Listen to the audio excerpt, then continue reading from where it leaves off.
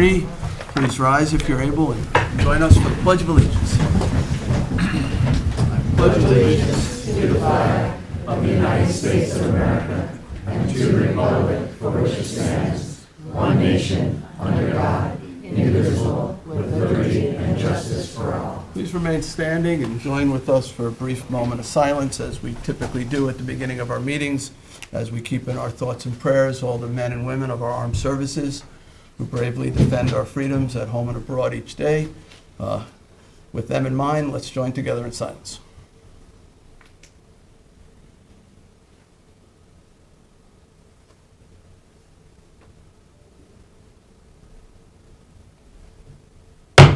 Thank you. Please be seated. Madam Clerk, would you please call the roll? Supervisor Schneiderman. Present. Councilwoman McNamara. Present. Councilman Martell. Present. Councilman Bouvier. Here. Councilman Scavone. Present. Okay, we have everybody here. First order of business, there's 5 resolutions I'd like to add on to our agenda. We need to do this with a supermajority vote. Resolution 42730 promotes Lieutenant Daniel Kalb to the rank of captain in the police department. 42731 promotes Sergeant Joseph D'Arcy to rank of lieutenant in the police department. 42732 promotes police officer Nicholas Badagliaca to rank of sergeant in the Southampton Town Police Department. 42758 appoints Community Housing Fund Advisory Board for 23, and 42788 is our 5th warrant. I'll make a motion to walk those 5 resolutions on. Second. Second by Councilman Scavone. All in favor? Aye. Aye, okay, and we'll take those up at the end. Next order of business, I'd like to make a motion to approve the minutes of our regular town board meeting, February 28th. Second. Seconded by Councilman Bouvier. All in favor? Aye. Aye, approved. Okay, Madam Clerk, can I ask you to read the communications we've received? Certainly.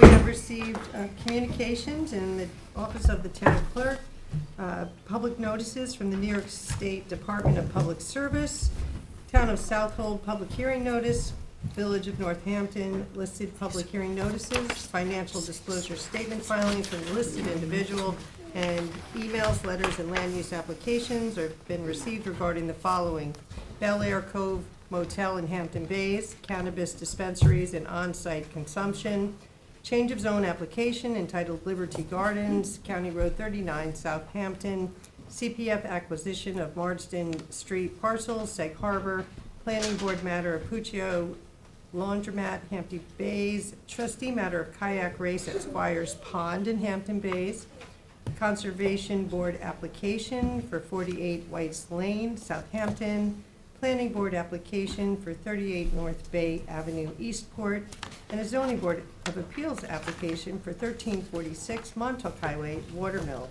The following bid and requests for proposals were received February 28th.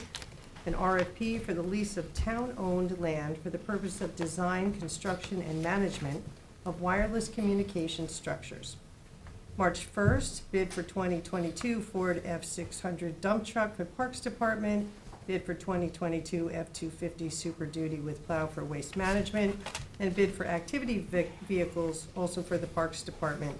On March 8th, a rebid for portable toilet rentals, bid for 2020 Eager Beaver 55 GSL 3 trailer for highway. The following report was filed from the town comptroller, the February 2023 monthly financial reports, and that concludes the communications for this meeting's agenda. All right, thank you so much, Sunday. Okay, we're going to move on to public hearings. We have quite a few today. We have 7. Most of you are here to speak at the 6th public hearing. And after we get through all the public hearings, then there's actually a public portion where people can speak on anything. But at the public hearings, comments are limited to what is before us at that public hearing. This is a hybrid meeting, which means that we have an audience here at Town Hall, but we also have an audience online. People will be able to share their concerns or comments online as well. And Charles Certain from CTV will be administering the online portion. It makes it a little bit challenging, but we'll do our best. Speakers are limited to 3 minutes, and If you have additional comments, you can always submit them to the clerk. I ask that you turn your phone ringers off if you haven't already, so that we're not interrupted. I also ask for decorum, that everybody is respected. We have a lot of children in our audience today. Whether you agree with something somebody said or don't agree, keep it to yourself. And let's have a respectful exchange of ideas. So we're going to start with public hearing 1. So, Madam Clerk, would you read the first public hearing notice? Public hearing to consider the grant of a conservation easement in connection with the subdivision of JSC Resources, Inc. in West Hampton. Okay, Claire Shea will introduce this. Yes, Claire Shea, Assistant Town Planning Director. I do have the map up here at the farthest on the wall. This is to accept a donation associated with the subdivision for 3 lots of a conservation easement on those 3 lots. It's adjacent to, it is in the Pine Barrens, it is in the Aquifer Protection Overlay District, and is adjacent to other Pine Barrens lands. When you say it's in the Pine Barrens, you mean it's a compatible growth area of the Correct, Pine Barrens? yes, yeah, exactly. So it's a fitting acceptance for a conservation easement in this case, yes. Has it been through the Pine Barrens Commission? Yes, and they recommended the easement portion on this property rather than a buffer because of its importance. Can you just point out the easement area? Yeah. There's 3, it will end up being 3 areas on 3 described parcels, and it totals about 68,000 square feet. Okay. So the hearing is to accept the conservation easement. It's a standard scenic conservation easement. Correct. Sorry. Any Conservation. questions for Claire? No. Okay, thank you. You're welcome. All right, I have no cards that indicated they wanted to be heard. I'll just ask the audience, was there anyone who wanted to be heard at public hearing number 1 on that conservation easement? Making it very clear. So I know you want to be heard, but not necessarily on this matter. Okay. Charles, do I have anybody online who is indicating they want to speak at the first public hearing? No, sir. Okay. I'll make a motion to close public hearing number 1. Second. Seconded, Councilman Bouvier. All in favor? Aye. Aye. Okay, public hearing 1 is closed. We move on to public hearing number 2. Madam Clerk? Public hearing number 2 on the acquisition of lands of Peconic Bay Development LLC and amend CPF management and stewardship plan to include properties. Okay, and I think Jacqueline Fenelon, our CPF program manager, I can actually call you that now, it's official, is going to introduce this. Congratulations on Thank you so the much. title. Good afternoon, everyone. Yes, we are here considering the project and public hearing for 33 Peconic Trail, which is owned by Peconic Bay Development LLC. Trying to see. Oh, I think it's under there, sorry. Here it comes.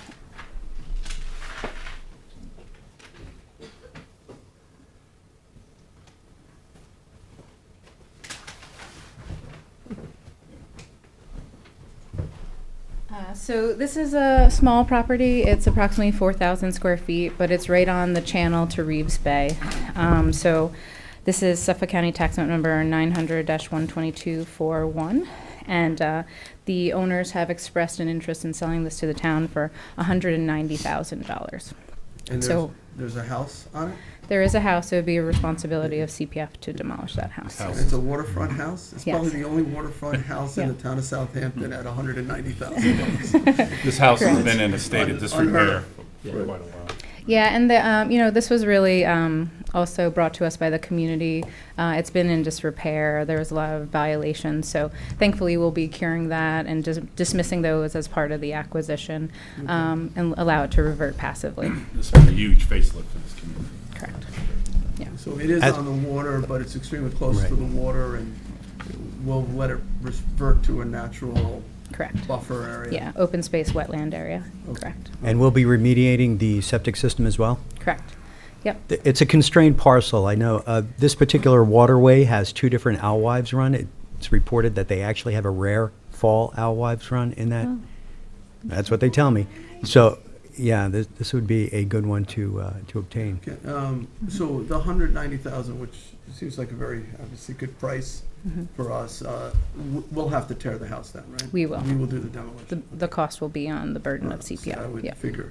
Yeah, so before we demolish, we'll do the environmental site assessment, make sure we test the sanitary system. But yeah, it'll be a good asset. It'll really help the community character. It's not really in functional, livable condition right now. And then we'll be removing that sanitary system that's been contributing to that waterway for quite some time. And how is it going to be left? We're going to put a fence up on the corner there? Just Yeah, to- we'll probably put up a split rail fence Okay. on the corner of the property. We'll also post the property that it's CPF preservation.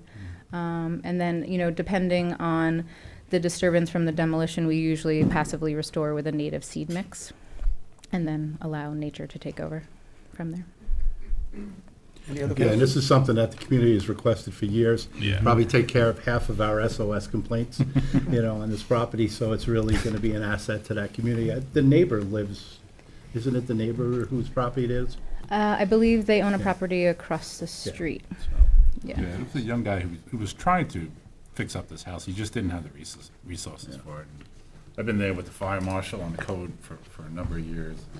We were going to move to demolish the house, but this works out better for everyone. Okay, and we do Sounds have good. one card on this, so, all right. Any other questions? Okay, let's go to the public. I have a card from Jeff Ziegler.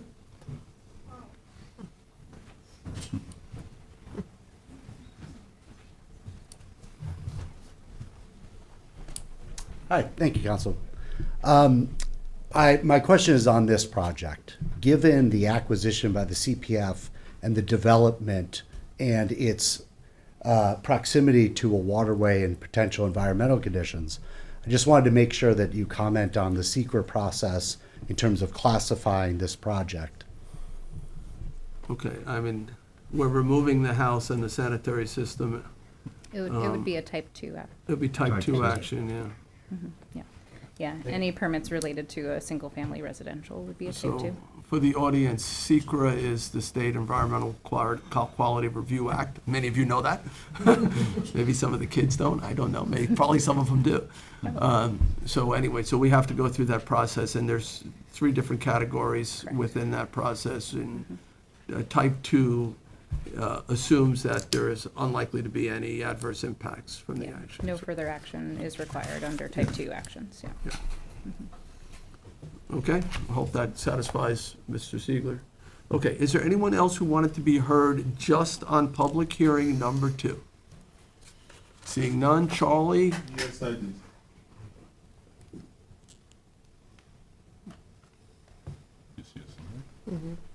All right, so we have somebody online who is wishing to comment on CPF acquisition of this property in Flanders.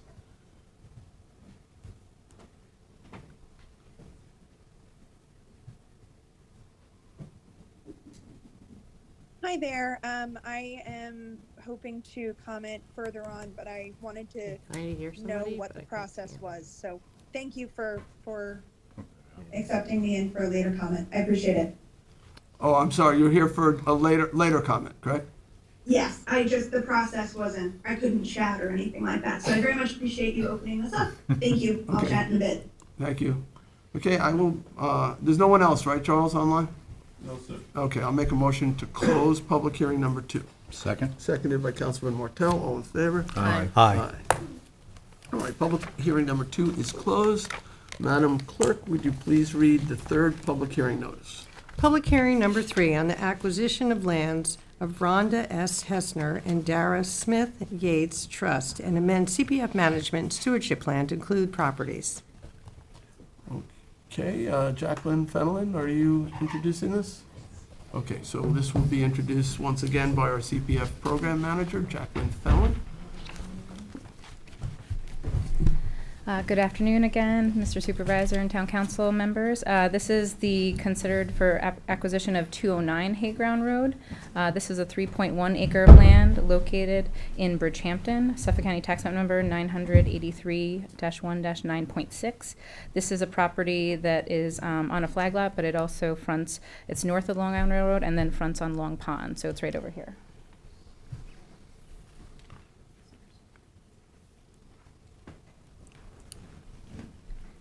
So we be considering this for open space and wetland preservation as well.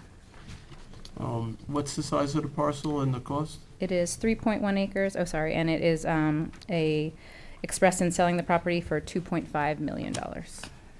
And are there structures on this one as well? There are not. It was previously used for agriculture, so there was some fencing and some irrigation as well as, electric and well. We actually already addressed that and had them remove all of the remaining materials. But this wouldn't be an agricultural purchase? No, would this be would. open space purchase? Correct, yes, open space with wetland. Is this going to be a park for people or just a natural?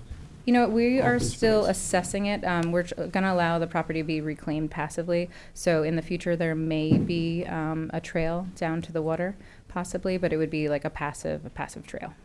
This was a previous tree farm, Yes. and so there are still some plants that are, we're just going to let them grow or Yeah. let We're them just- go yeah, back? we're going to let them grow. We might take a look at, reutilizing them somewhere Mhm. else, but just some minor augmentation of the vegetation, but otherwise just let it be. So they've Okay. currently taken down the ag fence and the remaining irrigation and materials when it was a farming operation. How big was the fence, do you remember? It was an 8-foot-high agricultural fence Okay, on wooden posts, and then there was some, so the trees will be eaten by the deer? Hmm? No, okay. yeah, and there were some, like wire remnants, rolls and stuff like that we asked for them to be removed and addressed. Okay. Any other questions for Ms. Fenlon? No bamboo, nothing invasive, nothing we have to remove. No. Just- Yeah, there's not a large presence of invasive materials. We will, we annually inspect it, so if anything comes up that would need any invasive management, we would take a look at that. Because it is on a freshwater pond, long pond, we would definitely take a look at that and make sure, because that's one of our sensitive ecosystems, so we try to make that a priority. Sure, okay. Yeah. Mhm. Other questions for Ms. Fenlon? All right, thank you, Jackie. You're All right, we'll go to the public on public hearing number 3. Acquisition of that parcel on the poster to the far right. Anybody wishing to be heard? I have no cards. Seeing none. Charlie, anyone online? No. No. I'll make a motion to close the public hearing. Second. Seconded by Councilman Bouvier, all in favor? Aye. Aye, okay, public hearing number 3 is closed. We move on to public hearing number 4. Sunday, would you read the public hearing notice? Public hearing number 4, to amend Chapter 312, authorized stop signs at the intersection of Wakeman Road and Gardenia Avenue, Hampton Bays, New York. All right, Assistant Town Attorney Mark McRedmond will introduce us. Yes, good afternoon, members of the board. Assistant Town Attorney Mark McRedmond.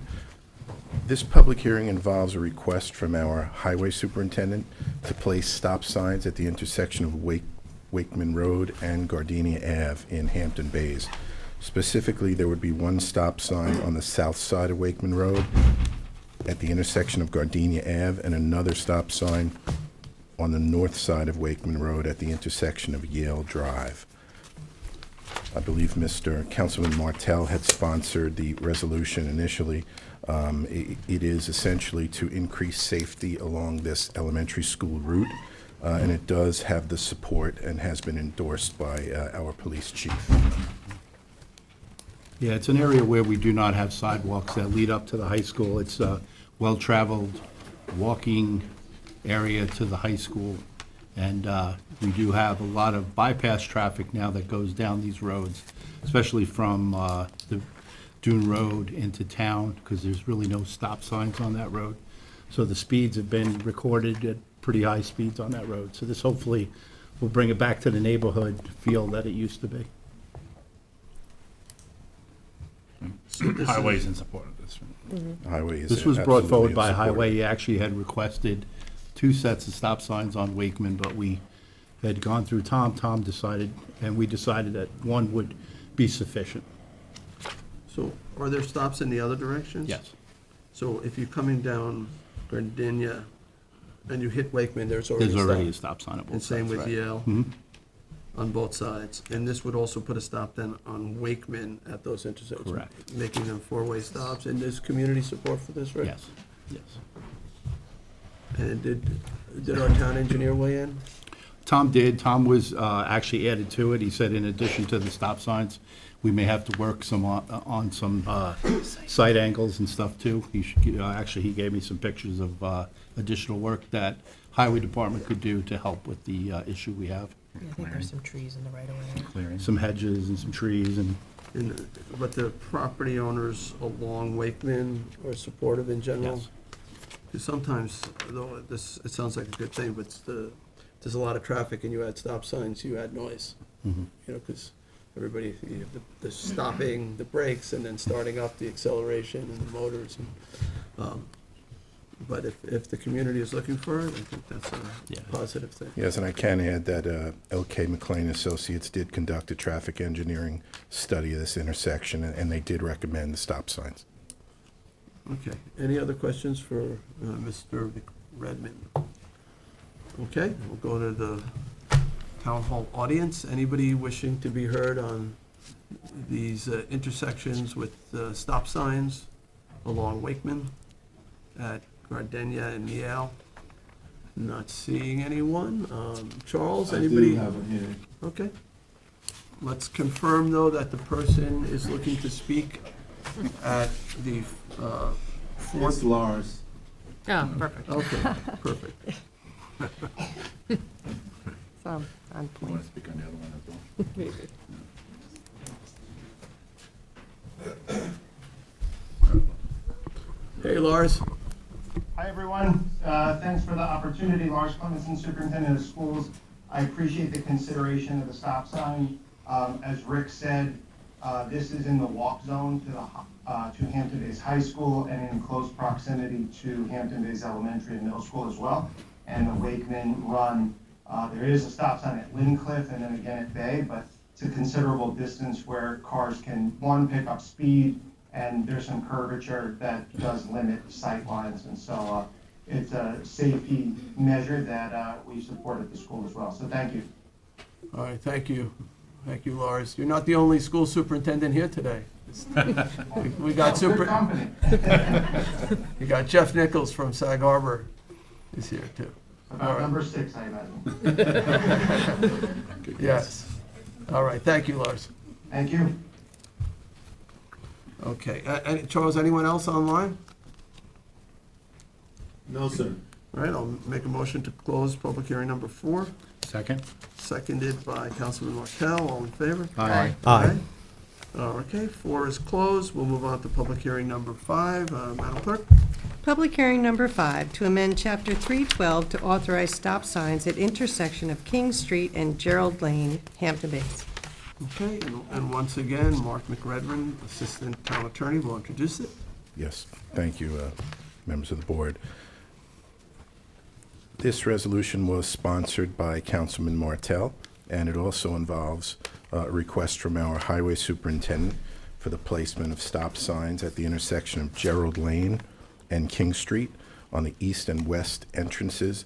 And again, it is believed, based on a study performed by L.K. McLean and our highway superintendent, that this would increase the safety along this elementary school route, and it has been endorsed by our police chief. Has the town engineer weighed in on this one? Yes, Yes? Okay. And the highway superintendent? yes. Okay. And, Again, there'll be additional clearing on the sight lines because that is an issue on that street. But this is one where no good deed goes unpunished. Our previous highway superintendent paved this road. It traverses basically all of the village, and it does not have a stop sign. It's beautifully paved, and Waze has decided to put it on the map. So anybody coming off Route 24 that cuts down Springville can now do pretty much twice the speed limit on this road. And it's dangerous. We do have the walking traffic to and from the school. We have basically the queue-up area for the elementary school where people are starting to time their pickup of the kids in the afternoon. And so we needed to make sure that the people coming out of that development had a fair chance of, regular traffic and the safety of the kids, obviously. any questions for Mark or Councilman Martell? All right, seeing none, we'll go back to our town hall audience. Is there anyone who wishes to be heard at the fifth public hearing? Seeing none, we'll go online. Charles, anybody indicating they want to be heard at public hearing number 5? I suspected so.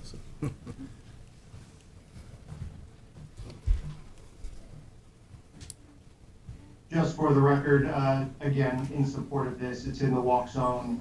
PTA has raised this as a concern as well. It's, people get to high speeds on that road. So again, on behalf of the school district, thanks for the consideration there for safety purposes. Okay, thank you, Lars. Okay, anyone else online, Charlie? No, sir. All right, I'll make a motion to close public hearing number 5. Second? Second by Councilman Martell. All in favor? Aye. Okay. Thanks, Mark. The moment most of you have been waiting for. Public hearing number 6. Madam Clerk, would you please read the public hearing notice? Public hearing number 6 on the acquisition of development rights at 7, 9, 11, 12, and 15 Marsden Street, Sag Harbor, and to amend the Community Preservation Project Plan to include 15 Marsden Street and amend CPF Management Stewardship Plan to include the properties. All right, thank you. We'll bring Jackie Fenlon back up. So you all are familiar with this. So this is, the school had reached out to the town to possibly partner on acquiring 4 contiguous lots across the street from the school, across Division Street, on the corner of Marsden, to do athletic facilities, or originally a community park, which certainly to, I think, those who proposed it, was athletic fields. I think there may have been some confusion to the extent until we saw the plan, which was clearly athletic fields. We went back and forth over the composition of those fields quite a bit, with some concerns about synthetic turf, and ultimately arrived at allowing a public hearing on a natural field.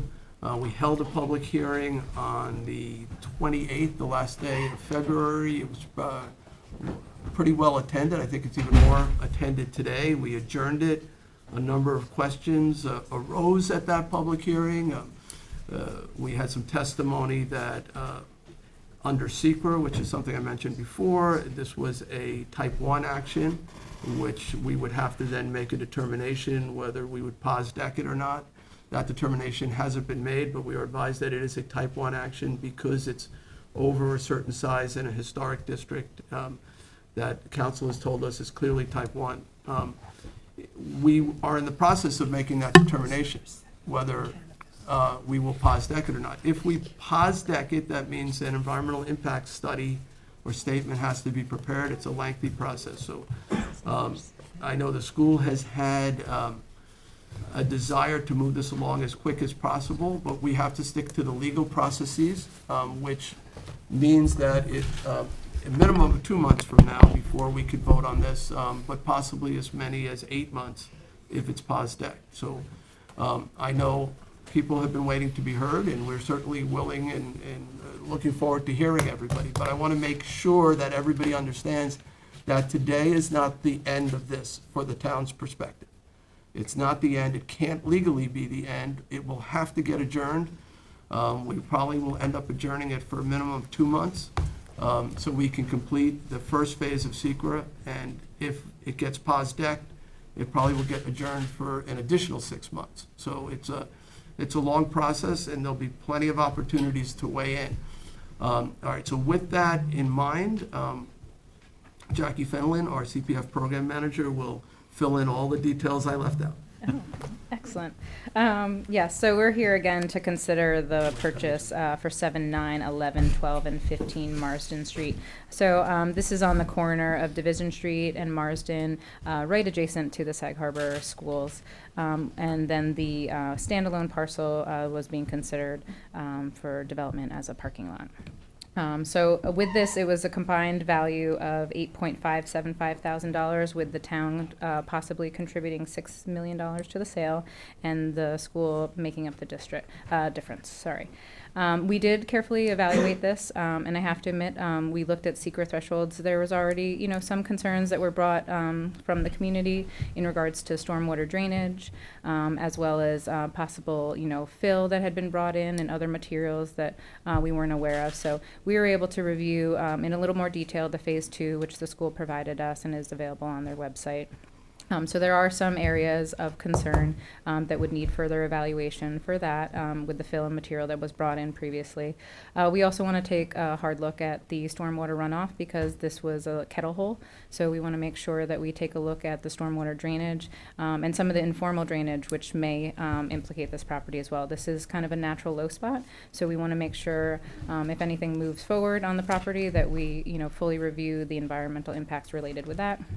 And then it was brought up, we did review carefully the 25% threshold for any classification as a type 1, and if you exceed that 25%, it would basically classify that as a type 1 action. So we did take time to review that, and I consulted with the town attorney, Mr. Burke, and Dan McCormick in our office, the assistant town attorney for CPF, and we all agree with those combined issues. The classification is a type 1 action. So, Jackie, I think there's some confusion out there in the public in terms of, some people think the town already voted to acquire the property. So can you speak to how our process works under the CPF law? Absolutely. How we appraise a property and how we lock in a price with the seller, Correct. subject or contingent to a public hearing? Yeah, so the general process is that this goes initially before the CPF Advisory Board.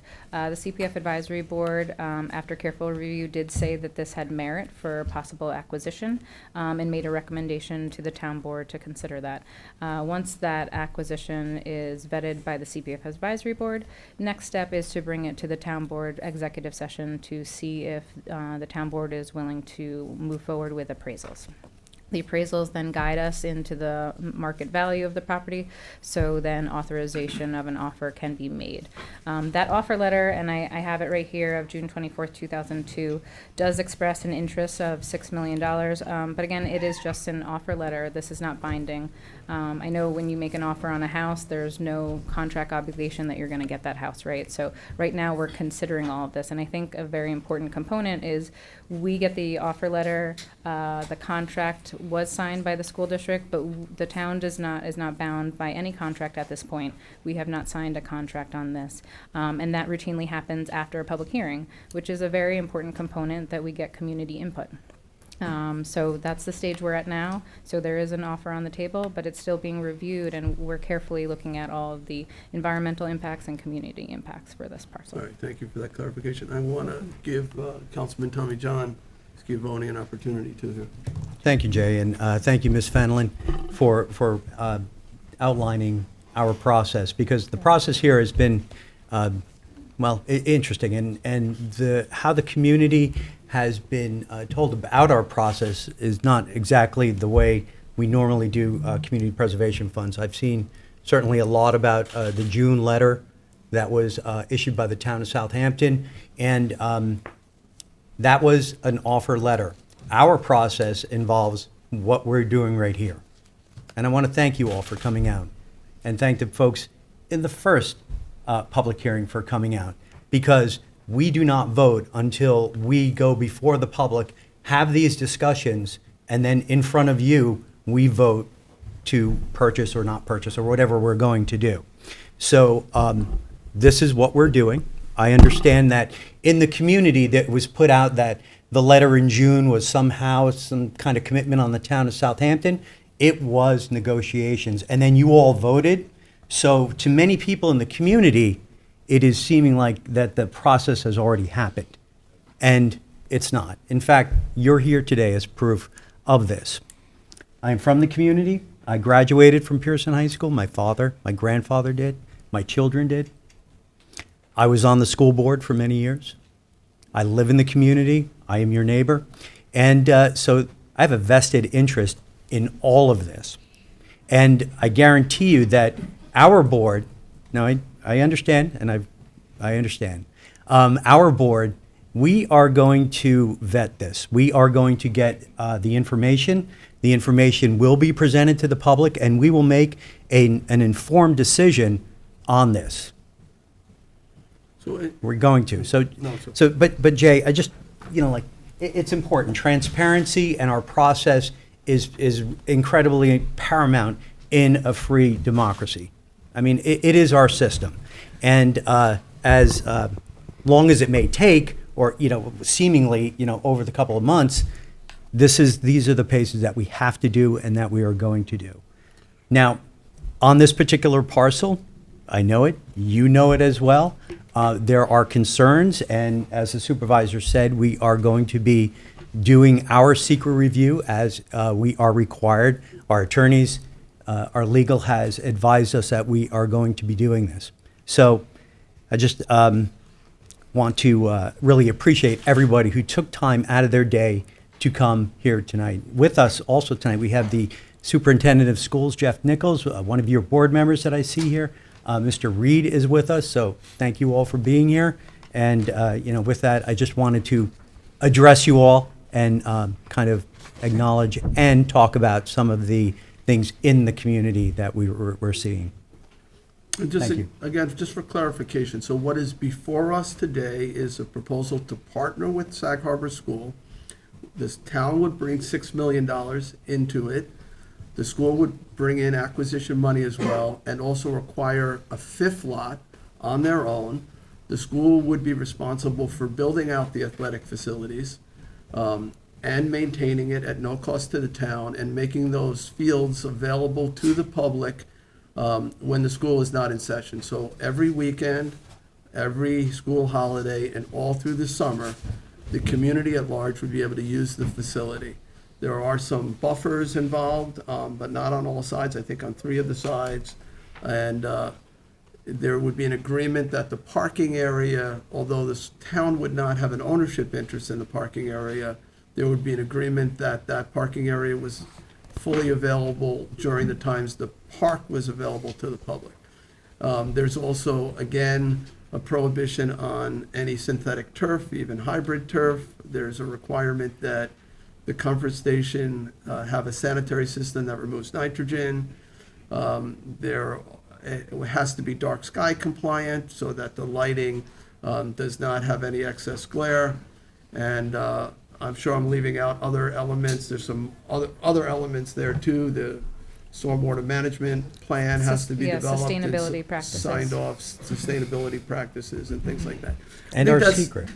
Yeah, because that's sort of like the the 32,000 foot view of it all. But, okay, we do want to get to the public. Can I Sorry? quick? Just briefly. Councilwoman McNamara? Just briefly, we're a long way into this process. I know the school had a vote on this in November. And, we've had emails since then. I had asked to have this public hearing back in November because I just wanted to hear from the public, because I feel like the longer these things go on, the more, the angst there is. There's division in the community. I've lived through it in my own community. I know it's not a great place to be. As you've heard, we're now months out to any kind of a decision with being to a vote on this. It really is, this was brought to us by the school with a need for athletic fields. And, they asked us to partner with them. And we've gone through this process. And now this is where we're at, where we're looking at months down the line. I know that we had this public hearing, on a tight timeline so you could put up a bond vote in May. It's now to the point where you have to ask yourselves, this is not a once-in-a-lifetime opportunity. I understand. This is a once-and-forever opportunity for the school. You will never see a tract of land like this near the school ever again, possibly, ever. So it's really, it's for you guys to ask yourselves, do you want to wait months out in this process to potentially get to a place where we say we can't, or there's more stipulations on it, or do you want to put up that bond in May and take on banking this land for the school district? That's certainly still in your purview to do, and I have to caution you to maybe think about that, because we are, as was said, months out on this, on even coming to a vote. So there won't be a vote on this today or for months from now. So it's just, I want everybody to go into that understanding. This isn't about not wanting to do for our kids and wanting to do for our kids 100%. I want to do for our kids. there's just a process that we have to go through now, and where we are in that process, I don't think is conducive to the school getting the result that you want and need for your community. So, One other thing I want to say too, because it's come up whether you can do this with CPF funds. You legally can do this with CPF funds. CPF funds were created to preserve community character. There are a number of articulated uses. Certainly, open space preservation is the most familiar, but we're also able to preserve farmland. We don't buy the farmland, we buy the rights to build houses off of the farmland. We try to create access to public places. We can purchase historic properties, historic buildings, like in the case of Steinbeck House was recently done, or Sag Harbor Cinema. But active recreation is an allowable use in the CPF program. We can do it, we've done it before. It's not just open space and woodlands and things like that. You can do active parks like this. So I'm just gonna add to that, that we buy property as park, as passive recreation. Occasionally, we've done it for more active recreation, and that, I agree with the supervisor that it's allowable. But we've never done it with a school district. And my concern is that we are setting up a precedent. If we're gonna set this precedent, we need to do it perfectly and cover every base, and that's one of the reasons we want the review. It's one of the reasons we asked the school board for more information, the school district for more information, so that we don't make a mistake and set a precedent going forward that we can't correct and can't back out. I just want to make that point. And we do that all the time. I mean, we buy pieces of property that we know eventually, historically, the building will be stewarded by others, and, you know, everything will be kind of taken care of. And we went into this knowing that this was going to be a community park with an athletic field component. At least that's my impression of it originally. How big that athletic field component was gonna be, I guess, was up to the final design that we saw later. But we were buying the development rights. The school was gonna steward that property, they were gonna take care of it, they were gonna build out the property, and then they were gonna allow the public on it, just like we do at other locations for other things. To me, it was a community park that was gonna benefit the school and benefit the community. It was never we gotta do this for the school, or we gotta do it for the community. So I wanna make sure that we're staying focused on what the original idea was, that we're building a community park. All the other ideas that have been thrown around are great ideas, but that's something for down the road. That we're concentrating, I feel right now, and I am, on a component that's gonna benefit the community, benefit the school, and benefit the kids that live in that community. Whether it be they play ball, or they walk the trails, or mom and dad just wanna take a baby carriage to the park. That it's all the same, that this is a community park with an athletic component. It's gonna be stewarded by the school, and we can step back and say, you know, great job, guys, this is wonderful. That's what I'm hoping for, and that was the original intent when we pushed it forward, for me anyway. Okay. Jay, I'd like to talk just a little bit. I'd like to get to the public, is it? Sure. Just real quickly, you know, this months out thing isn't something we just made up. We know that this parcel was used as a dump. We know that this parcel was filled with construction fill. We know that there are detects of a variety of materials, and it's our job to find out what this is, and, you know, what kind of ramifications it has for your children and the community going forward, if we're going to be a part of it, as we plan on being. So, you know, that's the intent of that, is, you know, for safety and community consciousness, and then, you know, to a much lesser degree, cleanup, you know, if it needs it. So we have to go through our paces and do our due diligence there, and that's what this time period is for. Okay, so Thank you. I do want to get to the public, and now is the time. I have an awful lot of cards. I haven't counted them, but we have about 40 cards here, and 84 on we have 84 online, and if everybody takes the full 3 minutes, we're here for many hours. So you do not have to use up all 3 minutes. You can agree with the person before you. If it shortens your comment period, you can always submit comments in writing. The clerk will let you know when you're approaching your last 30 seconds. and I will ask you to not go beyond 3 minutes. I will probably have to cut you off, so, just because we want everybody to be heard. Now, again, we have people online and we have people here. This is a continuation of the public hearing we had on February 28th.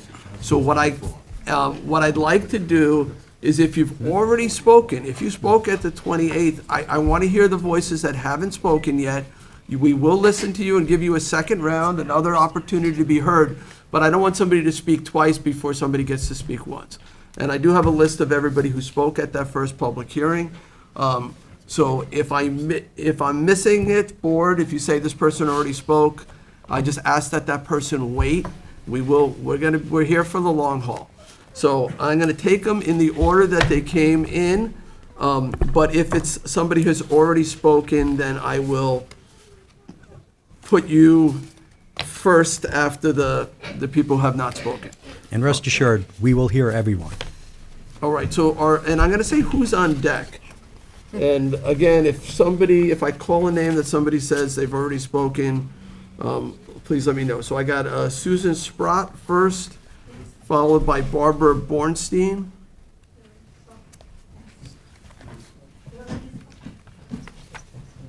Susan, and did you speak at the first one? No. Okay. Okay? Okay, yeah. Thank you very much. Good afternoon. I'm Susan Sprott, and I have lived on Division Street in Sag Harbor since 1984. And as we all do, we love our village. I want to thank you, Supervisor Schneiderman and members of the Town Council, for your consideration. And we acknowledge and appreciate, you can hear this, that all of us want what is best for our community. All of us love Sag Harbor. This community does belong to all of us. Pull the mic down just a little bit more, it'll help the. Better? You wanna be- Thank yeah, you. go. Okay. Thank you. Thanks. We celebrate on Main Street, in our schools, our places of worship, at Bay Street Theater, at the church, at Mashashimuit Park, on the wharf, and in times of need, we pull together. We recreated Bay Street Theater all together. We all have dreams and hopes for what more our village could offer and become. It is in this spirit that we ask the board to consider acquiring the 5 Marsden lots with community preservation funds and to partner with Sag Harbor Village to create a community nature park. For it is with and in a park that a community comes to know itself and nature, our dependent source. Passive parks provide natural settings and opportunities for outdoor classrooms for young and old, whether for formal or informal learning. Many East End environmental groups offer such programs. These could complement and support district classroom study and provide all of us an important new educational resource. Or if the community wishes, it can simply enjoy the quiet beauty of a restored natural landscape across from our schools in an historic district surrounded by village homes. We welcome our community to view these renderings of a community nature park, a place for all of us, with environmental and civic stewardship. 30 seconds. Drawing on existing strengths, building new ones, and nurtured by our community. Thank you. All right, thank you. Can I offer you photographs? You have to, everything can go to the clerk. All right, I want to call next. Right here. Right to our clerk. That was Susan, right? Sprott. Okay, Barbara Bornstein, and Barbara is followed by Douglas Newby. You had spoken, right? So we'll come back to you. So what about Howard Mitchell? Have you spoken already yet? No. Okay, so you'll follow Barbara. Okay. I'm Barbara Bornstein, and most of you know me, even though I'm just speaking on behalf of myself today. Most of you know me from being on the board of Friends of the Long Pond Greenbelt, Southampton Trails, even Southampton Trails Advisory Board. So my roots are in preservation. So And that preservation has always been not just for me and my peers, but for the children and for their children. So we're all here for the children, not just the schools. And I support the Sag Harbor School District in finding a solution to its need for an additional playing field that does not involve clearing the Marsden land. I think you, Mr. Schneiderman brought up an initiative to maybe improve Massachusetts Park with CPF funds. And so thereby maybe doing a combination of things, of preserving the Marsden lots while providing, a playing field for the kids if they need that.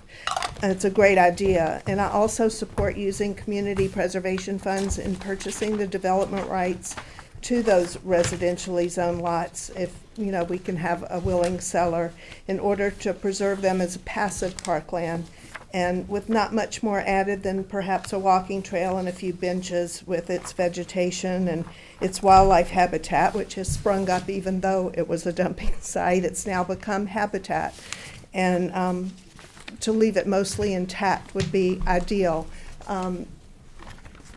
If necessary, perhaps Suffolk County would partner in this effort. They have in other areas using funds in its water quality protection and restoration program and land stewardship initiatives. So if we needed extra funds, maybe that's an idea. The precedent of using CPF funds for school, I agree. It would open the door to other districts expecting CPF funds in kind. And I think it's just not a good way to use the funds other than if it was to be the parkland that was originally envisioned. And even if the playing field was natural, I think in the last meeting you brought up the use of maintaining them involves fertilizer, and that's a terrible idea for our groundwater quality. 30 seconds. So I support some sort of combination of using the funds for maybe improving the park that's already existing and perhaps preserving these building lots so that they're not either homes or, a manicured playing field. And we all want what's good for the kids and their kids and their kids. 3 minutes. Thank you very much. Barbara. Okay, Howard Mitchell is next, and then Ian Welch. And Ian, you haven't spoken yet, right? All right. Are we going to ask people to cycle out after they speak? That's a good point, We have- Councilman McNamara. If you've already just spoken, there are a lot of people who'd like to be in this room. We just asked that maybe you could watch it from a remote location the rest of the meeting to give other people an opportunity to be heard. Okay.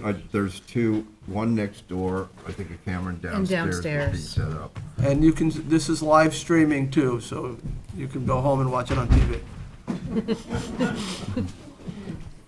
Hello, I'm Howard Mitchell from Sag Harbor, and I am all for supporting the athletic needs of the students at Pearson High School, and I think most people would agree with that. When I first heard how this started, it was introduced as it was going to be a park, and then it evolved into athletic field and maybe a park. And when it got to the soccer field, I went out and did a little research. And the good news is that this field already exists. This represents the existing field, 13,500 square yards of open, unobstructed field that now exists behind the high school. It looks very underused and pretty under-maintained. This is a regulation size soccer field, and it is 9,000 square yards. This soccer field being placed in the field that already exists would allow room for lighting, bleachers, a concession stand, all without disrupting any of the existing structures that actually are on the field or near the field right now.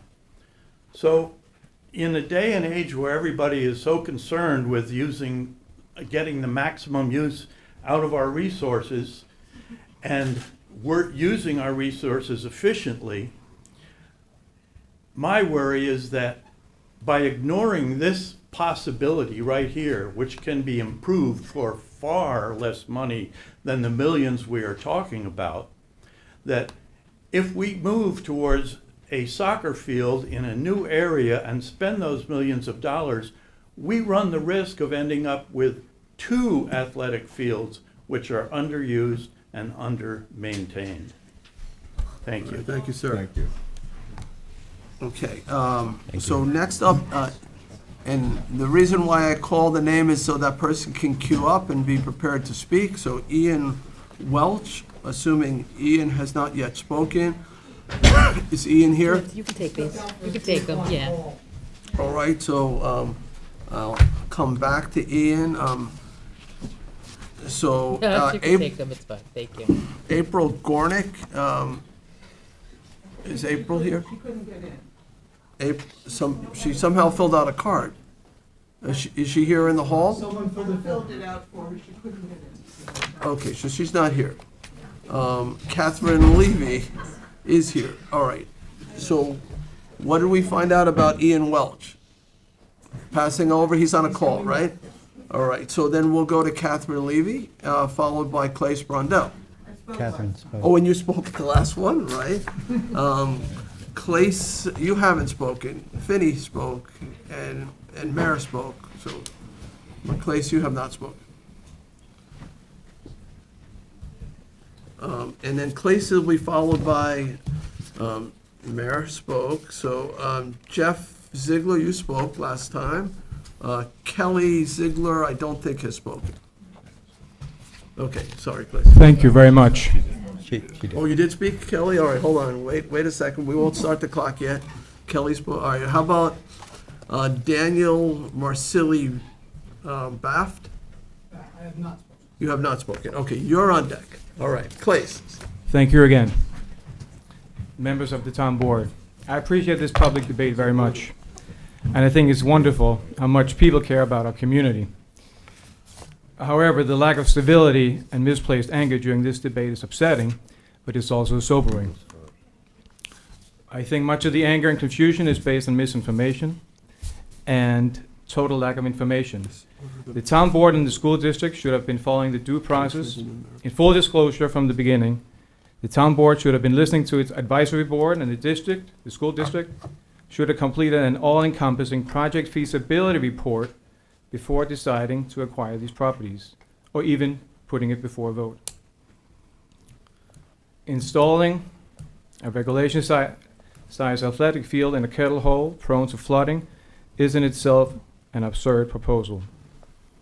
In my opinion, the Marston properties are not suitable for any kind of development due to the nature of the topography and flooding issues.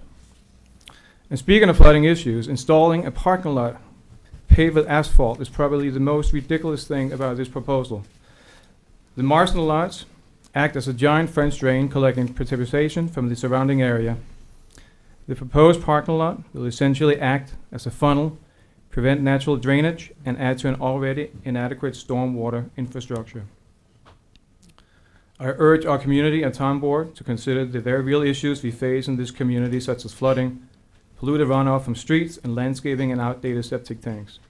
Please leave the Marston lots as a community green space, and I urge the district to accept the offer from the town board and use the CPF for Passaic Park.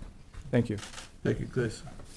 Okay, so Daniel Marsili Baft, Grover Pagano spoke, I believe, so we'll put that in the, did Thomas Perry speak in the last meeting? No? Okay, then Thomas Perry will follow Daniel. Good afternoon. My name is Daniel Marsili. I'm a full-time year-round resident of Sag Harbor. I have 2 children in the school system. They're in this room, and they're not homeschooled. So coming here and taking them out of school was a huge commitment for them and for the other small kids in this room.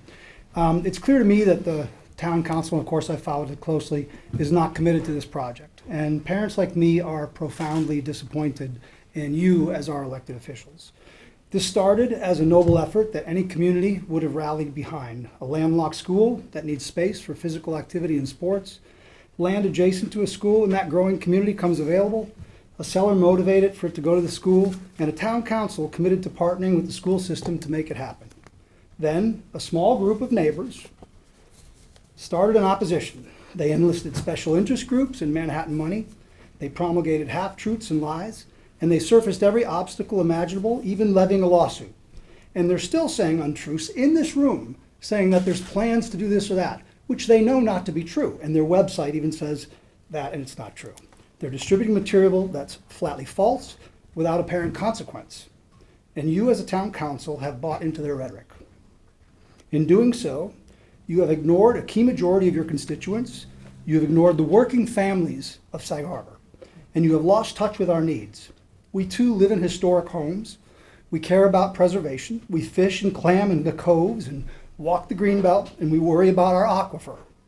And like Save Sag Harbor, we care deeply about our quality of life, but this is where we start to differ.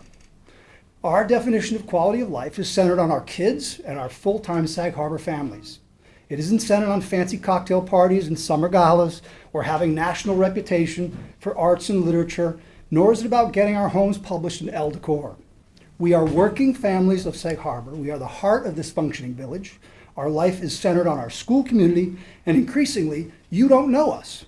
You don't know our needs, and we do not believe you have our best interests in mind. So my message to this town council, to our village leadership if they're listening, but it's also for civic organizations and for doyens of literary and art communities. If you want to know what our kids really need, do the work and stop condescending us as if you know what's best for us. For those organizations, there's a place for their voice, and we welcome it on this topic and others. But we need our voice too. Simple 30 as that. seconds. So I need to see them meeting with our PTA, talking to the teachers union. They know what our kids need. Come to morning program. There's 100 parents there. You can meet them and talk to them. Go to a hoops game. Go to Spirit Week. Do something to know us. You're losing touch. We know it. And we're organizing because we do not think that you care about what our needs are. And we don't need people saving us, telling us what our needs are. It's as simple as that. So do the work and figure out how to get to a cooperative, productive result with the school system, including minutes. not finger pointing like you did last meeting. Thank you. Thank you.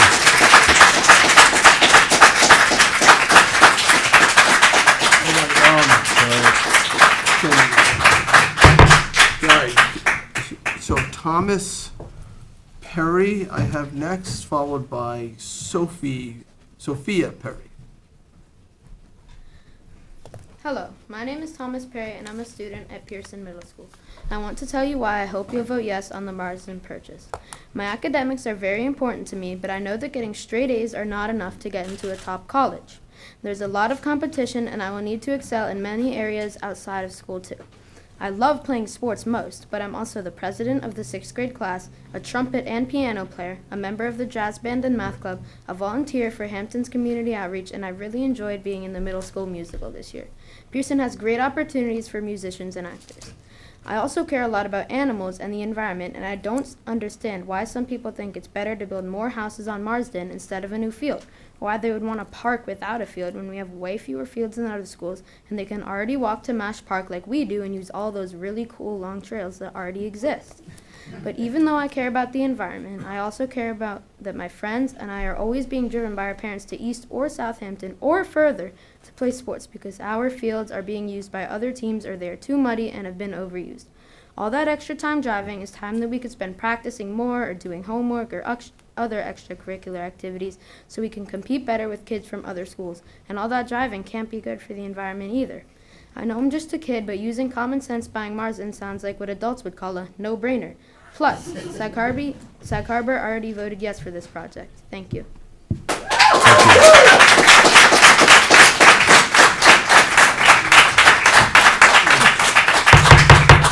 So Sophia Perry, followed by Kerry Perry. Who did that to you, Kerry? Oh, Kerry, you spoke? That's my husband's fault, but you can move me to the back of the line. 'Cause I spoke You spoke last time. Okay, so we'll put you there. Second rounder, so following Sophia is Bennett McEvoy. McAvoy, okay. Bennett McAvoy. All right, you're up, Sophia. Good afternoon. My name is Sophia Perry, and I'm here to tell you why the Marsden Street property purchase is so important. I'm a singer, an actor, a dancer, vice president of the 6th grade class, a straight-A student, and a multi-sport athlete at Pearson Middle School. One of my favorite sports is field hockey, and I can't wait to be able to play for Pearson.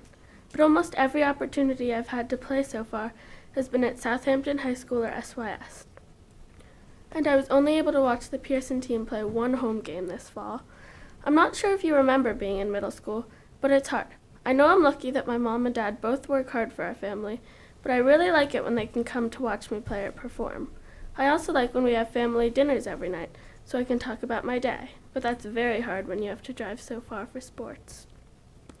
It may not sound like a lot of traveling, but 45 minutes or an hour round trip regularly just means fewer family dinners, less time for homework, and a lot of stress for me. And if we can't have home games, then my parents probably can't see me play very much. Sag Harbor already voted in support of this project. I hope you vote again to help Pearson children and families like mine in a way that provides open space for the community too. If you don't, what else will the money be used for?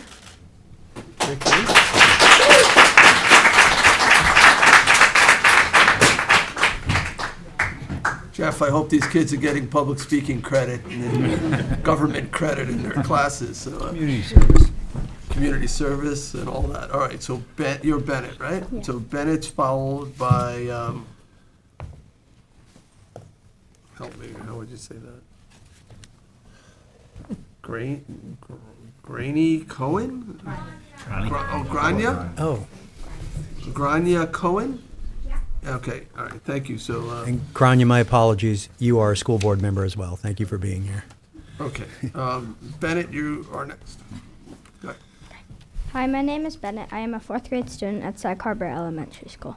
I play soccer, basketball, and tennis. I think a field at Marsden will be a big upgrade from what we currently have at the school.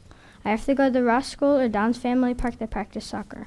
We even sometimes have our coaches come to someone's backyard if we can't find a field to play on. If you are wondering if we could use the soccer field if we could play soccer at the field at the high school, the field there is in bad condition and is used for many other purposes. The Marsden field would be much better for our Pearson teams to have a home field. My two favorite things are nature and soccer. I am really lucky to live here. I have so much nature around that I can visit, but nowhere in the village to play soccer. It would be really great if you could help our school by contributing towards this project. Thank you. Thank you.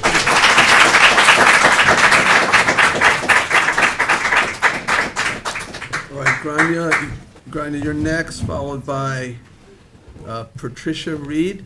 Patricia? You spoke last time, okay, thank you. How about Ronald Reed? Did you speak last time too, Ron? I did not. Okay, so you'll be next.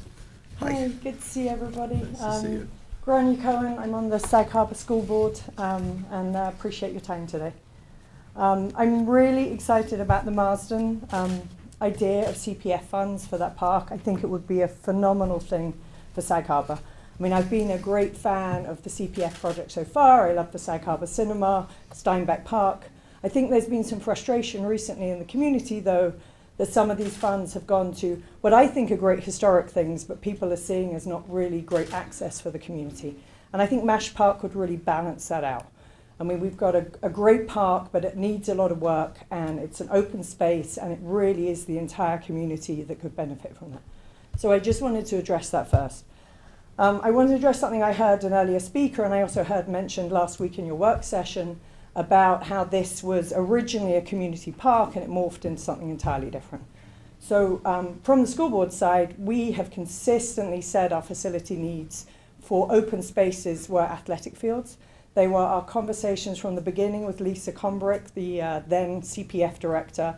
We had emails as recently as 1 week before she sent us the approval saying that funds would be available, specifically talking about athletic fields. So I just want to make it very clear that nothing changed, and that was always the conversation. And we have emails, we'd be happy to share them if they didn't get shared with you already. The biggest thing, I guess, here, I mean, Mr. Schneiderman, you were great last week. You talked about the significant response from the school. We've really tried our best to kind of respond to everything. We took turf off the table. We took anything synthetic off the table. We took lighting off the table. You know, we kept responding as quickly as we could. There were certain things that would take a lot of time. So a stormwater drainage plan, for example, take a significant amount of time. We tried to solve for that by trying to say, what if the town engineer signed off on that? So we would have that already before the vote. You know, I feel we've really acted in good faith and attempted to address all of these issues. You know this is a private seller. You know we're under the gun time-wise. He's not going to wait around. He's waited a lot longer than he initially thought he would have to. And we are kind of down to the bare bones at this point. So let's talk about SECRA. This came up last week. I wish this had come up when we were first talking about this last year. I mean, if that had been the directive, we could have had time to react to this. We have obviously retained consultants. We've also gone out to third-party consultants. The consistent response that we had is 30 seconds. On a purchase, this was just unlisted. And until there were proper development plans, it would not become type 1. So we are fully prepared to do a type 1 survey, but we thought this was post-acquisition. And, you know, if this goes into private hands, just residential houses, no SECRA report is required for residential houses. So we will never know what that water table looks like. I think it's a moral imperative we have a SECRA on, but the only way for us to fulfill that is to have an unlisted action 3 on a minutes. purchase and then move forward to, you know, a full SECRA report once we have development plans.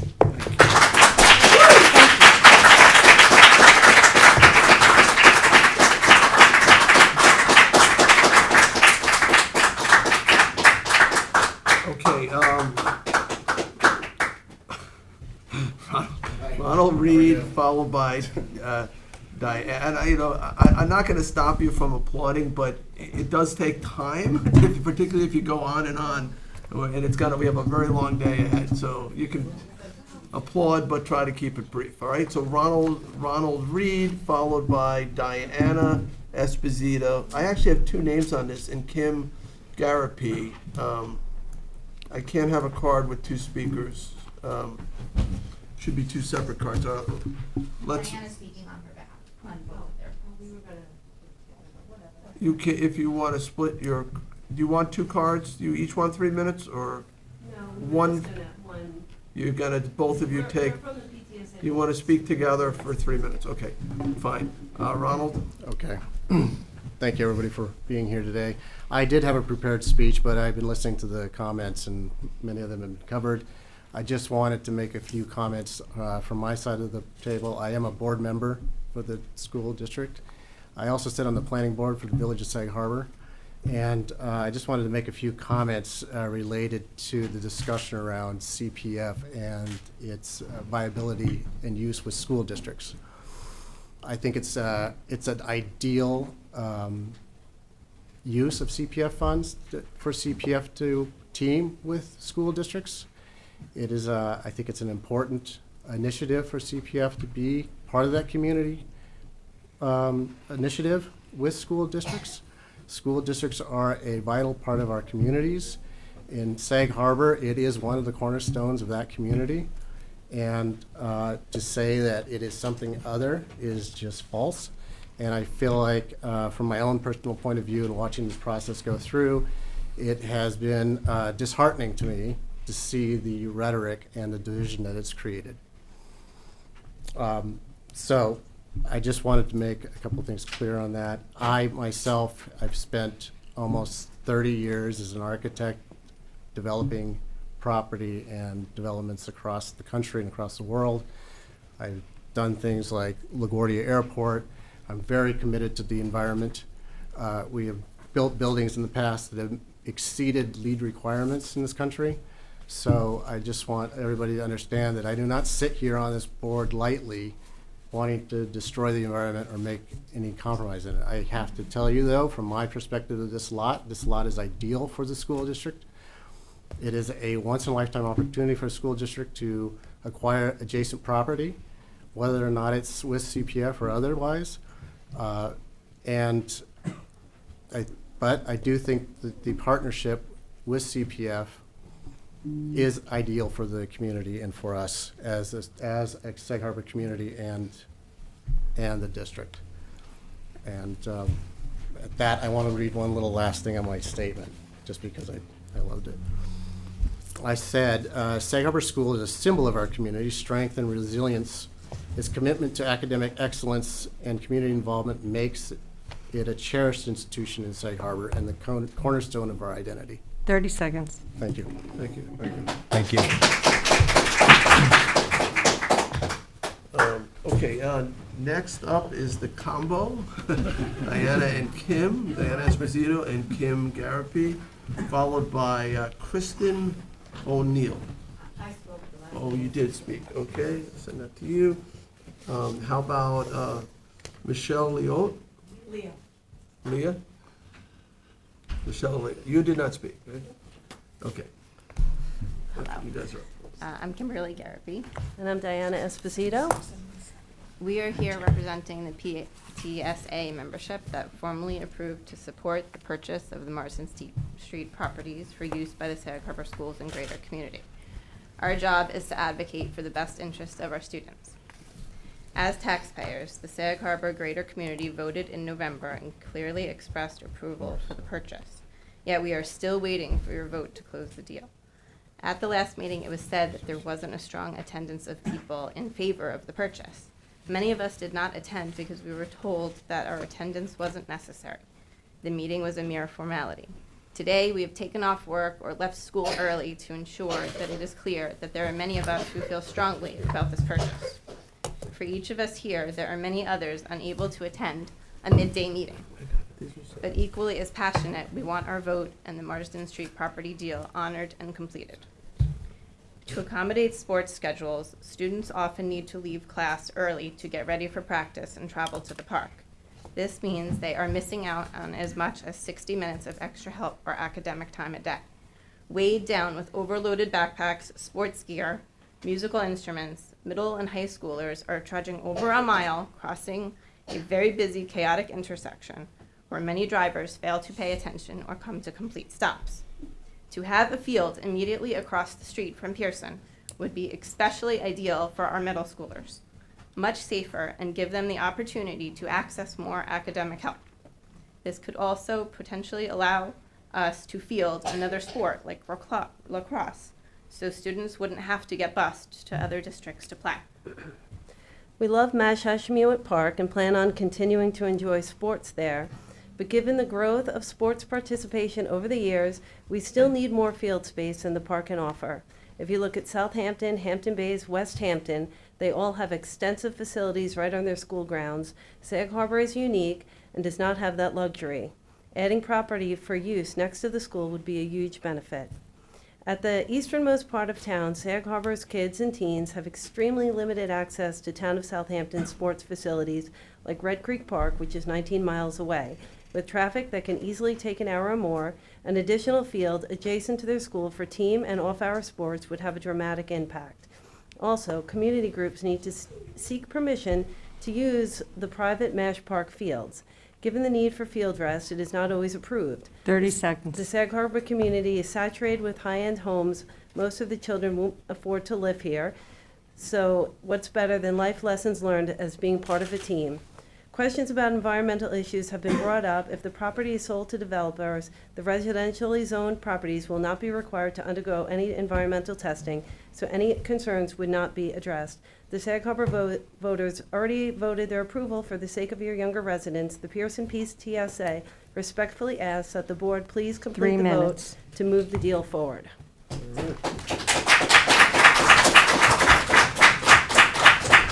All right, you got 2 done in 3 minutes. That was like the Academy Awards. 2 of you up there. All right, Michelle Leo. Leo. Before my time begins, I think Wait, it's hold important. on. I need to say who's on deck before you start. Uh-oh. Wood is the last name. Veron. Véronique Hubert. Véronique? Véronique. Okay. Wait. Okay, so you're next. I think it's important to note that there is an overflow room that is full, and there are over 40 people in the basement as well, the majority of whom are supporting this. And I just think it's important to have that Okay, noted for and public We'll record. stay here until every voice is heard. Perfect. Just want the people Okay. on Zoom to know that we're here. So, Michelle Leo, lifelong resident of Sag Harbor, mother of 2 children in this room who are also in the school district, and we're here to stay. Supervisor Schneiderman, you referenced this meeting in your planning session on the 9th and stated the public may feel the need to show our strength. That's true. When you declared after public input on 2/28 that the 36 people who had the time to come out on a Tuesday evening during prime time hours of dinner, bath, and bedtime was somehow an accurate depiction of broader public opinion regarding Marsden, you obligated us to be here today. So here we are, showing our strength. Councilman Scavone, you are culpable for this counterproductive and divisive argument. You have incited division by your actions. You profess to be a supporter of our school and students, but as a Board of Ed member, you signed large checks to Mash Park for years without ever holding them accountable for proper maintenance of the athletic fields, the only ones you and others claim that our schools need. We asked for your support for Marsden because we know that Mash Park is not enough to meet the district needs. The letter of intent issued by CPF back in June led to the November vote. We all know the results. You are responsible to uphold the democratic process by which you were elected. Please do not knock on my door again. I will not sign your forms. Councilman Bouvier, you purport that the field was not part of the proposal, and yet your fellow councilperson, McNamara, thank you, stated in direct contrast. I was never under the impression that it was anything other than athletic fields for the school with community access. You assert you are trying to protect the integrity of the CPF, preventing a precedent we can never recover from. And yet CPF aided in the purchase of Steinbeck Park, the Sag Harbor Cinema, and as quoted by Supervisor Schneiderman and again acknowledged today, recreational fields. What precedent are you preventing? Why is our school not deserving of anything but your enthusiastic support? Why do certain parts of Sag Harbor receive these plentiful funds, but not an institution embedded in the foundation of this village? What legacy do you want to leave? 30 seconds. To the naysayers, it hurts my heart to see people in my community insist on preservation of appearance while fundamentally ignoring the needs of our landlocked school. We have a once-in-a-lifetime, once-in-forever purchase opportunity as acknowledged by Councilperson McNamara, who further stated she would not support buying it out from under the school for the neighbors. Southampton Town, North Sag Harbor Village is seeking to acquire this lot outside of the potential collaboration with the school. It will be developed one way or the other. We, as supporters of our school and advocates for our children, will 3 continue minutes. to champion the acquisition of Marsden without the use of CPF. I choose the school over more houses. Luckily, if the school bonds this, and I hope they do, voting history is in our favor. Sag Harbor votes yes when we need to for the school. Mr. Trenzo, I implore you to wait for us. The children of this community today and for generations to come will benefit immeasurably from your patience. I will continue to work diligently towards acquisition by our school. I'm not done, and clearly I'm not alone. I will remind everyone here, we got Stella, we'll get Marsden too. Thank you.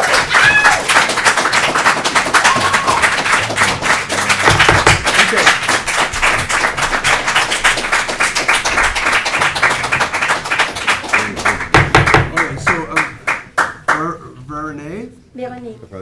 Véronique Woods, will be followed by Ivana Getlina? Getling? Yeah, Ivana Getling.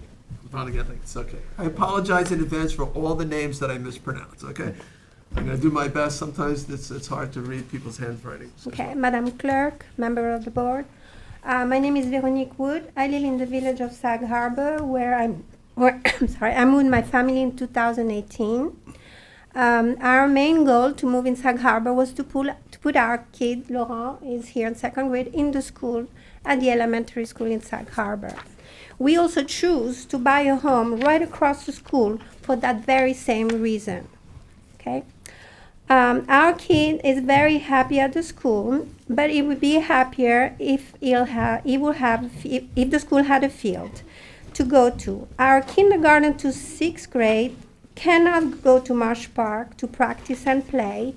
They do not have a facility within walking distance, and they cannot be bused.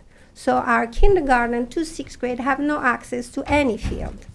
The school has this unique opportunity to acquire the Marsden lot to create a field for sports, a field that will be a lot more than just for sports. The field right across the school where kids can walk to safely, managed and owned by the school. The field will be a beautiful complement to the neighborhood because that neighborhood is the school neighborhood. On June 24th of 2022, the board stipulated a letter to the school realtor offering CPF fund for $6 million to provide the Sag Harbor the means to purchase the real estate at Marsden Street. On November 3rd, the community of the village of Sag Harbor voted 55% in favor of the CPF fund to be allocated to the purchase of the Marden's lot. And if we could have included our children, it would be 85% in favor of the acquisition. The school needs a field. It does not need a youth park.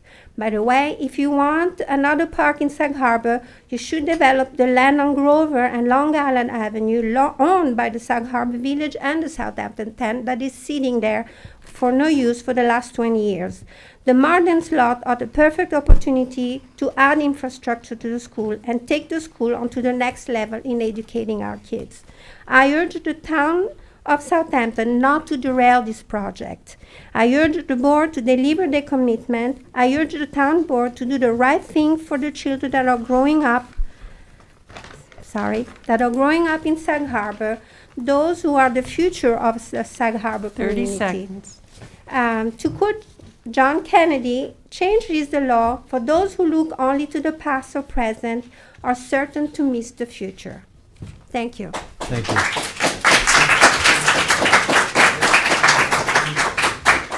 Okay, so,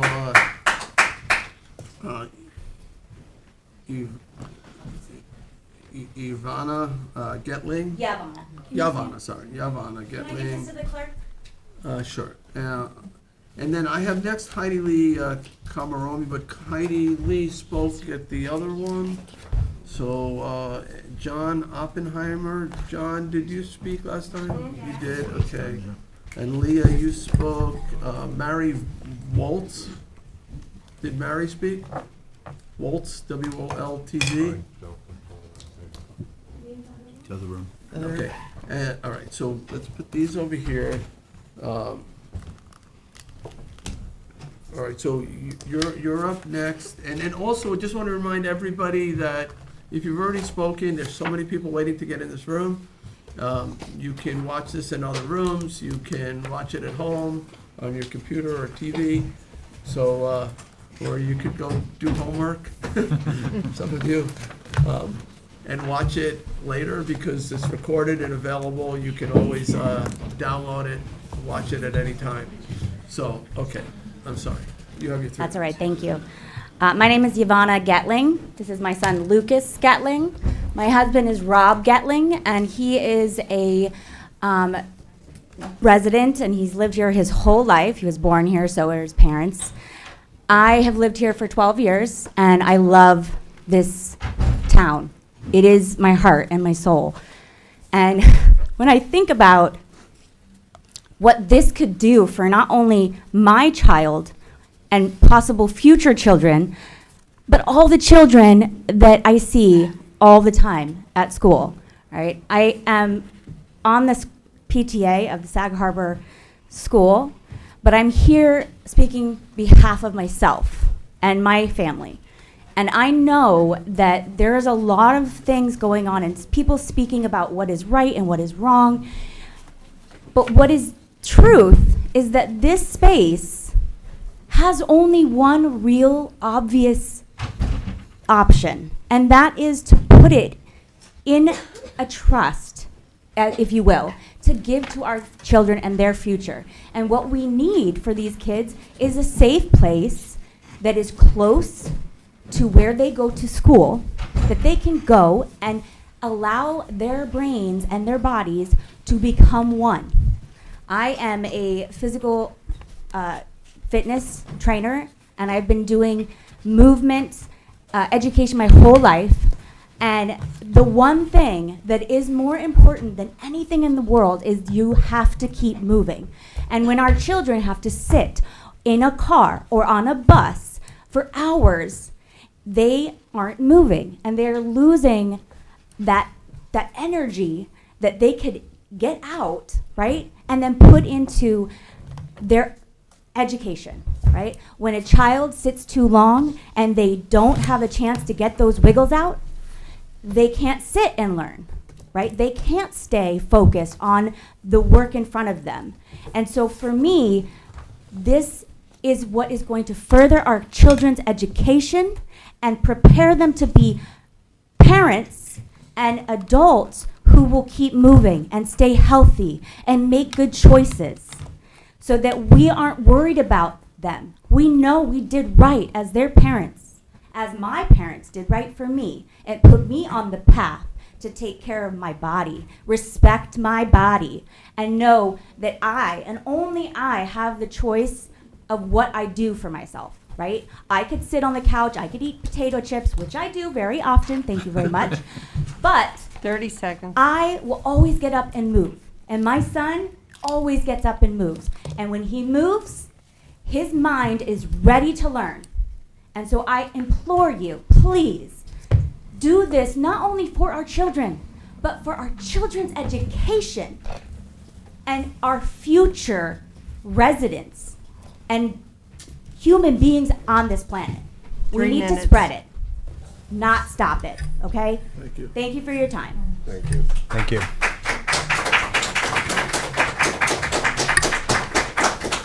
All right, Mary Volts, the next card, Rob Calvert, did you speak the last time? So you'll have to wait. And Jeff Ziegler, I feel like this is the second time I called this card, but Jeff, you spoke last time too, correct? Yeah, but is this the second round? When You we- already passed me up. No, we're not. First, we're going to hear everybody who hasn't spoken, and then we'll come back. Lucinda Corson hasn't spoke? She had to leave. She had to leave. All right. 86 people. All right. Anthony Chase Malia has not spoken, correct? Hi. If you're coming in, please do so quietly. All right, so Mary, you are next. Thank you. My name is Mary Woltz. I live in Sag Harbor. My relationship to the Marsden property is tangential. What some have referred to as a trashed landscape serves a much higher purpose for my friends, the honeybees, who have been foraging there since moving to Germain Avenue in 2005, 18 years ago. There, my bees enjoy the blossoms of the black locust trees, once one of the most prolific sources of nectar on the East End. Now dwindling and often thought of as trash trees, instead, black locusts are a pioneer species, fixing nitrogen in the soil to repair and prepare it for future generations. What a lovely metaphor for the possibilities of a small, passive park. The CPF Advisory Board saw this, describing Marsden as a site in the process of repairing itself. It seems a fitting use of CPF funds as a promoter of strong relationships between members of the natural world. That includes us humans. A playing field that requires 94% of the site to be altered would irrevocably change my bees' relationship to it. I've watched it happen too often over my 20 years keeping bees on the East End. Wild, unmanaged landscapes replaced by pristine lawns. Bees call them food deserts, surrounding steroidal houses. In 1962, half of Suffolk County was still vacant or undeveloped. But by 2012, close to 95% of all land in the county was developed, preserved, or farmed. If there were no other options for the playing field, I might be marginally sympathetic to the plight of the school. But since that is not the case, my concerns remain with my bees and other members of the natural world considered irrelevant to this decision-making process. I urge you to consider them. Together, we can create a safe space for all to share, a place of healing, a place of learning, a place of sanctuary. Thank you. Thank you. Thank you. All right, so I got Anthony Chase Malia, right? And tough on the handwriting here. Is it Aiden's? Wait, we missed Lucinda. Yeah, I didn't leave, I think. She didn't last leave. week, so I'm using Oh, did I call you before? Yes, you did, you called her. Lucinda, of course. I was in the. Yes. Oh, okay, I'm sorry. I somehow didn't think you were here. Okay, so Anthony, you're followed by Lucinda. And then I'll figure out the handwriting on the next one. You got it. Good afternoon, Chase Malia. I'm the president of the Teachers Association of Sag Harbor. We have over 140 teachers who voted overwhelmingly to weigh in on the margin purchase, but they're unable to attend these meetings in person. They're concerned about student safety as well as the impact of the current situation on student learning. Our teachers represent over 1,000, nearly 1,000 currently enrolled students and literally thousands of additional students who stand to benefit from an additional on-site athletic field in the decades and years to come. I want to bring 3 points to your attention today. Number one, you'll hear a lot today from people who understand the consequences of having this single on-site field. But I have a fiduciary responsibility to my members and a moral responsibility to my students to talk about a few things. One, the February 28th town hall meeting seemed so one-sided in opposition to the Marsden purchase. Approximately 1 month before the meeting, on January 26th, a representative of the town council and/or the Community Preservation Fund called me to tell me the deal was done. So rather than subject the town council to this, I notified my members and the PTSA that the deal was close and attendance wasn't necessary. You can imagine how frustrated my teachers are to hear the town council comment on the one-sided nature of attendance at that meeting. The 228 meeting was anything but a representative sample of the community perspective on the purchase and should never have been used as a bellwether of support. Number two, and community park does not satisfy the needs that our teachers have expressed for our students. It does not reduce the safety concern. It does not reduce the impact on learning. And so we strongly support the purchase of the Marsden purchase as originally intended. Frustrated by the February 28th meeting, I turned eagerly to last week's town hall meeting. I was dismayed by what I heard. I repeatedly heard members of this town council claim, as at least one member had shared with me previously, that the district misled the town council about their intentions. Repeatedly, the claim was made that the district had communicated that Marsden was intended to be a park. I asked the school to clarify. What I have here are emails going back from as early as 2021, why we don't have the things we need in terms of the environmental studies when this started in 2021. Here at this day, I do not understand. But going back as early as 2021, repeatedly in 2022, in April of 22, right before an offer was made on the property, in which the district communicated that 30 these were seconds. intended to be an athletic field. So I don't understand why the town council keeps talking about that. I want to finish up here today by reminding the town council that the children in our classes are community members too. Thousands of them are impacted by the decisions you will make here today.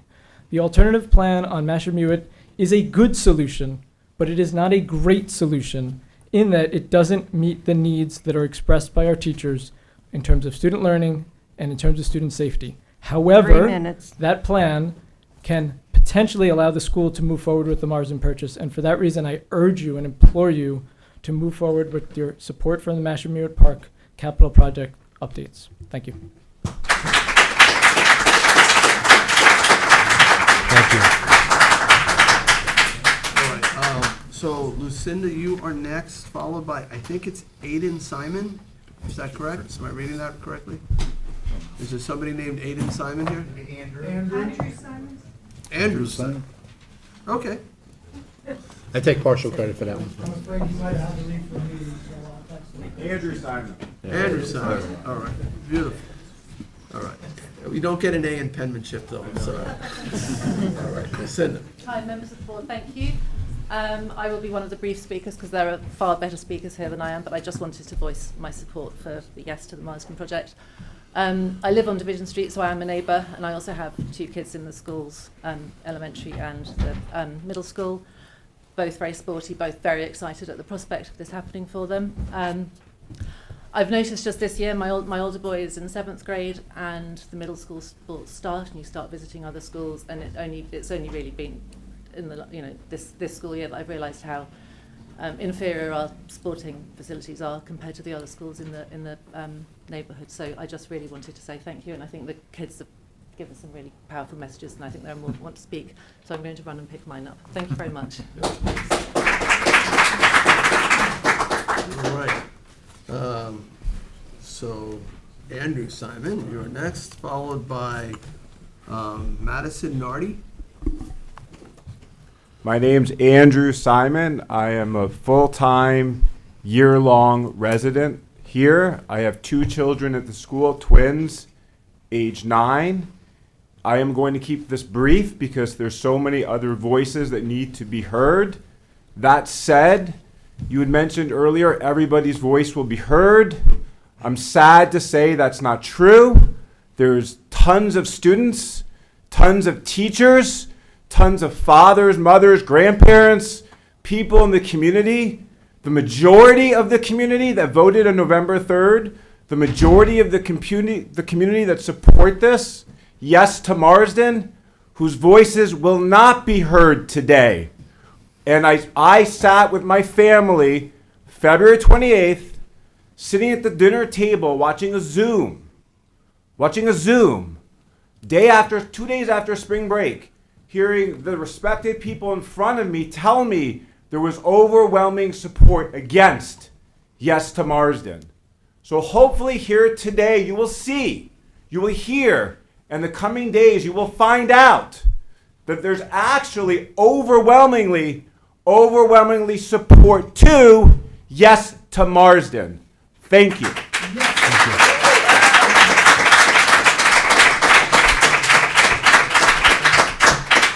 So before you start, Madison, Caitlin Nardi is next. Might be related. Is that your sister? All right.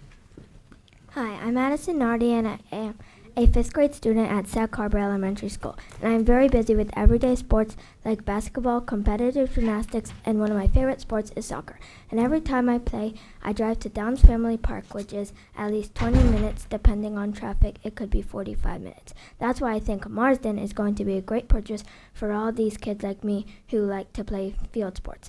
Also, I would love my friends to watch me play and cheer me on. One last thing, I left school, which I love very much, 3.5 hours early so I could use my words and tell you guys how much I want this property for my physical activity. Our school needs more field for us students and for all children of Sag Harbor to come. I want my kids to know how we helped get the Marsden field. Thank you. Thank you. Nice job. All right, Caitlin, you are next. Then the next card is Chris Tice, and that's a familiar name. Chris, did you speak at the first one? I did. Okay, and so then Walter Bonilla has not spoken yet? Is that correct? Walter Bonilla? Is Walter here? He might be next door. All right. In case he's not here, what about John Alvarez? John Alvarez in the room? Or how about... Just remember, people are downstairs, too. And then Bob DeLuca has spoken. William Miller, is William Miller in the room? He's downstairs. There's also a delay. All right, so you know what? Let's just let this young lady speak, Caitlin, and we'll figure out who the next person is. Go ahead, Caitlin. Hi, my name is Caitlin, and I am in the 3rd grade at the Sag Harbor Elementary School. And I have a long time. I can play Pearson, but I hope that we get this field so we can walk across the street to play soccer.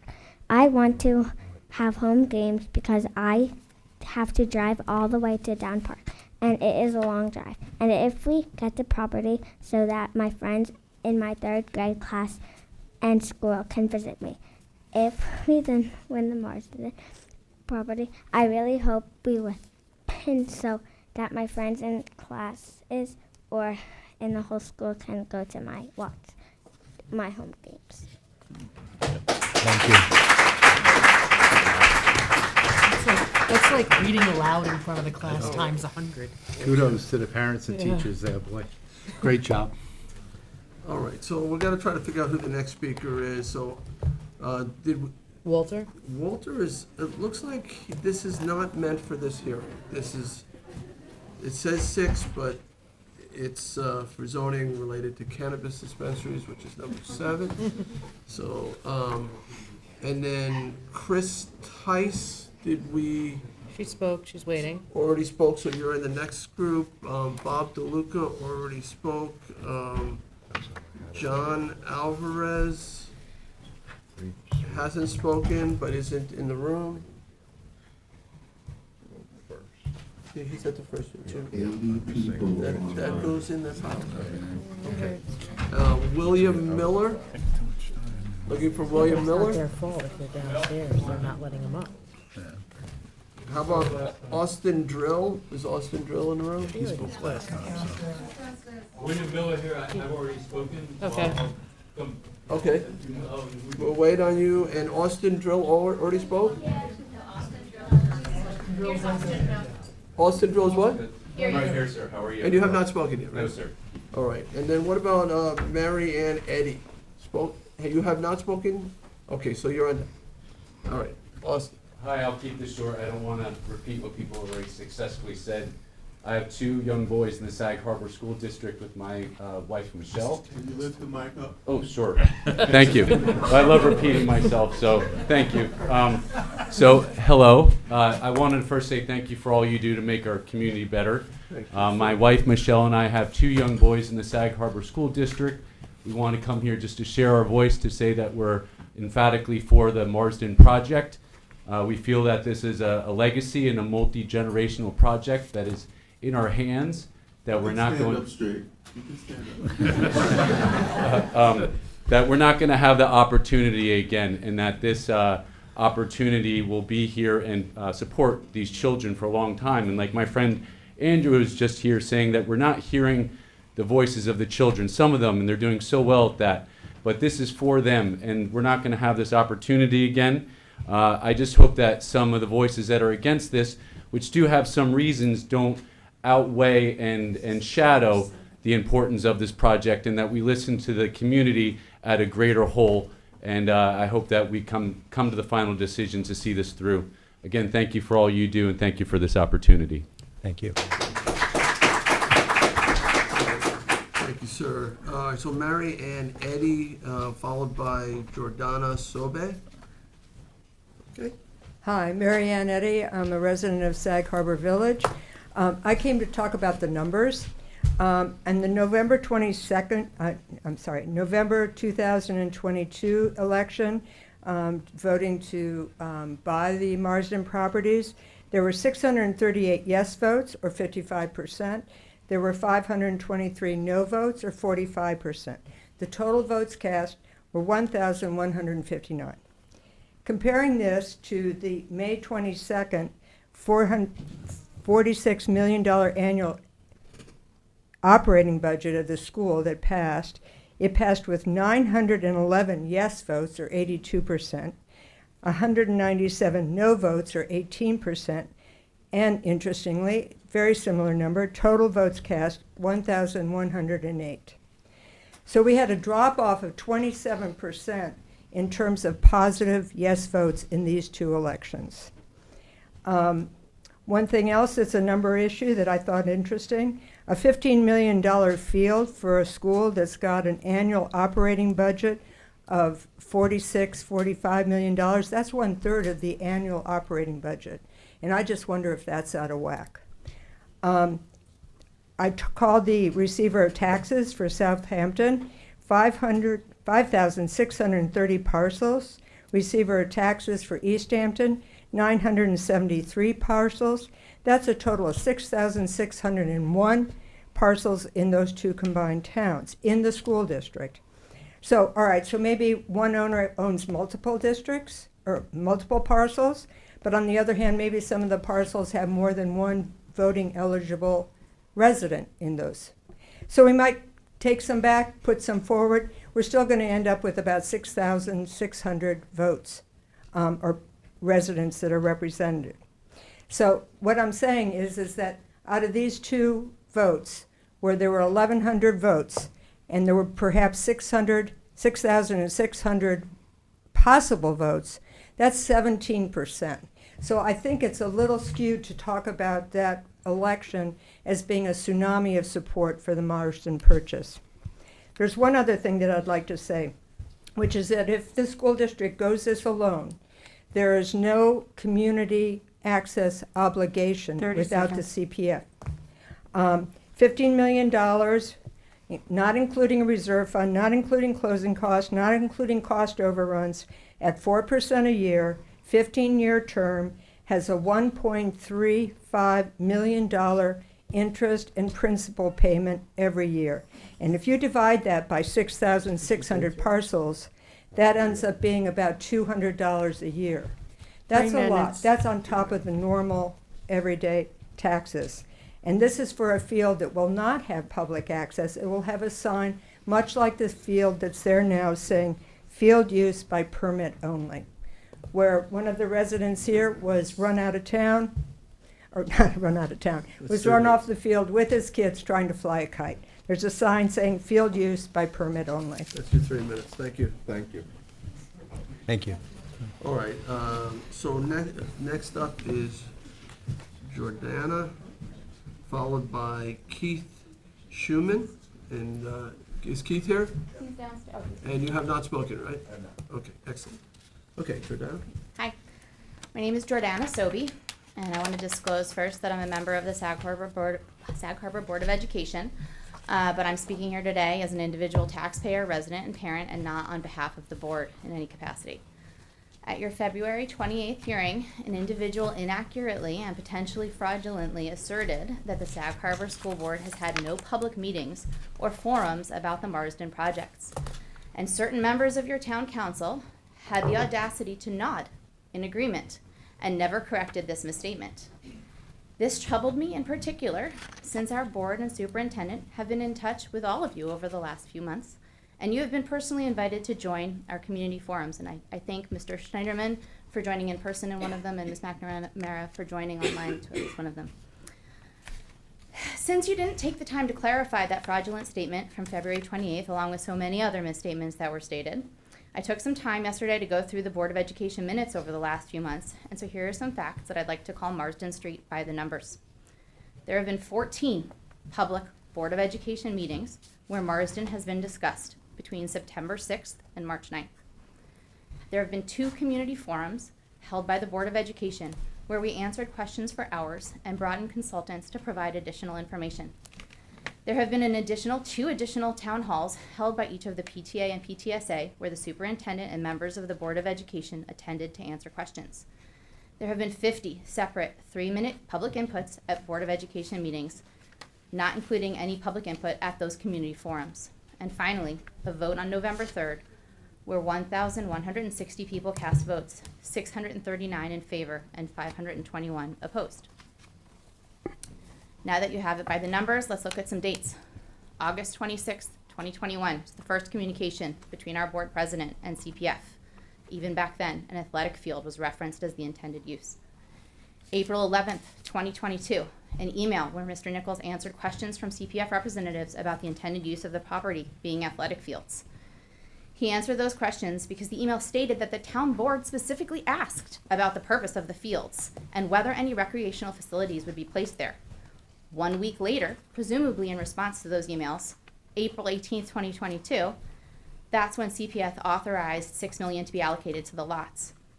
This proves that despite certain members of the town board now stating that they never knew what the plan was, They and their CPF agents have known all along that the intended and planned use for the purchase has been athletic fields. 30 seconds.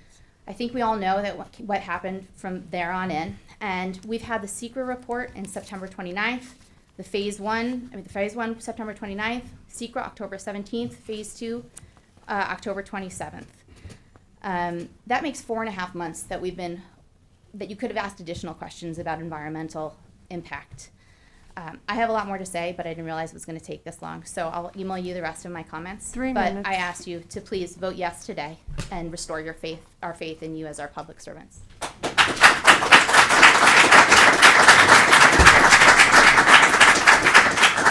right, Keith, you are next, followed by Rich Simons. And Rich, you haven't spoken yet, right? Okay. First, I want to say thanks to everyone for the opportunity to speak.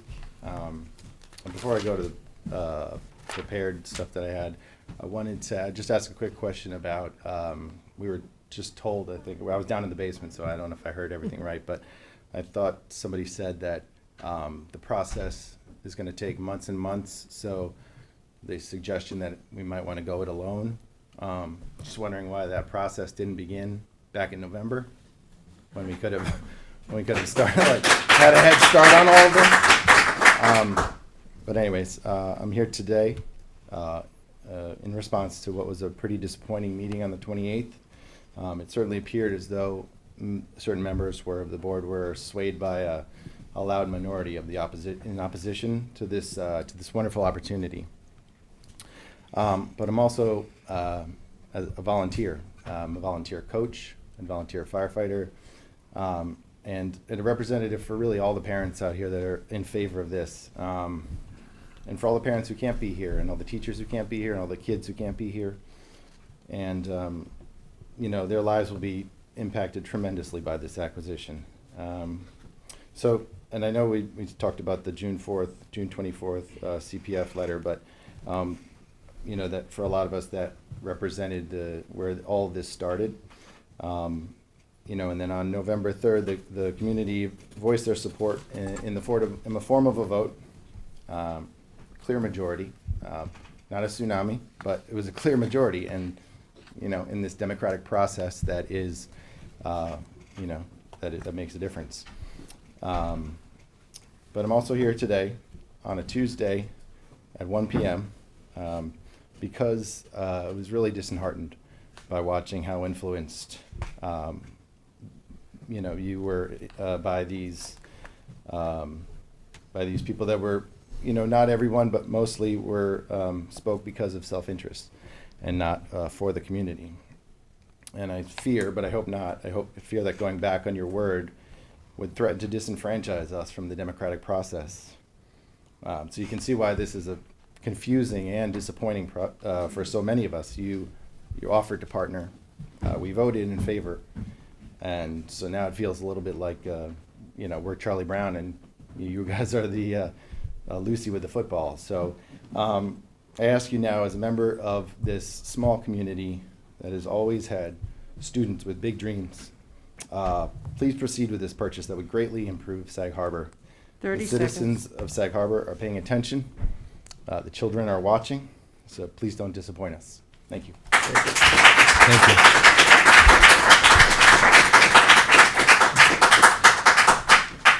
All right, you're Rich. And Good afternoon. then, Marian Casada is next. Is Marian here? And you didn't speak at the first one, right? Correct. Okay. Excellent. All right, go ahead, Rich. Good afternoon. Thank you for this opportunity. My wife and I are both Pearson alumni. We were both on sports teams at Pearson. We have 3 children in the Sag Harbor School District. We are yes from Marsden. I'm going to make it short and sweet. Everyone here that was yes from Marsden did a great job. Yes from Marsden. My wife said if I don't have anything nice to say, don't say anything at all.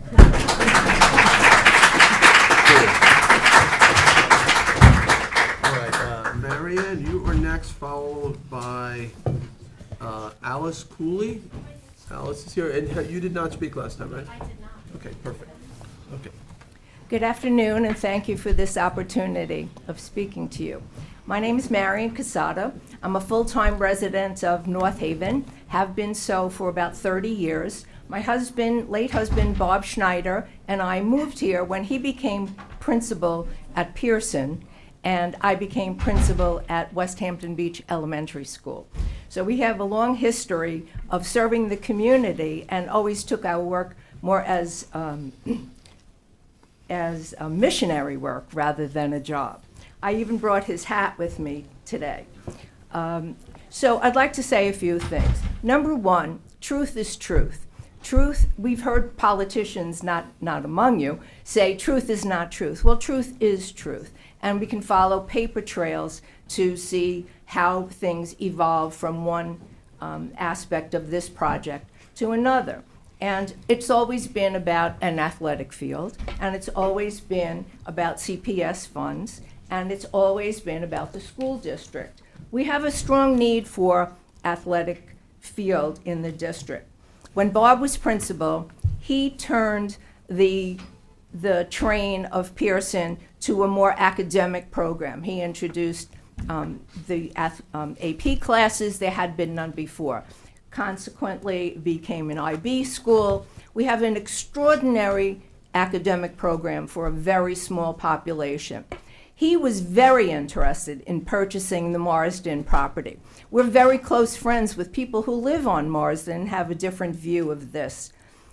The school district has complied with every single one of the town's requests to take a look at things and to adjust the plan. It's not going to be an asphalt parking lot. It would be a gravel parking lot. Of course, there are remediations involved.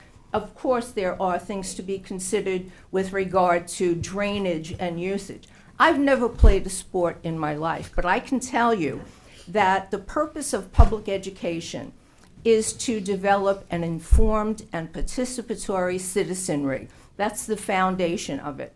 Whether you're in a club, in a dance program, a theater program, a physical activity, a sport, organized, individual, or team, these are all things that build the citizenry among our young people, and eventually they will become old people like I am. Still involved, still engaged. And so I urge you to consider the commitments that have been made, the discussions that have been had, of course, any other obligations that need to be attended to create an athletic field that is green and clean and safe for our athletes. 3 minutes. And for our community, family picnics, and even old people walking in a safe area. So please consider this seriously and consider the trail that has existed and vote yes for Marsden. Thank you.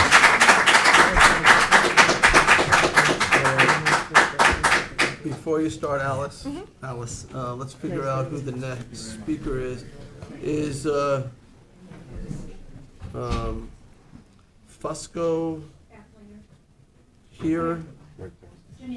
Janine, you're here. Okay. Wasn't sure. You said you had to leave, but you're here. I thought it was sent away. And it's Janine Fusco. Yes. Okay, so you're next. Perfect. Go ahead, Alice.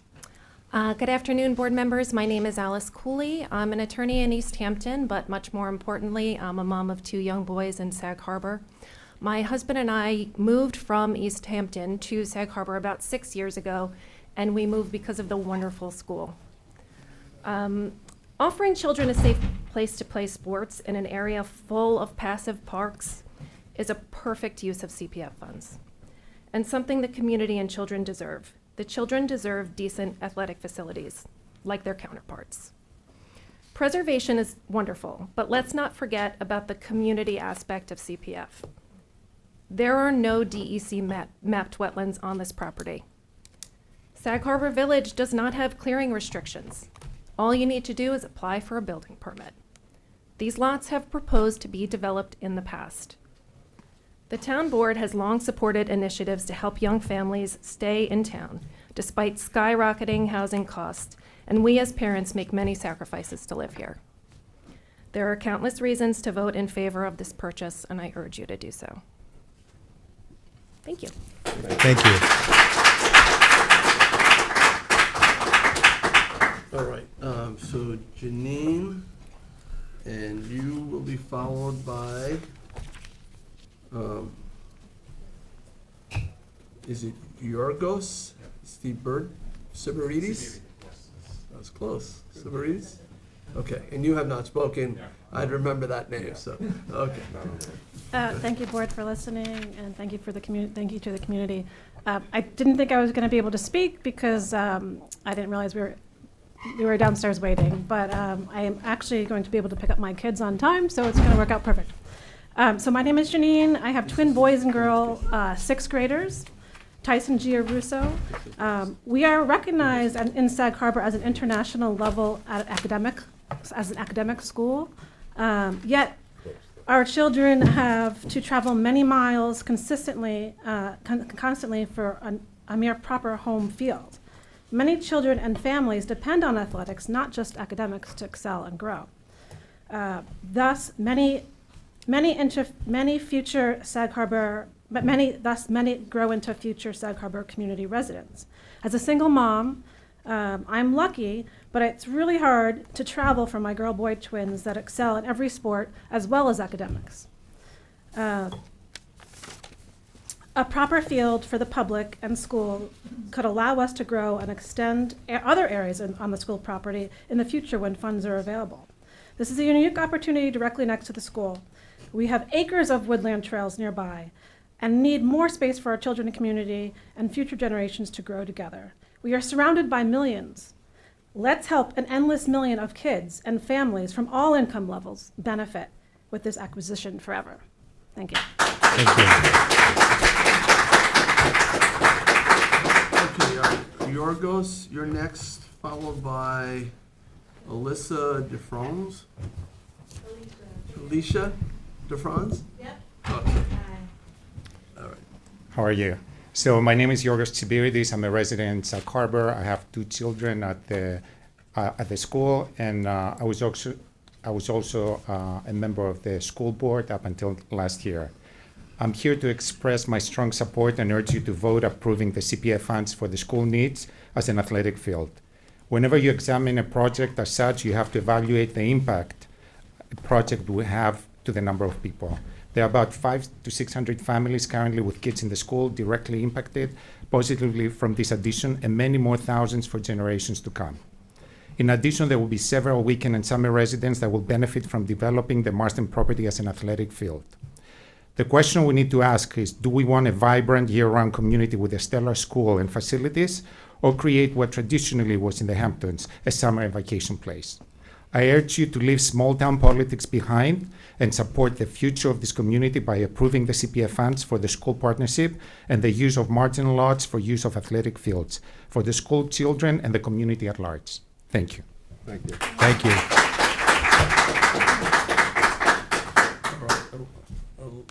Alicia. That's okay. And then, hold on, before you start, okay. Alicia. Casey Finelli? Is Casey here? Yeah. Okay, so Casey, you are next. All right. I don't have anything prepared. That's my husband before he signed me up, but I'm more than happy to speak.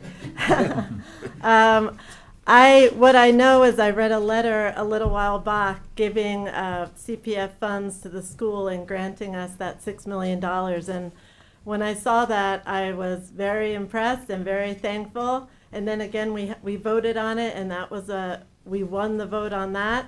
So I don't know where it went wrong and why we're all here again, because we're a democratic country and not run by dictators. So I would urge you to keep the democratic process. But more importantly, I am a mom of 2 boys that play sports, and I can't be at either ones all the time. I drive all day long from Downs Family Park to East Hampton to Bridgehampton now for baseball. And it would be amazing to just walk across the street and be able to go to their games right there, have their friends be able to come, and not be blocked by a few disgruntled neighbors. So thank you. Thank you. Hello. Okay, so you, hold on, you are Casey? Yeah. Yes? Yeah. And then you're followed by, that's another Finelli. Is it, what's? She left? What's her name? Georgie? Georgie Finelli, okay. And then what about Jared Kells?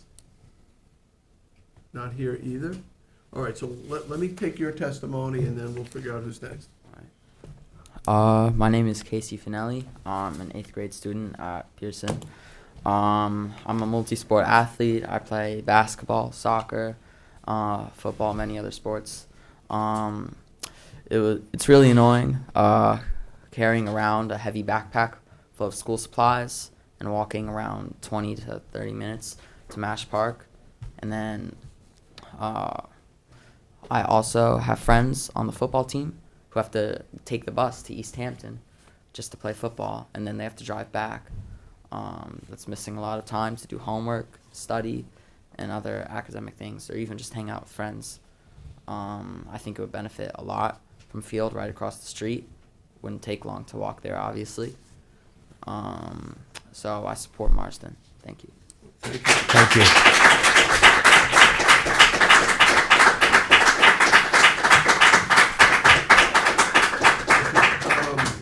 All right, what about Jared Kells? Jared Kells, not here? All right, I'm gonna pass over Jared.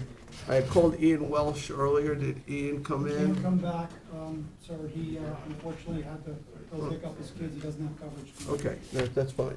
Okay, so we still have about 15 or so cards of people who've already spoke, but we still have people who haven't spoke even once yet online. And sir, did I call your name? Jared Kelsa. Oh, you're here. Welcome. All right, so yes, you get to go next. I'll try and be relatively brief because I think a lot of people have said it well. And to Rich Simmons' point earlier, I don't think you want me to really get into it, but the idea that we're sitting here even considering a vote against our children is utterly preposterous.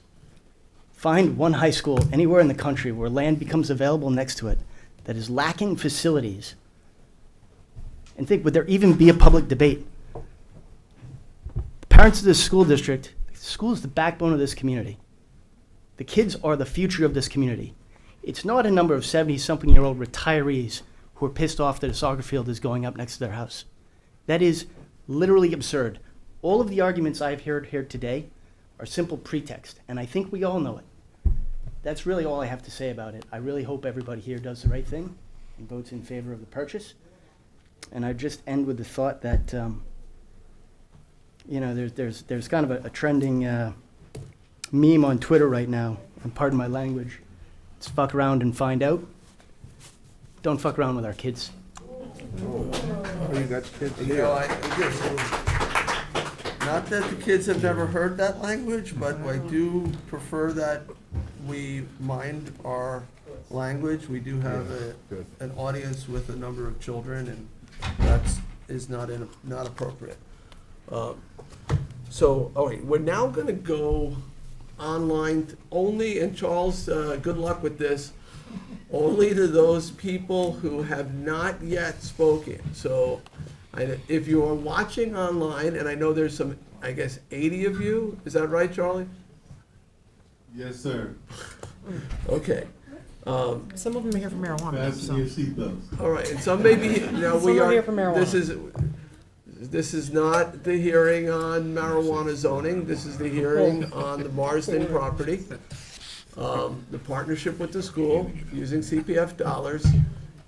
If you wish to be heard, you need to click the raise hand icon. To make this a little bit easier, don't click it if you've already spoken at the first hearing, whether you spoke in person or online, so that we can sort this out. Let's get all those people who haven't been heard yet. Charlie, I don't know how you're gonna do this in the right order, but do your best, one at a time. Each of you have 3 minutes to make your comments known. You probably will have to state your name when you first come on, just for our record, so we know who you are. We might even ask you to spell it if it's unclear. So, All right, we have the first person coming on. Could you please state your name? We'll know if we can hear you. Okay, so we can't. I've already spoken, but the host asked me to join the panel. I just didn't want to lose my. All right, we're gonna have to pass over you if you've already spoken, and we'll bring you back later. Thank you. Want to get her name? It's gonna take longer to do that than it is to let people speak. No. What was the last name? Gold. All right, we have somebody else Thank coming you. on. Sir, can you identify yourself? I'm Jason Perry. Can you hear me? Jason, have you spoken at the No. first meeting? I have not. Okay, you have 3 minutes, sir. Thanks. And I cannot appreciate the opportunity to be here. I can't stress enough how, as a full-time resident with 2 children at Pearson, that I and I think all of my friends and neighbors desperately want to convert on this once-in-a-lifetime opportunity. We are advocating for generations, not just for our own kids. Hopefully we get to the right place, and this manufactured controversy over something so obviously good and healthy and just for our posterity will just be an unfortunate stain on our shared political history. As it relates to environmental issues, they are real. I am a conservationist. I love bees. But I agree that it seems like it's a red herring. McMansions will not solve that problem. And the money can be allocated first, and the field can be built with collaboration with the environmental authorities, with the proper surveys, plans, et cetera. Let them accomplish this once-in-a-lifetime opportunity and buy the land, and then we'll have a fair bar for development. I think if this doesn't pass, it will be a severe violation of the will of the voters. Sag Harbor has spoken. Those residents opposed who are coming out of the woodwork today had their chance to vote, had their day at the polls, and lost democratically. And frankly, residents of any other town, village, or metropolis to our west, let's say, have no emotional or political standing on the matter. We understand internecine town procedure. We're not stupid. We understand what this hearing is versus the vote. But the vote that matters is that Sag Harbor had an election and democratically wants this. The children of Sag have a right to tap into a broad fund paid for by our tax dollars. And I think the referendum evidencing Sag Harbor voter will must be respected. If it's not, democracy breaks down, and I suspect that some smart, motivated people with means will seek to understand, maybe through the courts and in other ways, the political decision-making process and its beneficiaries. For instance, the Steinbeck house purchase. Decision was made to disperse a massive windfall to the Steinbeck family, spending over $20 million with no taxpayer skin in the game, unlike Marsden, to acquire a tiny piece of land with little historical value to be used by outsiders. No referendum, little discussion or debate. It just happened by magic because this council wanted it. And presumably, we all like to befriend and host fancy writers in our homes, and I understand that. But I don't see how it benefits the community. And I think that this kind of political doublespeak leads to lost elections every time. Many of us have watched while others got their unnecessary pet projects approved, thinking, why interfere with what they want when we know that when the day comes, our children will get theirs too? And I think that you've all now awoken very potent political opposition. 30 seconds. Underhands and divisive tactics. I always ask, cui bono? Who benefits from this council railroading that project, but denying our children and their children's children a place to play and compete? Writers, real estate people, Steinbecks? Be interesting to find out and probably pretty easy to investigate. We know who benefits here, generations of actual residents and the children of Sag Harbor, and I urge you all to vote unanimously in the affirmative and also release all communications from all residents and parties in interest on this matter and on Steinbeck. I think that the applause is wonderful. I'm sorry that people wanted the applauding people to leave, but I feel the love in this room and Mr. 3 Supervisor. minutes. I hope that you will correct the record. You noted the imbalance of support in the last meeting. I hope you'll correct the record and note for the press the massive outpouring of support for our children today. Thanks for the opportunity. Thank you. Okay, thank you, sir. Charles, you want to bring, who's next? Lindsay Cox, isn't it? Lindsay, have you spoken before at the February 28th? No, this is my first time. Can you hear me all right? We can hear you fine, Lindsay. Go ahead, you have 3 minutes. Excellent, thank you so much, and good afternoon. My name is Lindsay Cox, and I am a resident of Sag Harbor. As a proud alumna of Pearson High School, I am here to speak in strong support of the Southampton Town Board's approval of CPF funds to be used in the school's acquisition of the Marsden lot. This is such an important issue to me and our community that I'm zooming in. I've been on Zoom for 2.5 hours while working and while on other work calls but I needed to weigh in because I couldn't be there in person with you. While I understand the importance of receiving public comments and feedback in this forum, I know that it's not incredibly accessible, and I'm overwhelmed with joy at the outpouring of support today from community members. You know, the meeting is long, hours are varying, and there's a challenge to families and children to be here. Luckily on election day, a day with hours and hours available for community members to cast their votes and have their voices heard, our community spoke up and spoke loudly. The result was overwhelming support. Over 55% out of 1,159 of voters in the community voted out of that for the school to use funds to acquire the Marston lot, which relies on Southampton Town's Board's partnership as previously indicated and agreed to by the board. The reality at the moment is that the school does not have enough fields to support its athletic initiatives. I played soccer and softball at Pearson, and I can tell you firsthand that the field in the back of Pearson does not have nearly enough space to support its athletic initiatives. The reality for the children in the community with field hockey, softball, baseball, soccer, women's, men's, track and field, cross country, and more, there is not enough space. This is not a matter of turf or no turf. This is about the children of Sag Harbor and the proper facilities that they need to have in order for their academic endeavors and athletic endeavors. The discussion can continue regarding the material or the makeup of the facilities, but this is about the opportunity to even have such facilities in the first place. This is something that will benefit the entire community, with the children representing a large part of that community. And as the councilwoman said, this is not a deal of a lifetime, but this is a once and an ever deal. There is a time limit on this with our private buyer. Don't let this deal for our children slip through your fingers. The community has spoken through a vote. It is now our job to listen and act in accordance. I also want to applaud all the students today for showing up and advocating. It is not an easy thing to do, and there have been many, many, many students here. So please, at the end of this, give them a round of applause. I work in advocacy, and I am so proud of our community and students. In closing, I implore the Southampton Town Board to approve CPF funds to be used in the school's acquisition of the Marston lot. Please do your elected duty 30 to support seconds. the community needs and to support our children. Thank you. Thank you. Speaker gathers. Thank you. Can you please identify yourself? Can you hear me? I can hear you. State your name, please. Yeah. My name is Peter Gathers.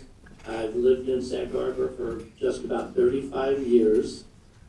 I did have a long speech, I guess, written out, and I'm dumping that, and I hope I'm not as scattered as I fear. But hearing all these things, I just want to say a few things. I've decided to skip some of the facts because listening to a lot of the arguments on both sides, I think facts become irrelevant. It's sort of like convincing a Biden supporter to vote for Trump and vice versa. It ain't gonna happen. So I just want to talk about a few things that I think we need to consider. I'm a little dismayed about the anger and the distortions and the views of one side about the other. I know somebody said the people who oppose this have a pretext that there's another reason for opposing it, or that there's self-interest involved. You know, disagreeing with you does not mean that we're liars and that we're distorting facts. There are honest disagreements. I respect your side. I understand where you're coming from. I want the other side because I'm very much against this Marston property. I do think it's destructive to the environment. I think destroying the environment to get what you want is not the lesson we want to teach our children. I think that's the opposite of what we want to teach our children. I think the idea that there's no such thing as compromise is a really bad thing to show our children. I think there are wonderful compromises that can be made so we benefit our children. I'm very much pro-child, I'm very much pro-school, I'm very much pro-student, but I'm also very much pro-community. I love Sag Harbor. I'm not speaking out of self-interest, other than the fact that my love for Sag Harbor manifests itself, and that is my self-interest. I like living there. I like everything about it. I don't want to see the historical district destroyed. I actually don't want to see property values destroyed, and I don't think that's something to sneer at. I don't see people volunteering to have parking lots in fields right next to their houses. It's not right for the neighborhood. It's not the number one priority, but it's not right. Mash Park can be used for this field. Children can walk a bit. There are buses that can be arranged. That land can be so much better used and benefit the entire community. That's what I think we should be talking about, is benefiting the children and the community. 30 seconds. I'll tell you one thing. Okay, I look at the field that's there at the high school. Anybody who looks at the ragged and terrible shape that field's in and the way it's used, why would you think the school board could manage Marsden Field in any way other than poorly? But again, let's try to keep this civil and friendly, and just because we disagree does not mean we're your enemy, okay? Thank you. All right, thank you. Thank you. All right. All right. Clive Wood. Clive, is that the name? That's correct, yeah. Thank you. I'd like to thank the board for the opportunity to speak today.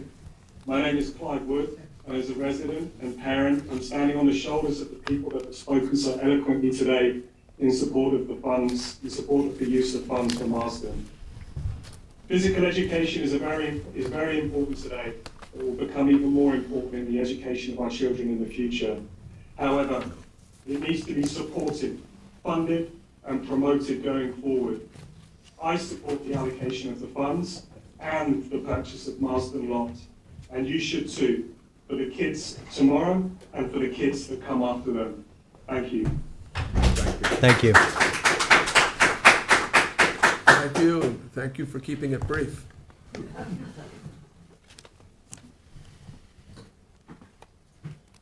April Gordon. April didn't speak last time. No. Hi, April. Can you hear us? Hi, sorry, yes, can you hear me? Yes. Yes. Yes. Yeah, I just wanted to say, I have been on the side of the opponents of this. I'm very touched by the support that parents and children and former teachers, et cetera, have shown to the idea of increasing the facilities, the athletic facilities available to the children of Pearson. Obviously, it's very, very, very important. I wish that Marsden Lots had not been thrown into the solution box for them. I think that what you all proposed, Supervisor Schneiderman and Southampton Town Council, of making a better facility in partnership with Mesh Park would be an ideal solution, because clearly from the get-go, the amount of space that is going to be allotted if the Marsden Lot is used is kind of essentially inadequate. Whereas if Nash Park, which is something that Mrs. Ursula Sage definitely wanted as a community engaged space, if that could be turned into a really fine athletic facility for the school, I think it would be a tremendous alternative. And I hope that that can, in some way, become a different conversation that allows this problem to be worked out to everyone's satisfaction or greater satisfaction.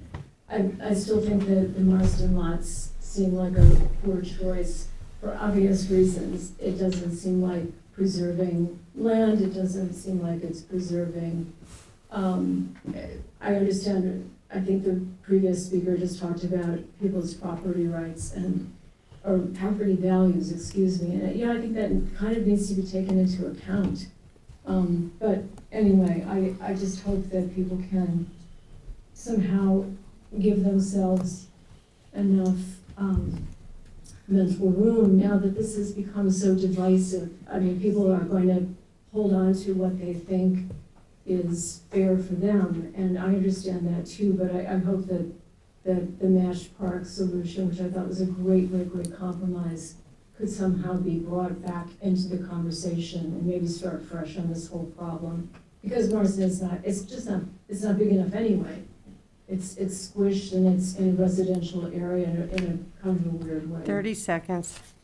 And Nash Park isn't that far away, especially for track and field people. So that's my 2 cents. Thank you for letting me speak.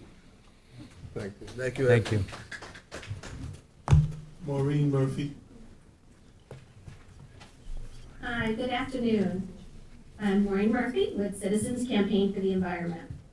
The Community Preservation Fund is a critical tool to protect land and our drinking water resources. The public voted to establish this fund, and it's vital that funds are used for the stated purpose. These funds were never meant to be a giveaway to school districts. CPF funding should not be used to purchase open space off the Marsden Street for the sole purpose of converting it to athletic fields. It was refreshing to hear that there would be a prohibition on artificial turf. Artificial turf contains dangerous PFAS chemicals. Chemicals that are known as forever chemicals because they do not break down. They can leach off of artificial playing fields and bioaccumulate in the environment, wildlife, and our bodies. Long Island communities are already struggling to address legacy PFAS contamination in drinking water wells. And there's actually a movement throughout professional sports teams to move back to normal turf and away from artificial turf fields. The National Football League and the U.S. national soccer teams will only play on natural gas because of turf injuries that have been sustained in artificial turf. And recently in the papers, there's been 6 Philadelphia Phillies baseball players who died of a brain cancer that's possibly linked to the years of playing on artificial turf. The latest science from the EPA indicates there's no safe level of PFAS. In fact, just today, EPA announced they're proposing a nationwide enforceable PFOA and PFOS drinking water standard at 4 parts per trillion, lower than New York's current drinking water standard of 10 parts per trillion. However, even with the promise made that no artificial turf would be used, there are still significant concerns with the use of CPF funds for this development proposal and its environmental impact. We encourage the town to move forward with a full environmental impact statement that will address all environmental impacts. Thank you for this opportunity to comment. Thank you. Thank you. Howard is next. Howard. And Howard has not spoken yet? He spoke before. Howard, you I spoken? have not spoken today. I spoke in the last meeting. Oh, you're gonna have to wait. We're first Sure. entertaining people who have not spoken at either of the hearings. Just No worries. because of the vast number of people who want to be heard. All right, we'll come back to you though. Yvonne Getling. She spoke here. Ivana was here, right? She spoke. Yeah. Ivana spoke. Ivana. Unless somebody's using her Zoom. She Might be her husband. Her husband might be using her Zoom. Yes. All right. Yeah. Hi, we're gonna, give us 1 second. One more. Can you expand it, Charles? Yeah. Oh, there we go. Hello, can you hear him? Yes, we saw him earlier, but he didn't speak, so, okay. Yes, he wanted to speak, but he was too nervous, so he wanted to do it now. Hey, you did that. Go ahead. All right, go ahead. I just want to say that I just want to say that I think we should make this field. It's okay. All right, that's it. Okay. That was Thank you. perfect. Thank you. Very good.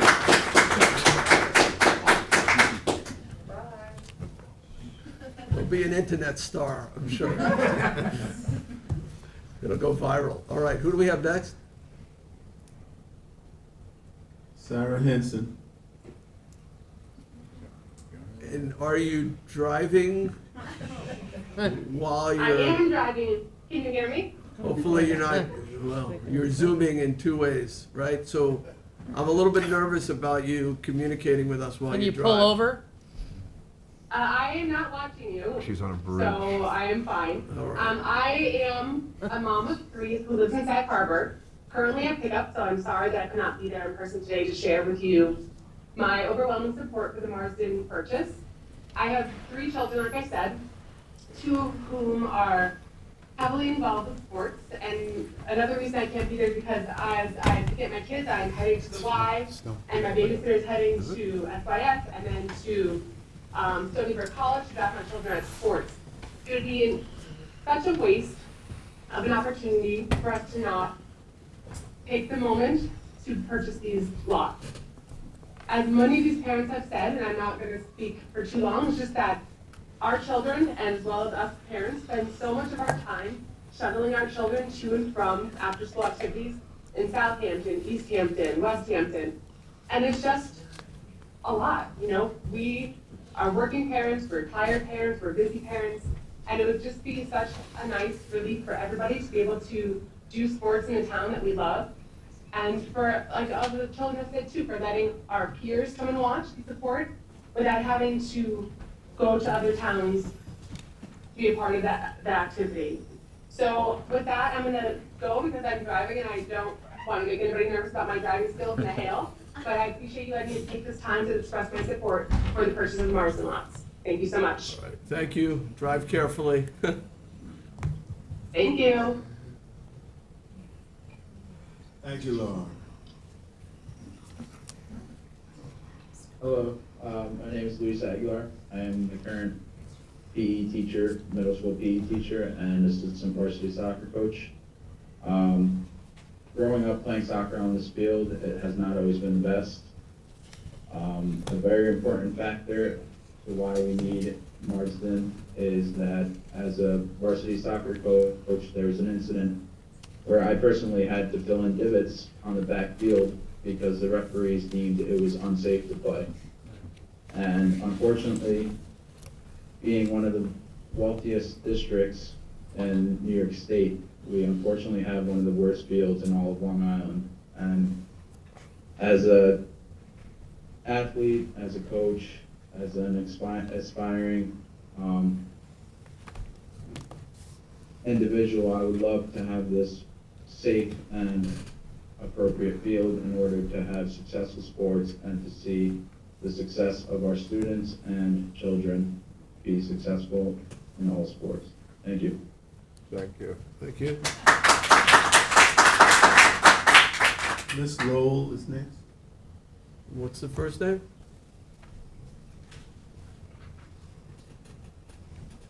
Hi, can you identify yourself for us? First name, last name? We don't hear you yet. You're still muted, so you're probably saying something very important, but we don't know what it is. I'm so sorry about that. Okay, first That's name. my calling card. We can hear you now. First name, My last name name? is Nell Lowell. Can you hear me okay? Nell, N-E-L? Nell. Yep. Who else? N-E-L-L, okay. And Lowell? Lowell. L-O-W-E-L-L? That one. 2 L's again? Three L's. L-O-W-E-L-L. Okay. You can begin. You have 3 minutes. Okay. I am a teacher at Pearson. I've been here for 18 years. And what I wanted to speak on is 2 things, time and safety. So making a closer location, creating a closer location, keeping the fields closer to the school means more time that the students are going to be in the classroom, in academic support, in homework club, getting help from their teachers, finishing up their studies. So time matters. Time in school matters, location matters. Number 2 is safety.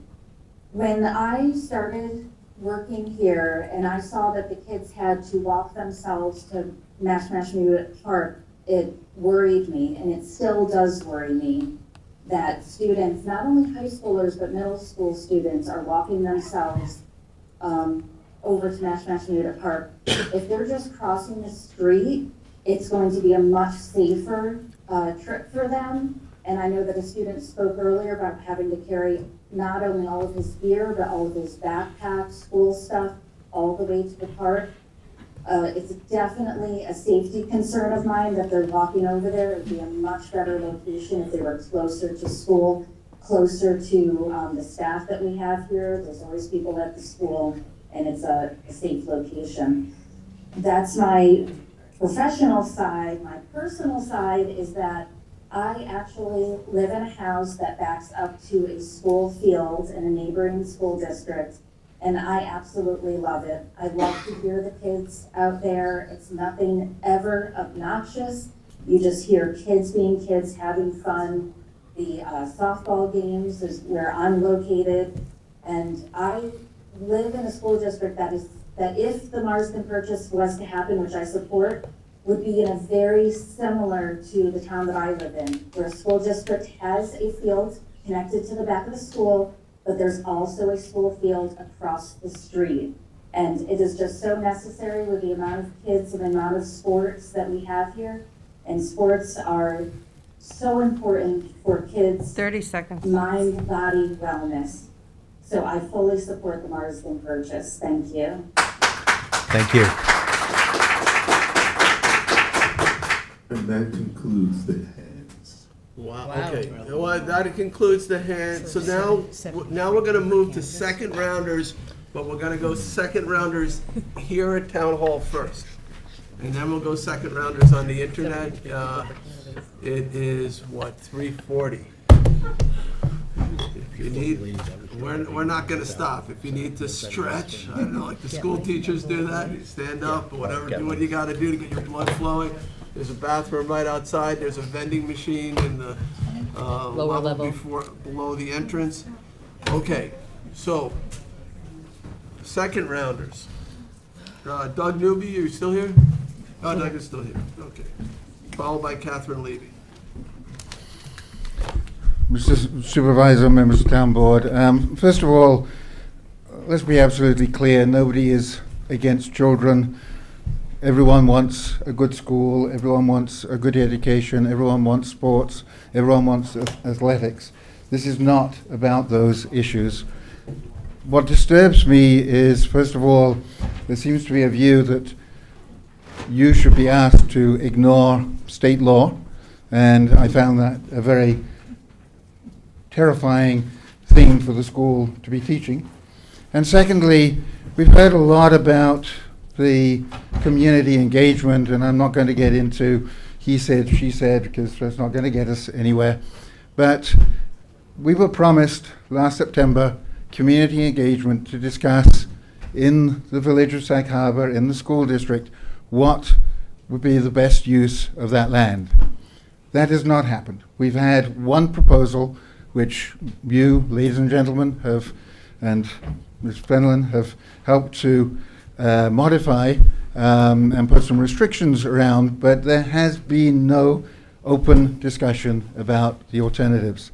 And that is what we have been wanting from day one, and that is what we still want.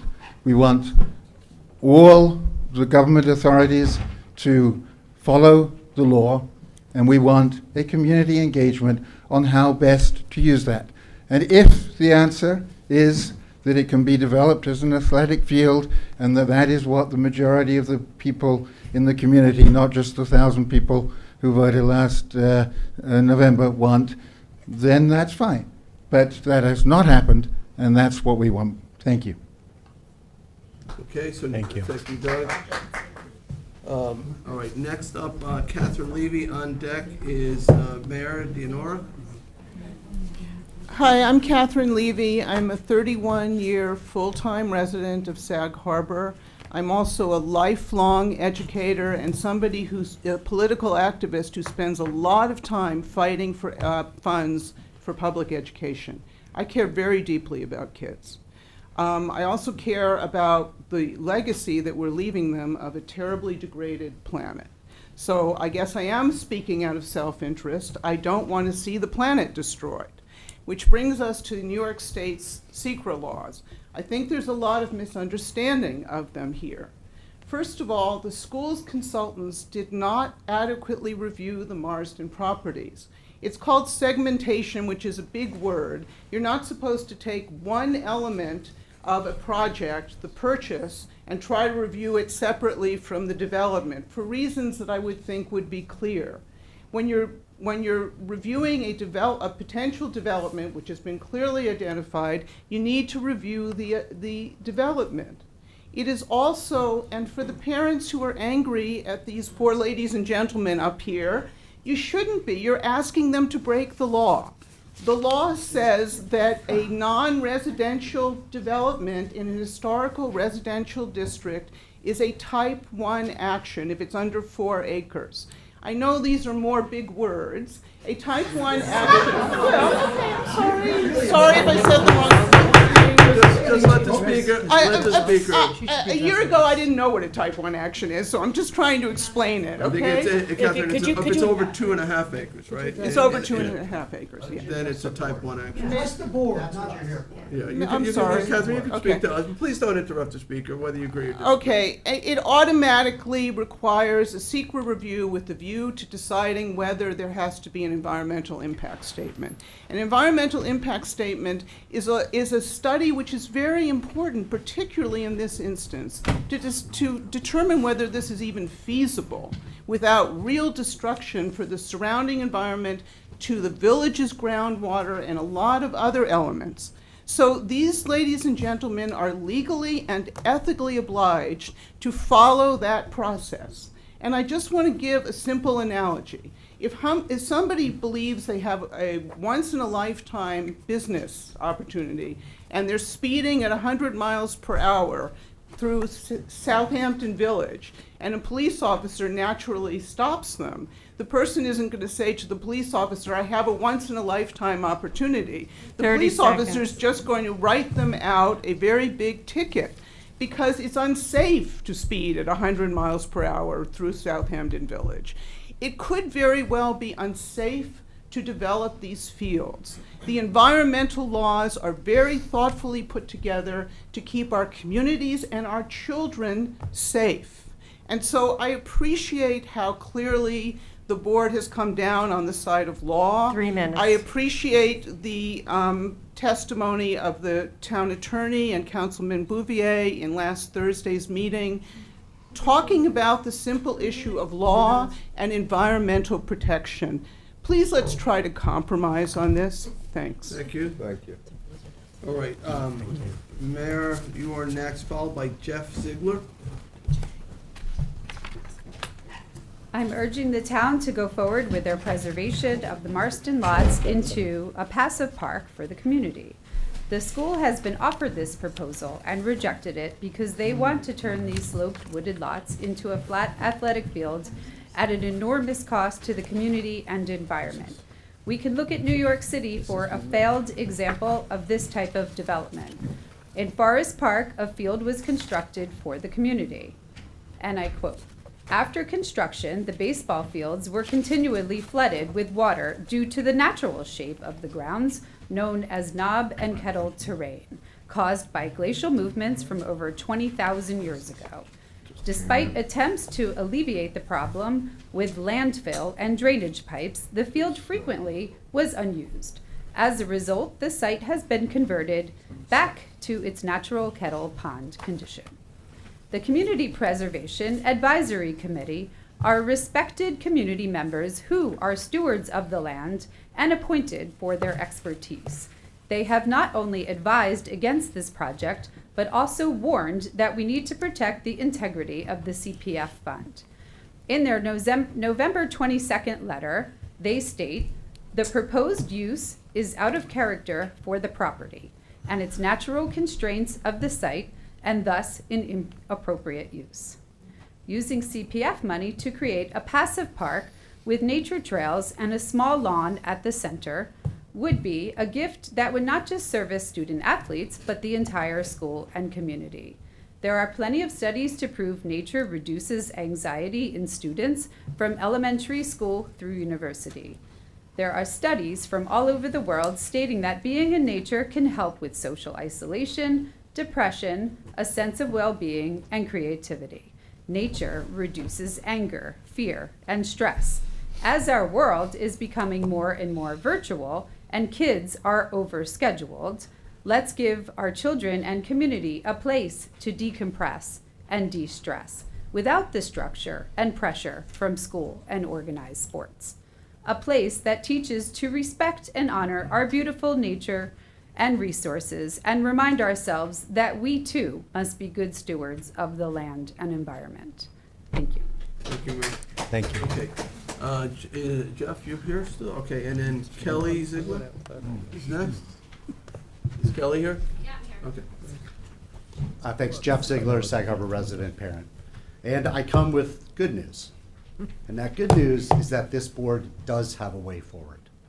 The original agreement struck in September between the school board and publicly announced in the CPF contended to execute this project in 2 phases.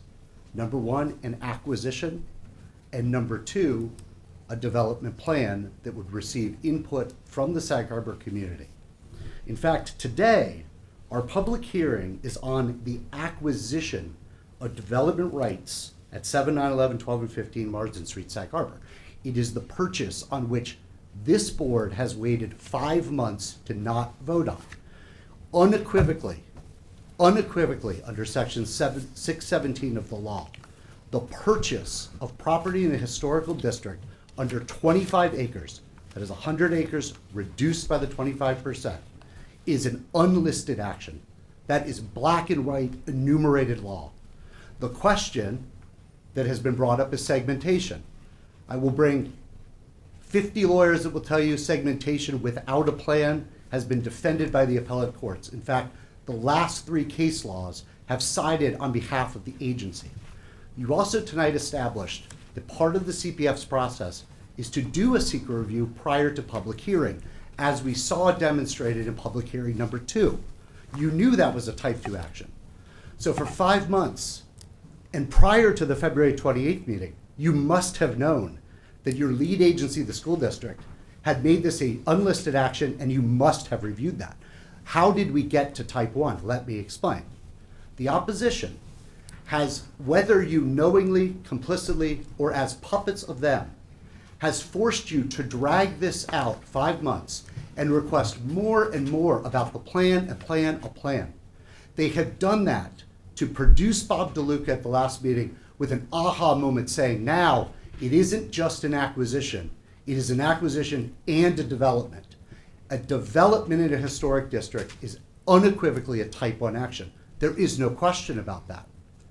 And the school district, in its preparation of secret report on October 17th, outlines that it will reassess post the acquisition the status of the secret report. There is no reason to wait. Your actions are unequivocally defined as an unlisted action to acquire the property. We do not have a plan. The last thing, and I thank Councilman Bouvier for establishing this on the public record. He does not know what the plan is. So how could there be a plan? What we have in front of us is an acquisition to secure this right forever for our school. 3 minutes. Please talk to your attorneys. And if you need some, I have 4 law firms that will all attest to that, as the school district does. Thank you. Thank you.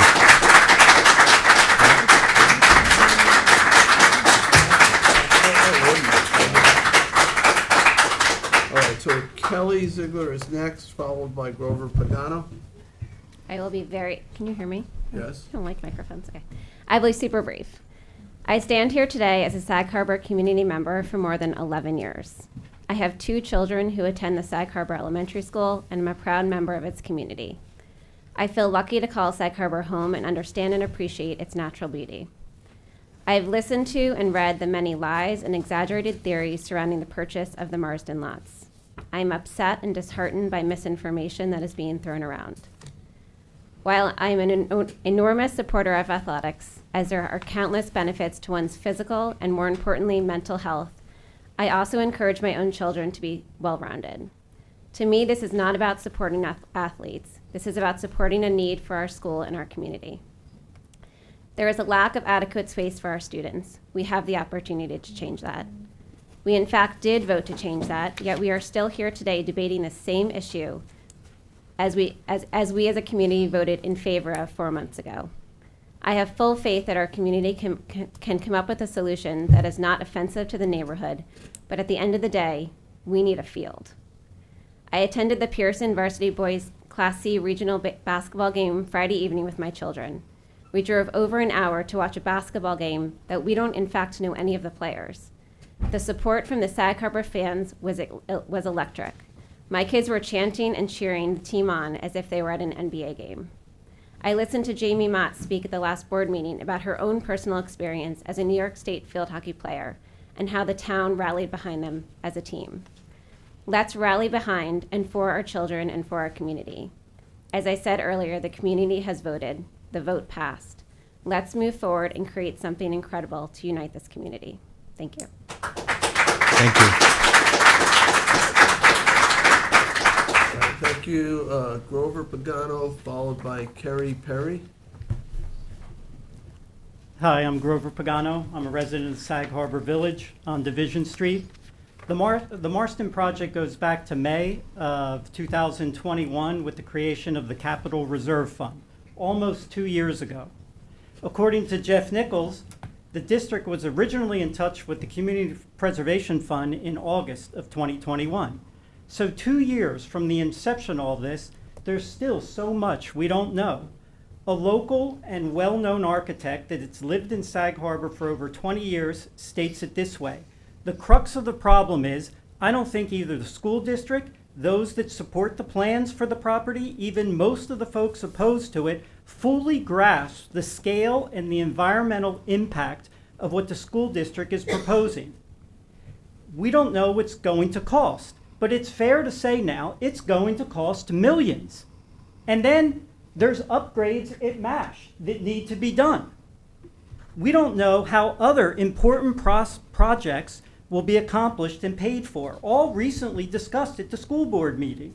How you're going to meet zero emission bus requirements, upgrade HVAC systems, fix bathrooms that have been flagged, whatever that means, repair an aging roof, upgrade an old gym, many, many more. These are just the ones I can remember. How much are these items going to cost? We don't know the related downstream hidden costs. The creation of an asphalt parking lot on 3/4 of an acre of land with multiple bordering properties will decrease property values and reduce tax revenues, creating further hidden costs of this very expensive and overall dangerous project. CPF funding is not to be used to create asphalt parking lots when there's existing parking. We don't know the unknown maintenance costs that the school has not fully disclosed. We're talking about safety issues. We don't know safety issues of a parking lot being across the street from a field where cars can only make a left or a right. It's dangerous. What we do know is that over 520 voted against the school plans, and speaking to many of them, they expressed true frustration given all the unknowns. The school board also continues to say that the opposition is limited to a few residents bordering the development. That is false. What we do know is renderings dated from August 26, 2022 to October 19th, just a couple weeks before the election, have a very small parking lot, 17 spots and 15 spots on the north side of Marston. 30 seconds. Nothing about 72 spots on the south side of Marston. What we do know is that October 19th, Jeff Nichols, superintendent of schools, in reference to the November 3rd vote on Marston Street properties, issues a 3-page memo that I will distribute today, that the Sag Harbor school community shows a rendering of the existing parking, and a sports field, not 72 spots across the street on the south side. Grover, you have to wrap up. Okay. Now the school wants to rush us to a decision. They've had 2 years to be transparent with the community and the local residents. Do any of us know what the school's true intention is, what was voted on November, and what will it cost, and who will be liable for any damage? The school is a duty of care to all of us. Thank you, Grover. Thank you. Thank you. Thank you. All right, Kerry, you're up. Kerry Perry. Kerry, you are followed by Patricia Reed. Is Patricia still here? Yep. Okay.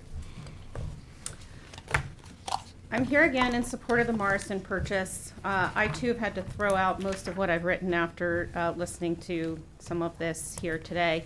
I guess I'd like to pose a question first and ask how many people here have had every single last detail of a house planned down to the very last detail before they've actually acquired rights to own the property, and ask maybe how much money we're supposed to spend to get the project taken all the way to the very end before we even know whether we're actually getting the property or not. So that's just a rhetorical question for the community.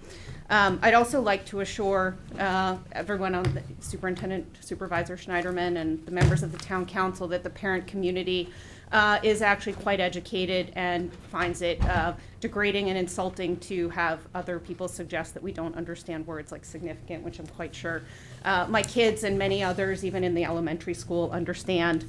And that any practicing lawyer can actually tell you that the law leaves way more questions unanswered than it actually answers. The Sag Harbor community, not the fraction here today or the even smaller fraction who attended the prior meeting, have already voted clearly in favor of the purchase. Superintendent Nichols has already identified the school's greatest need at the last meeting, athletic fields, following a formal needs assessment, which should be given more weight than the school needs highlighted by children and adults who have no current connection to the school. And while I'm supportive of an ecological studies program and any other school improvements that our community is able and willing to provide, we frankly don't need the Marston lots for that.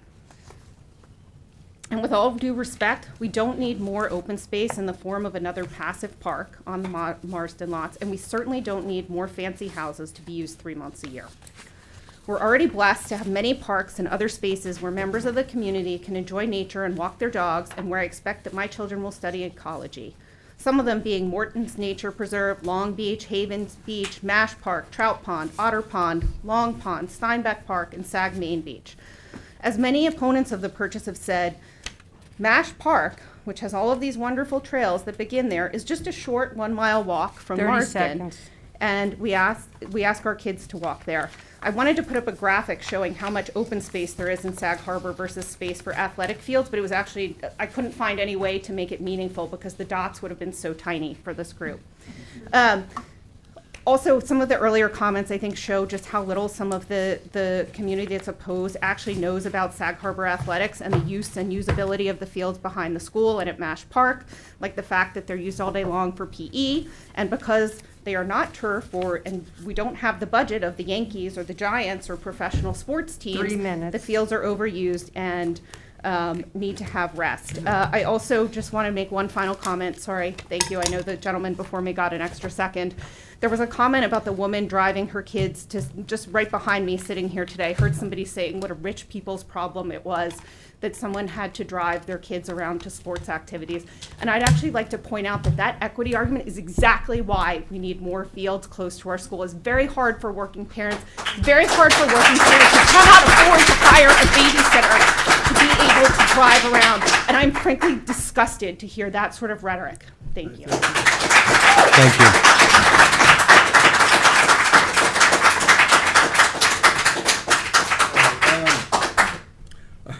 Patricia Reed, as followed by Kristen O'Neill. Is Kristen here? No. Okay. Good afternoon. Thanks for the opportunity again. I just want to say I second everything that Mr. Ziegler has said. This is about the purchase of this property and not about how we're going to plan to use it. That can be discussed afterwards. I think the school and their administration, our families, are plenty capable to determine the best place for the kids to do sports, not other people that are not part of the school community. I'm here to remind the town board that the Sag Harbor School District needs more facilities. And just because people used to walk to Mash Park to play sports in the past doesn't mean that our kids should continue to do so. Times have changed. It has never been an ideal situation to begin with, and it's getting more unsafe every day with the increase in traffic and the lack of proper sidewalks. Holding on to the nostalgia is a disservice to our kids and our community, who need our elected officials to have a strong vision for their future.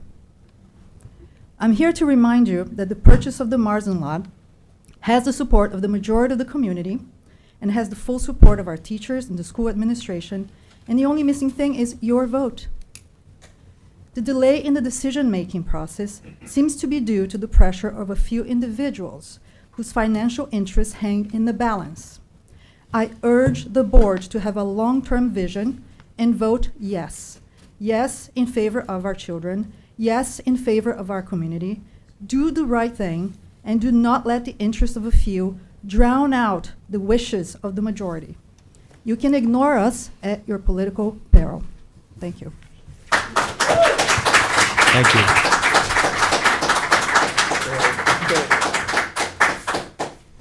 Thank you. So, Kristen, you're next, followed by Heidi Lee Kamaromi. Is Heidi here? All right. How about John Oppenheimer? You're still here. Okay. John is People will next. have the opportunity on Zoom to speak again, because I think, Yeah. yeah, that they That's have- next. That's coming. Yeah, that's coming. Yeah, okay, great. Okay. Go ahead. Go ahead, okay. Kristen, right? Yes, I'm speaking today again because I'm concerned that at the last meeting, the board seemed swayed by a very small group of vocal opponents to the school field.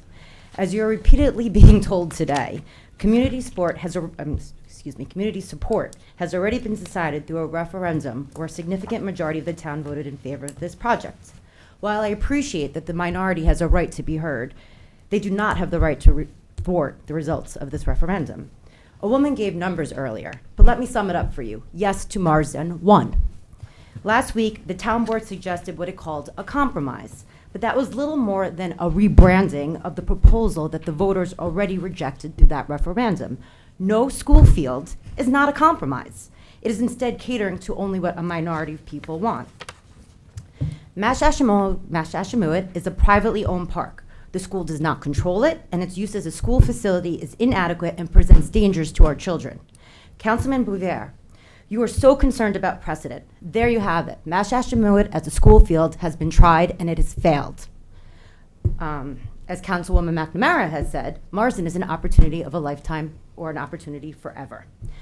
Elected leaders, you took oaths to represent the will of the people, but instead, during the last meeting, I am witnessing only the board's attempts, and today as well, to stall this project.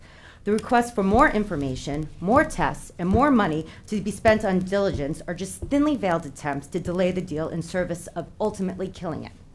Your government-issued offer letter should have stated the hurdles that had to be met. I think none of you are athletes, because what you're doing is moving the goalpost. In sports, we call that cheating, but in legal terms, we call that bad faith.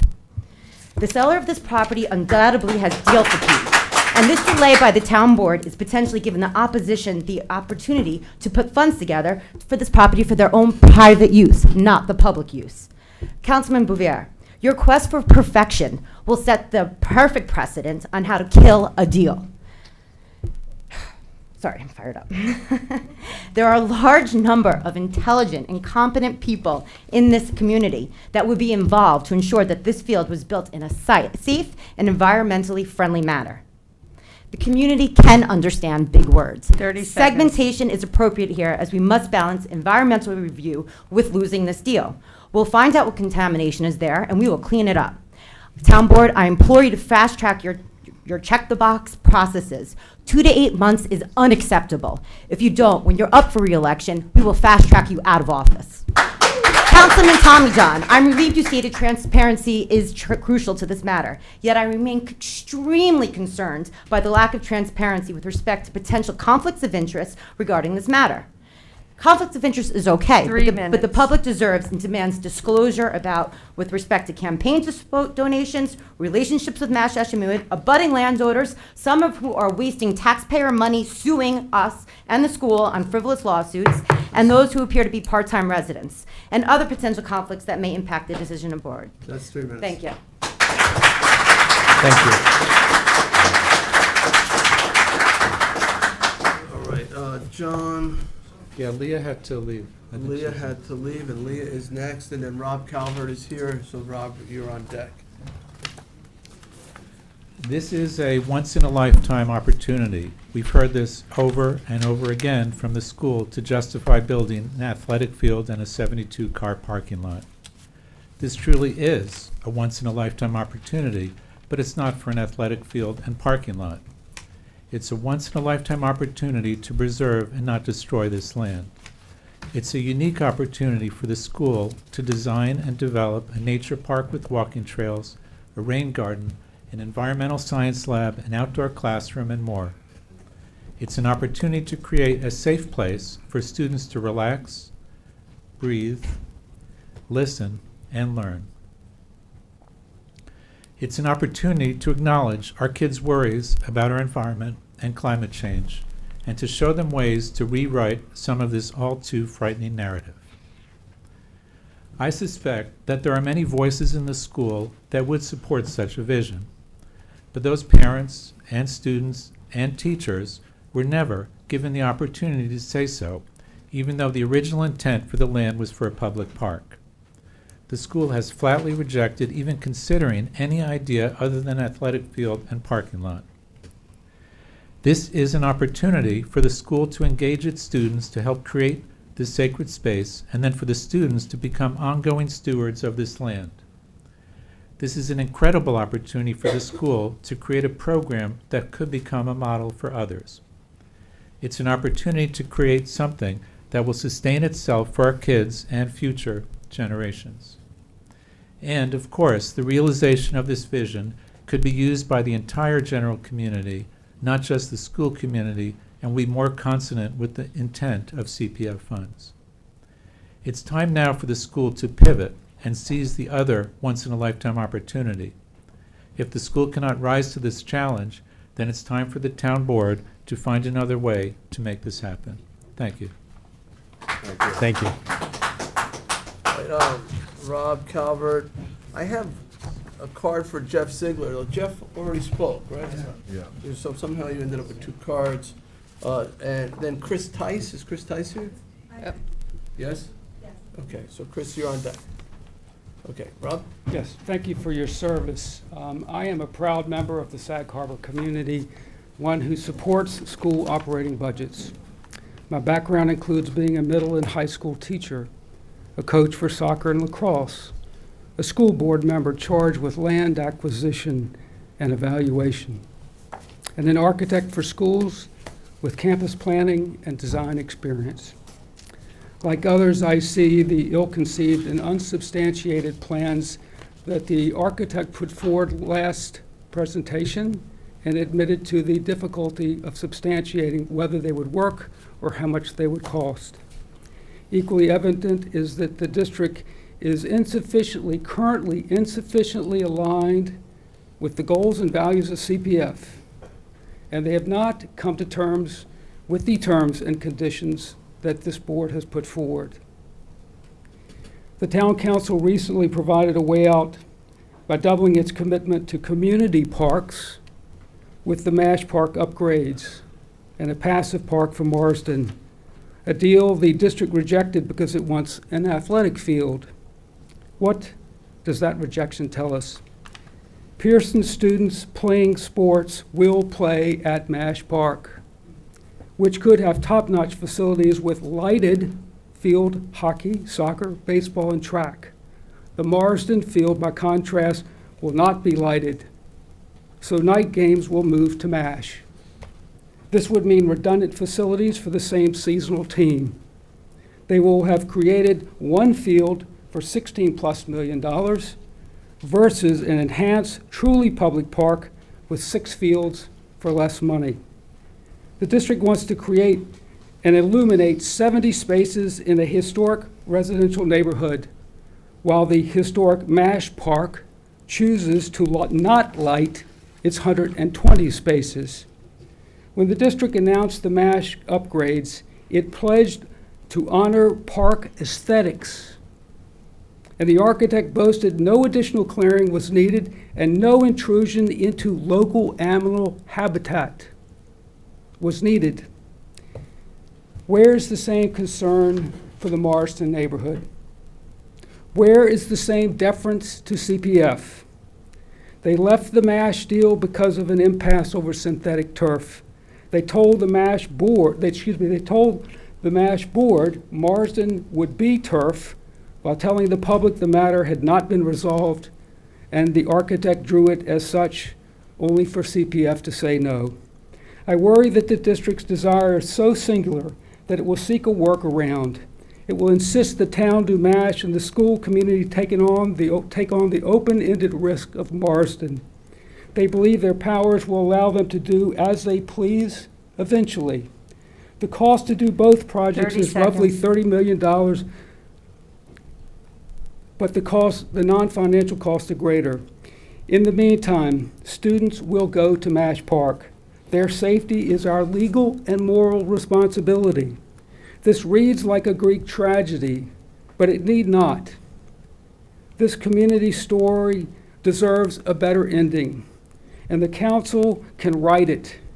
I encourage you to help create Marsden as a passive park and support MASH Park 3 as you minutes. see fit. Thank you very much for your time. Thank you. All right, thank you. Chris Tice, followed by Bob DeLuca. Is Bob DeLuca here? I don't see him. Perhaps in the hall, okay. All right, thank you for the opportunity to speak again, and yes, I am for Marsden. Earlier in the meeting, Councilman Schiavone referenced democracy and transparency, and I couldn't agree with him more, and that's the lens that my comments are going to come through. Because I have been very dismayed by what I feel is a great lack of democracy and transparency in this process. Back in November, the citizens of Sag Harbor did vote. It did pass by a significant majority. And just to reference the comparison earlier to the school budget vote, prior to the imposition of the tax cap, it often was we won or lost by a vote, one vote. 1 year it tied, and then it goes down, or by 100 votes. It was only after the tax cap that you saw such margins to pass. If you don't know what the tax cap is, I'll happy to describe it to you after the meeting, but that is why you see such overwhelming support in most districts if they keep under the tax cap. 3.5 months ago, there was actually it's now 4.5 months ago, there was a vote to approve this. It took 3.5 months for our elected officials to be willing to have a public conversation about this. Whether you're for or against this issue, that to me is completely unacceptable, not transparent, and not democratic. At the last meeting which I attended, our Mr. Schneiderman had said, if the community is not on board to a greater degree, it's hard to see how the town moving forward with this. We went in thinking there would be a lot of public support. We haven't seen that. They point to the November vote, but all I know is at the public hearing, people spoke out 3-1. There was a very small group here compared to today, and that was the litmus test of whether this board should move forward, not almost 1,200 people who voted in the democratic and legal process, but to a handful of people who was available and would show up that day. And by the way, so many people told me they were told that you guys were on board, so they didn't leave their kids at home and come and speak that night. But that was the litmus test. So why even have elections or votes? Let's just post something on Facebook and see how many likes it gets. Because obviously, how people vote didn't seem to matter at the conversation that night. Very, very concerning. And by the way, I spoke to a few first-time voters who were students, and they honestly, and to use one of their words, I'm quoting them, appalled that their first-time voting was discarded. 30 seconds. Here's some facts. The current fields at MASH Park are not enough fields, even if they're improved, not enough fields to host the athletic program. 2, the school did a needs assessment of all the facilities, and this was the top priority to meet a needs facilities of using that field. 3, CPF funds have been used to fund a cinema, a golf facility, and yet we can't think that this is a good use to support not just the children, but the community at large. So I find it baffling that this board is continuing to drag their feet, and it has taken this long, and I know I was a board member from the beginning, and foil all the communication. From the beginning, it was an athletic field, it was communicated to you that way. Many of you have misrepresented that publicly on record today. What kind of democracy and transparency is that? Thank you. All right, Bob DeLuca, followed, William Miller. Is William Miller here? Yeah, he's here. Okay, perfect. So William, you're on deck. Bob, you're on. Good afternoon, Supervisor, members of the Town Board. My name is Bob DeLuca. I serve as President of Group for the East End. I spoke previously. I'll try to be brief today. Just a couple of things and really more responsive. I heard somebody earlier say that I was produced at the last hearing. Well, I was actually produced 62 years ago. My parents produced me, as far as I know. And the reason I was at the last hearing is because one of the things that we do is to monitor what's going on with the CPF. And for people that don't know, and I know many of you do, it was a decade-long process to create the CPF. We and about 100 other different stakeholders were involved in that process, worked very hard. The reason the money exists at all is because of that civic work. For the last 20 years, we've been keeping an eye on it, making sure that it goes where it's supposed to go. So that's why we're interested in this piece, because this piece it's controversial in a number of different ways. But one of the issues that caught our attention is our understanding of the advisory committee that took a look at this and specifically said, it's not a good use for this. And this is something that they basically communicated to the board. And that's who you appoint to do that work. So that's not us saying that, that's the CPF advisory committee. And I think they said it pretty strongly. So you're going to have to look at that and understand what was their thinking. The other issue here is you can use the CPF for recreational purposes, which is, subject to everybody's interpretation.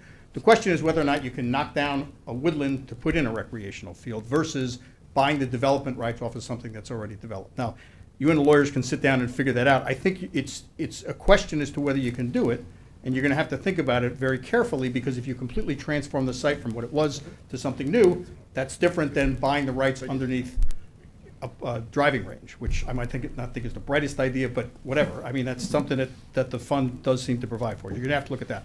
And finally, it was brought up earlier, so Mr. Ziegler kind of teed me up for the segmentation issue. At the end of the day, the secret process here, honestly, and I know people that don't do it every day, maybe some that do, don't appreciate this, but when you do that process right from the beginning, all of this that's going on, you're still going to get people on different sides. We all have our own point of view.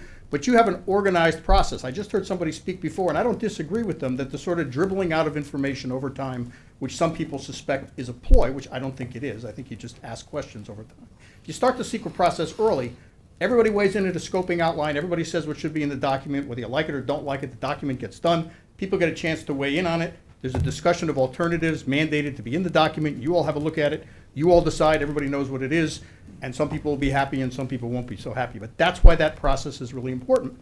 And that's why it works. Now, the issue is segmentation, and I'll end on this. It's a two-part examination of the project that people who believe we should legally segment this project are promoting.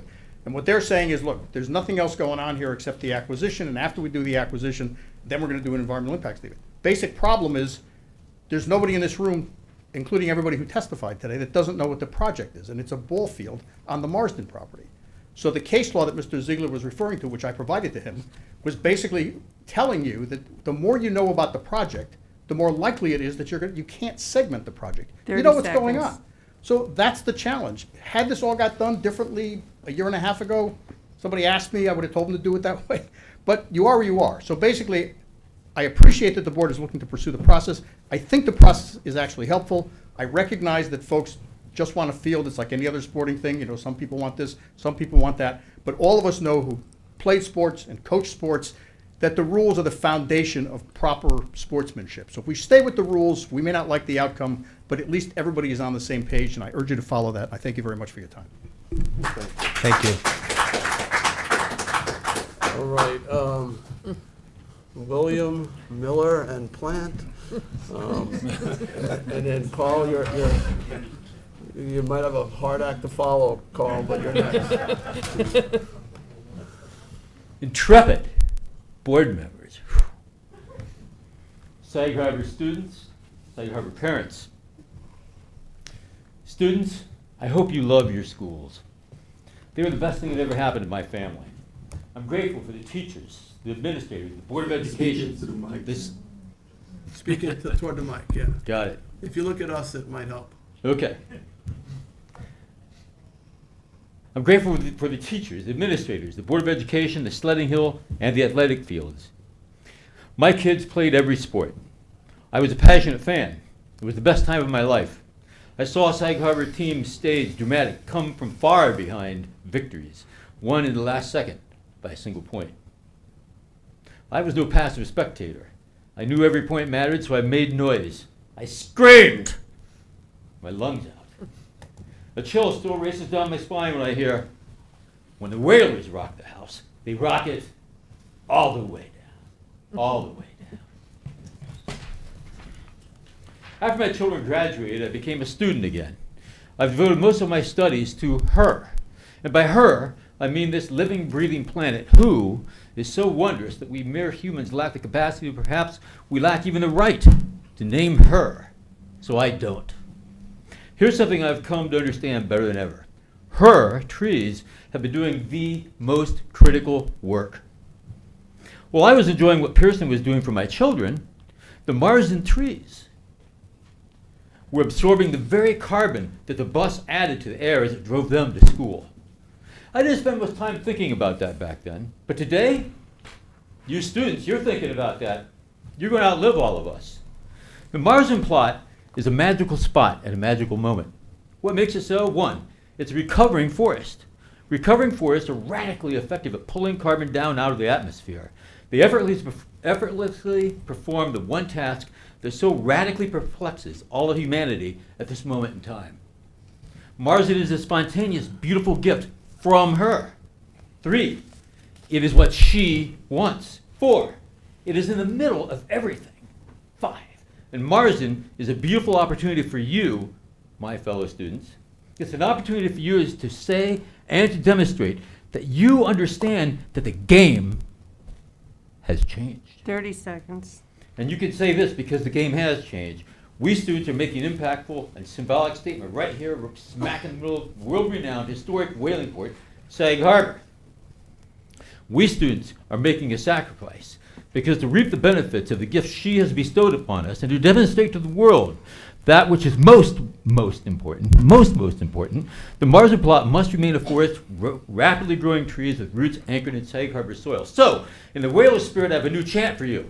She wants to pull the carbon down. 3 minutes. Pull the carbon down. She wants to pull the carbon down. Pull the carbon down.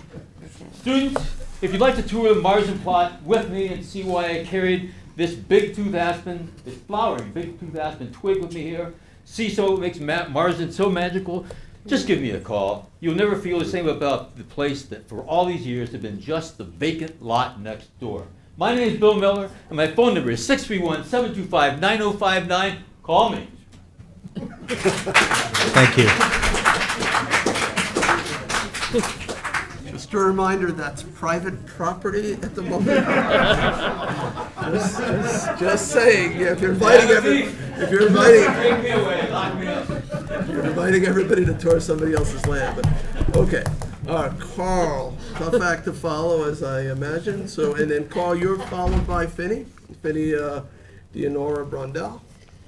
Thank you. Thank you, members of the board, for your continued patience. My name's Carl Irace. For those of you who don't know me, I live in Sag Harbor. My kids go to school in Sag Harbor. I work in Sag Harbor. And seems to be some confusion about the community's support for this. Where I live, where I work, there's support. There's confusion about how much support there is. Let me assure you, the scope and depth of the support to acquire the Marsden lots is deep and broad. And we saw in a vote, we see here today, you hear here today, you hear it in the news. Don't confuse it. I originally planned to tell you that I wanted to encourage you to dedicate CPF funds for this project because it was a once-in-a-lifetime opportunity. The more I thought about it, the more I realized it's not. This is a once-ever opportunity. And what makes this opportunity so different to use CPF funds for is the fact that usually we use CPF funds to preserve something that we have, or something historic or an open space that we all are familiar with and want to keep for our future in perpetuity. But here, this purchase is for the future. It's to preserve the future. And look, I wasn't a Dionne Warwick fan, but I do believe children are the future. Mine are, these guys are, and I ask you to keep your eye on the prize. The school needs this, its students need this, and we hope we can have your support for this acquisition. Thank you. All right, Finney, you're up. And then we're back online for second rounders. Sorry. Hello, my name is Finney. I wasn't planning Can on... you just back off the mic just a little bit? Sorry. It's feeding back. I wasn't planning to speak, but I keep hearing people say that the opposition for the Marsden lots are made up of a bunch of disgruntled retirees. Well, I'm here to say that I'm 14 and not on Medicare. I have lived in Sag Harbor all my life, and I would like to speak on behalf of a kid who does not play soccer. I urge this land to be preserved as a low-impact recreational park. My only self-interest is in saving the earth. There can never be too much preservation. These lots are in a kettle hole. They used to be a dump in the 70s, and I think we should be concerned that there are hazardous materials in the ground. In the name of preservation and our future, please don't clear-cut these lots and turn them into a soccer field, but instead a preserved park for all to enjoy. Thank you. Thank you. Thank you. All right. All right, so we're going back online to Charles. In the dark. Hi. Can you hear us? We cannot hear you yet. We can see you though, so. Hi. Hi, tell us your name. Hi, I'm Megan Toy. Oh, hi, Megan. Yes, we met you last time Yes. here in person. I am back. First, I need to say that I am a member of Sag Harbor's Board of Historic Preservation and Architectural Review, but I am not speaking on the board's behalf. I am speaking as the resident of the village and alumna of Pearson and neighbor to the school. Yes, I may be having some self-interest in the fact that I live near the school and I put up with a lot already. No, I did not buy this house to be next to the school. My grandparents bought this house for $40,000 in 1950. My mother grew up in this house and she went to that school. And here I am, having graduated in 2009, and you know, I have a lot of things that I wrote down. And I'm gonna start by saying this democratic process has been amazing to watch, because the November 3rd vote, there were many flaws. The first being that many were misinformed, not understanding exactly what they were voting on. And let's be clear, the ballot said, shall the Board of Education be authorized to purchase these properties? It was an okay to move forward, not let's acquire this land and it's a done deal. So everyone who's saying that their democratic process has been disregarded, let's just change that tune a little bit, because you're wrong. You were misinformed. And threatening our officials and threatening neighbors, I don't feel okay with that. I don't like that kind of community behavior. Let's be clear. Throughout history, throughout big development and industry, it is the neighbors of the industry and development that hold those projects accountable for making sure the rest of the community is in good standing, the community remains in good health. This only happens because of neighbors like me and the rest of our very well-educated, due diligent, researching people that 30 live seconds. near me. So now that I only have 30 seconds, I want to talk about how the school has failed me as a graduate. I remember in home economics class, we were going through newspapers and trying to understand and learn how to read classifieds. You know, trying to get a job. And I remember asking my teacher, how am I supposed to get a job if it says that you need to have experience? She said, oh, well, you'll get experience as you grow older. How am I going to get an apartment if I can't get a job with no experience? Oh, Megan, you'll understand that as you get older. I talk to a guidance counselor and I say, I'm uncomfortable going to college and taking out thousands and thousands of dollars in loans. Megan, you have to She finish. says, oh, Megan, you'll figure it out. We are not going to acquire this land and then figure it out. Everything needs to be accounted for. Thank you. Thank you. Thank you.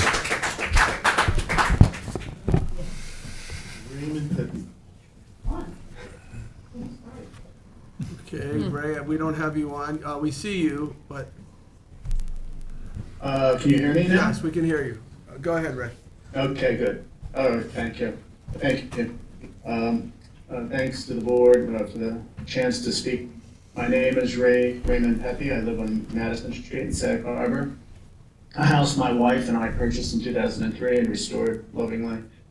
I have a great love of Sag Harbor for its well-known attributes, in particular its historic character and its waterfront.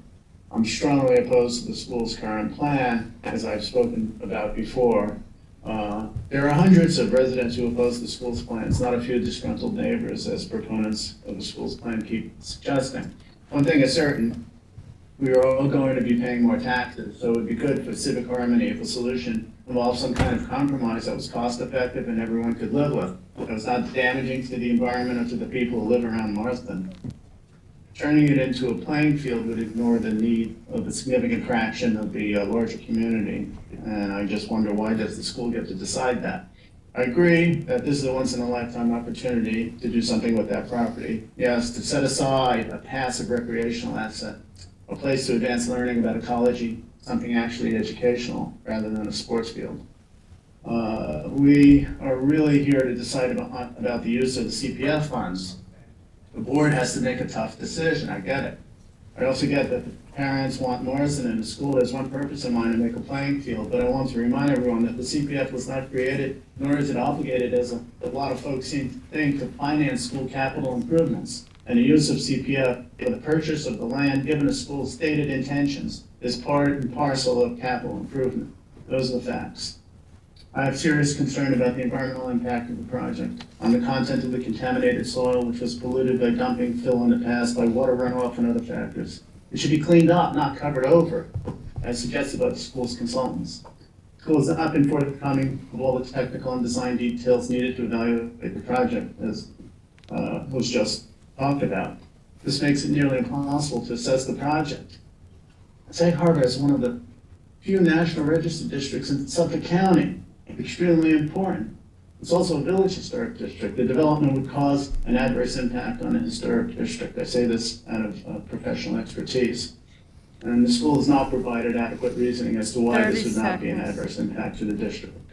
Any public process should do no harm to existing residents. This project could harm all the surrounding homes. I urge you to ask yourself how you would feel if the village you live in decided to put an active parking lot 2 feet from your side yard with lights and buses backing up. It's outrageous and a rude intervention without compensation and is a kind of unfair taking. For these reasons, and because it is a type 1 action under SECRA, any consideration requires an environmental impact statement to examine all the factors involved. It's the only way we'll all know what is being proposed and what it means to the village that we love so much. Thank you.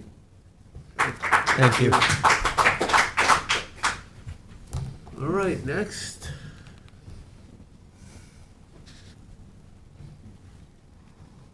We see you. I don't know if we can hear you yet. Can you tell us your name? Liz. Hi, can you hear me? Yes, we can, Liz. Go You ahead. can? Thank you. I cannot hear you very well, so let's see if I can. We can hear you fine. Okay. Well, I'm Elizabeth Lassar. I spoke at the February 28th hearing. I just would like to make a few more points from hearing the dialogue tonight. I purchased my home on Division Street next to the school in 2013. I lived as a full-time resident in Sag Harbor Village from 2016 through November 1st of 2022. And just a few comments on the process, this whole process. I didn't even know that this was a project that was going to be voted on in November until a neighbor knocked on my door a few days prior and told me about it. I don't have a child in the school. I'm very pro-kids. I'm very pro-sports. But I didn't even know about it. There was not any mailing that went out to every resident of the village. I think this project impacts every resident of the village. I guarantee you there's still some people that don't know about it. So their voices were definitely not included in that November 22 election that we keep hearing about. So I don't think it was a fair election. And secondly, the project that was voted on doesn't sound like the same project that is currently being discussed today, because there has not been a feasibility study done. We're not sure about the entire full cost of the project and the full sorry about that, it's my phone, and the full costs of, burden of the taxpayer going forward. Another point I'd like to make is that I keep hearing that this is a once-in-a-lifetime opportunity to obtain the Marsden lots, but my understanding is these lots have been here since the existence of Sag Harbor Village and have never, ever been developed. You would have to ask yourself why that is. I'm sure they've been up for sale previously. I don't think, there must be a serious reason why they haven't been developed. I think the cost of making a playable field out of that land must be really high. Otherwise, there would have been some other development somewhere along in this beautiful historic district with very desirable land. And as far as there not being a field close to the school, I still have not heard one concrete reason why Mashashimuit Park could not be revamped at a far lower potential cost 30 than seconds. Marsden lots would be, which is close by. And as far as it being a dangerous route for kids to walk, I don't believe there's ever been a single accident. I would love to hear if there has been, of course, safety is important, but I think that something could be worked out with shuttles. Parents usually get together and shuttle their kids, and take turns to safely get to a field if you don't feel like walking the mile, and. 3 minutes. Okay, and just the last thing is, I keep hearing that there's a choice between an athletic field and McMansions, and there's not. We keep talking about another choice, and that would be a passive field up for the entire community to enjoy. Thank you so much for the opportunity to speak today. Thank you. Thank you. Jamie Moss. All right, Jamie, can you hear me? I can. And I can hear you. Can you hear me? Yes, we can. Go ahead. Great. Okay. All right. I'm here to support the Marsden project. I've heard a lot of great things from my constituents here, so I'm going to leave it there. I'm going to speak from the lens of athleticism as spectatorship as a free community event. I was lucky to spend my 4 years at Pearson. I'm an alum and raising 2 children here in district. I spent my 4 years in Pearson as a Lady Whaler on the field hockey and softball teams. I'm thrilled to say we have the best fans around, even our 2 loud parents. We love you. And this included more than just our parents. This included neighbors, this included friends from other towns, in school and out of school, alumni, and just people who wanted something to do at the end of the day. So it was a nice free event for community members to come to. And I wanted to say that being a part of that team, I was on it from 96 to 1999. We had parades through the village, again, free events, and community dinners at the American Legion, which we were so thankful for. And I wanted to say being a part of the team at Pearson made me feel like I was a part of Sag Harbor, not just a student of Pearson. I felt like I was a community resident. I was recognized when having dinner at Conquador with my family by, a member of the wait staff. I would go shopping at King Cullen and someone checking out my family would say, Tough lost this week, bummer, you'll get him next time. That goes a long way to make a young person feel like they belong, not just as a student, but as a community member. And as we look to Sag Harbor, and we've all talked about, skyrocketing house prices, we have people want to stay here. We have to have the want first, and then we can talk about the rest. But if they don't want to be here and don't feel a part of the community and are not seen as part of the community, it's that much harder. So it was really nice, myself, as I benefited from that experience, and I know a lot of other young people will do the same. And just one last comment, as I listen to a lot of different things, the SYS fields, as far as I understand, were built on a dump. So that's just one little thing I wanted to add in as we talk about use, that would seem to be a really nice use for land that was not otherwise used. So and we're very appreciative for that, and I spent a lot of time there with my children. Thank you so much.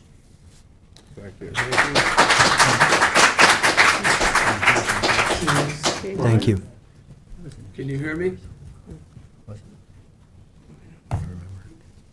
Hi, can you hear me? Yes. What is your name again? My name is Chance Pryor. Chance. Nice to see you. town council board members again. I spoke in person at the last meeting regarding this development. Yeah, I think parks are good. Parks benefit the community because they are built with the community in mind. And as it has been mentioned here earlier, this project was originally put forward to use as a community park with an athletic field component. That's great. Unfortunately, this proposal is not a community park with an athletic field component as it was originally described. It's an athletic field without the community park component. Where's the community park in this plan? The parking lot as a playground? The sports field as a picnic grounds? It's a soccer field and field hockey field built exclusively for the purposes and use of the school. It's clear for who and what this plan is designed for, and it's not for the larger community. This is not a project for the community if the community is only allowed there on weekends and on school breaks. This is not a project for the community if the community is divided on its inception, let alone its implementation.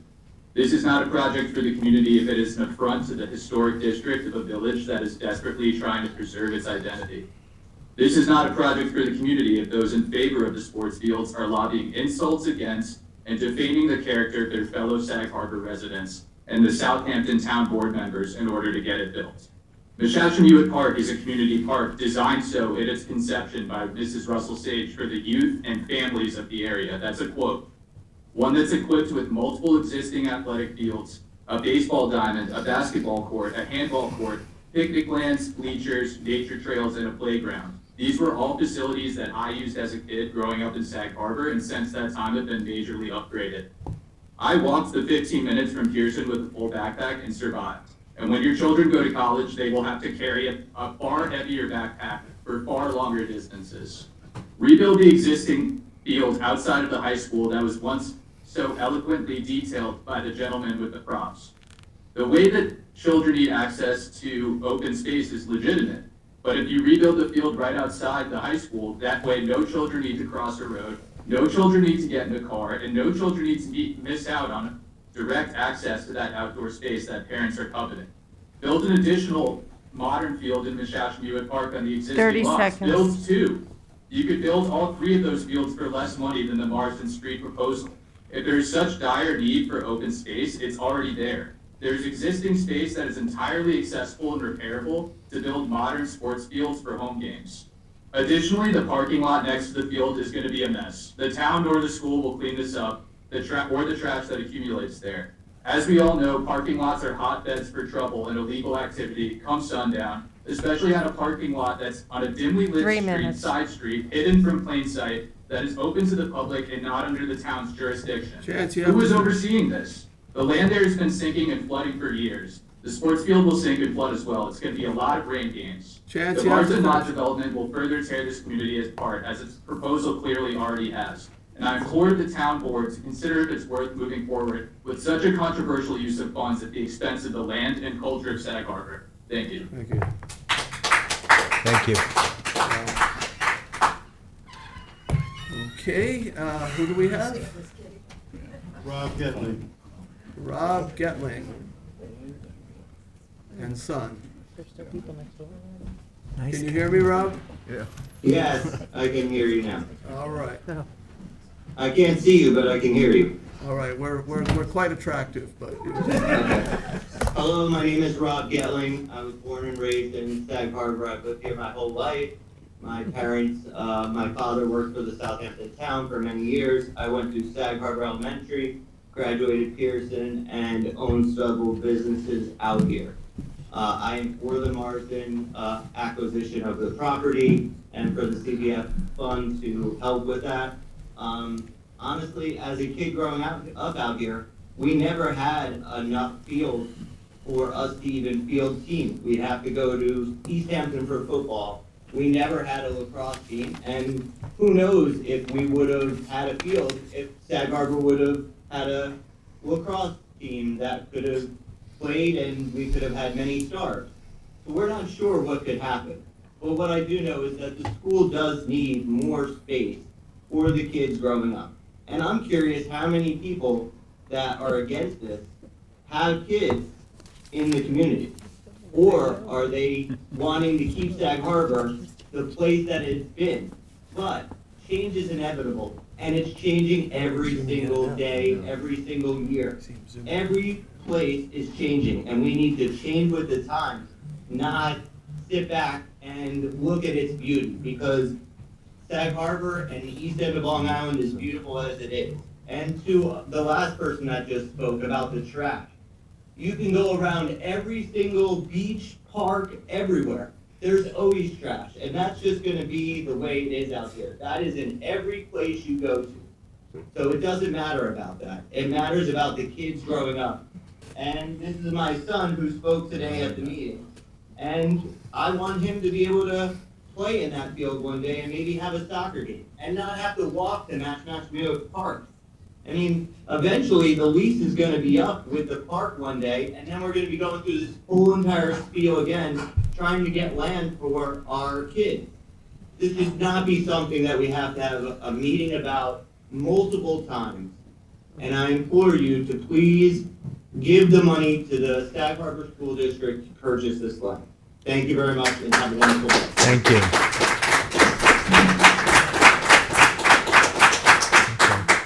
I want to know where he got his camera. Yeah, it's cool. I got my camera on my iPad. Oh, nice. Yeah, we noticed it zooming in and out. That was interesting. So- I don't know anything about that. This is just an iPad that has a keyboard hooked up to it. Yeah, that's a fancy one. At the right times, All too. right, we are moving on. Thank you very much, guys. I really appreciate it, ladies and gentlemen. I appreciate your time. Okay. And thank you very much for taking the time to have this. meeting. Thank you to Thank the you. Getlings. Let's move on here. All right, Hi, can you hear me? I can. Great, okay. My name is Karen Aragoni. I live in the village. I'm a licensed architect, and I've devoted a lot of my career to historic preservation. So it pains me to hear others think this is a manufactured issue for me, but I guess I'm one of the 530 people that quickly found out about this and made sure I was, at the, right there to vote. But, a school board member referred to me, I think, because I'm one of the neighbors, as a selfish and dishonest person and a fierce verbal attack on private citizens, as well as elected officials in the room where you are right now. And it went totally unchallenged by any member of the school board. All of them were present at the meeting, and I have to assume they're okay with it. I have trouble reconciling that with the school's official position that they'll build a project that's sensitive to the concerns of the neighbors and the National Register listed historic district. That's a really big deal. It's been so brushed away. I think you get a sense of the rancor encouraged really by the school toward those who oppose the project for many different reasons by listening here today. I want to address what I consider to be a false choice between athletic facilities and McMansions. Our ARB does a really good job reviewing projects, and you can bet when there's something that is a McMansion that's going up, I'm at that meeting speaking against it. I am the biggest opponent of McMansions. These lots have never been developed, not by the developer who's owned them for decades, or by anyone in the whole recorded history of this historic village. They've been on and off the market for 20 years with no takers. Why is that? I think I might know why. It's a flood-prone valley. The dumping into the pre-existing kettle hole took place before wetlands were mapped by New York State. But wetlands really can be restored. I've looked at the school's plans and the woefully incomplete cost estimate, which is now up to more than $16 million. And that alone is a reflection of how unsuitable this property is for this purpose. Right now, the trees drink a huge amount of water. 30 seconds. It's my opinion that even with millions more added to the budget for necessary drainage, this field, if built as designed, is going to be underwater. The existing field behind Pearson is said to be overused. That field is always just muddy. The kids aren't pouring water on it while they're overusing it. It needs to be overhauled with improved drainage. It might not be a popular bond issue, but the school just spent $2 million, but the field can be improved. 3 minutes. Another note, That's your 3 minutes. I'm All right, thank you. Thank you. Thank you.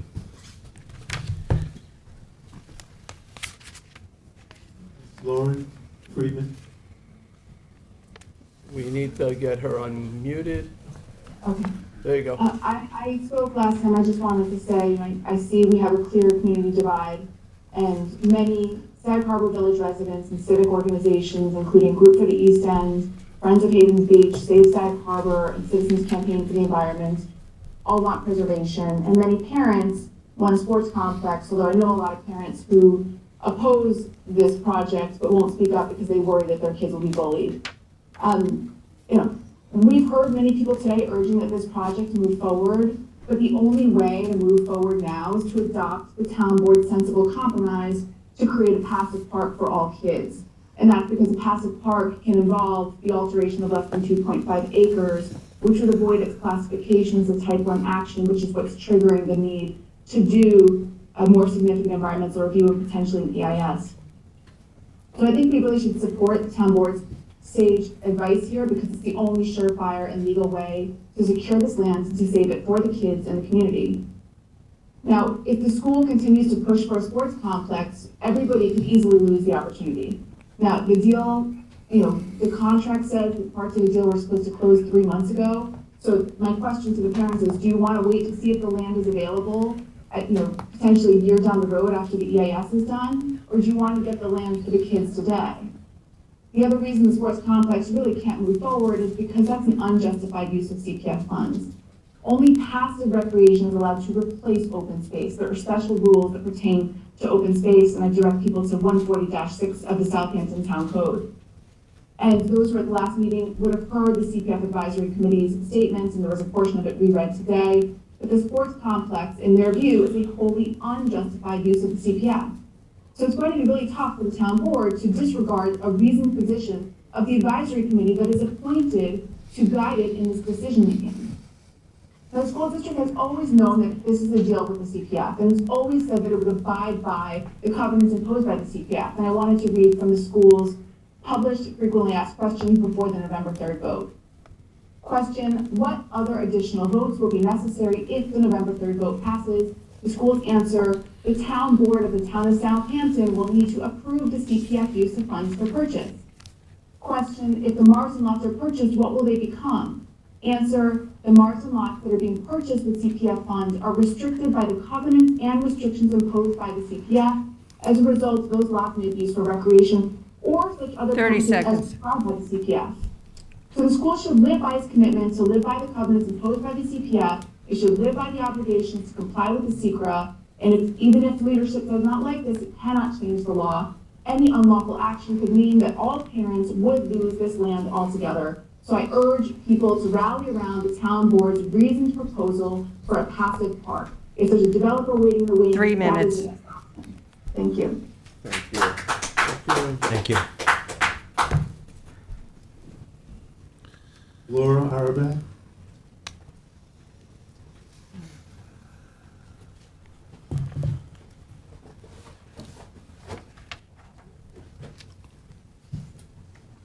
Hi, is it my turn? Yes. Hi, I'm speaking to you from a very noisy place today, and I'm on my iPhone. Can you guys hear me? Yes. Yes. Thank you. So I'm a Sag Harbor Village resident, and I've lived here for over 20 years. I have 3 children who were born and raised here in Sag Harbor. So this divide between are you pro-child or not pro-child, it's really offensive. I am not for the Marsden lots. I'm going to speak about why in a moment. But I really want to talk about democracy for a minute. This is a democratic process. We're not going to all agree. But name calling and putting people down because they like it or they don't like it is really inappropriate. Okay, we're a community. I'm actually speaking to you from a World War II museum today, which has been very emotional. And we're not at war here. We love each other. We all love our community. And as someone who does live in a historic district, I think that the community needs to be preserved. We are unusual on Long Island for our historic district, and we have a process by which we need to preserve it. There is a zoning board, the planning board, the ARB, and they all regulate how much land and the ratio of a built building to open space is allowed. I do happen to be an architect and an urban designer, and I work with children, I teach them. I'm a professor, and I teach children. And we learn about density and urban fabric. And the urban fabric, I wish I had a map here, or I could hold up and show you the kind of fabric of what it looks like in a residential neighborhood. Putting a large open space of a playing field, not a park, but a playing field for two sports, soccer and field hockey. Not football, not baseball, not all these other sports, but one sport, and a 72 parking lot, asphalt, yes, asphalt, and lighting in a residential historic neighborhood is absolutely inappropriate and appalling to me that the community and those who say that they love Sag Harbor would want to do that to our beautiful historic district. 30 seconds. It is not only inappropriate, but I also want to say that the funds could be used to make Mount Shashamewett a wonderful place that is integrated with the community and the school and the students and the children. And it could be a beautiful place for all sports, not just soccer and field hockey. And one more thing, what I refer to as the mud pit on the other side that is not maintained and not taken care of, be a beautiful field that already exists in our neighborhood. 3 minutes. And on the other edge of the residential neighborhood, not embedded in the center of the historic district. And if I could see the schools actually maintain it, and then I would have some kind of confidence that they'd be able to maintain what they're proposing of a $15 million plus project with complete unknowns. So, and one more thing, if the school was to acquire this land and build a soccer and field hockey field, they would then not have to follow the rules of the ARB or the zoning board as to every single house, That's 3 every minutes. single house in the historic district has to follow. All right, thank you. Um, That's 3 minutes. What was that? You're over 3 minutes now. Oh, I'm so sorry. Okay. They are above the law and they don't have to follow those rules. Thank you very much for allowing me this time to speak. Thank you. Thank you. Dorothy DeFranco? Dorothy, you're up. Can you hear me? Dorothy, I cannot hear you yet. Still cannot hear you. Okay, can you hear me now? Yes.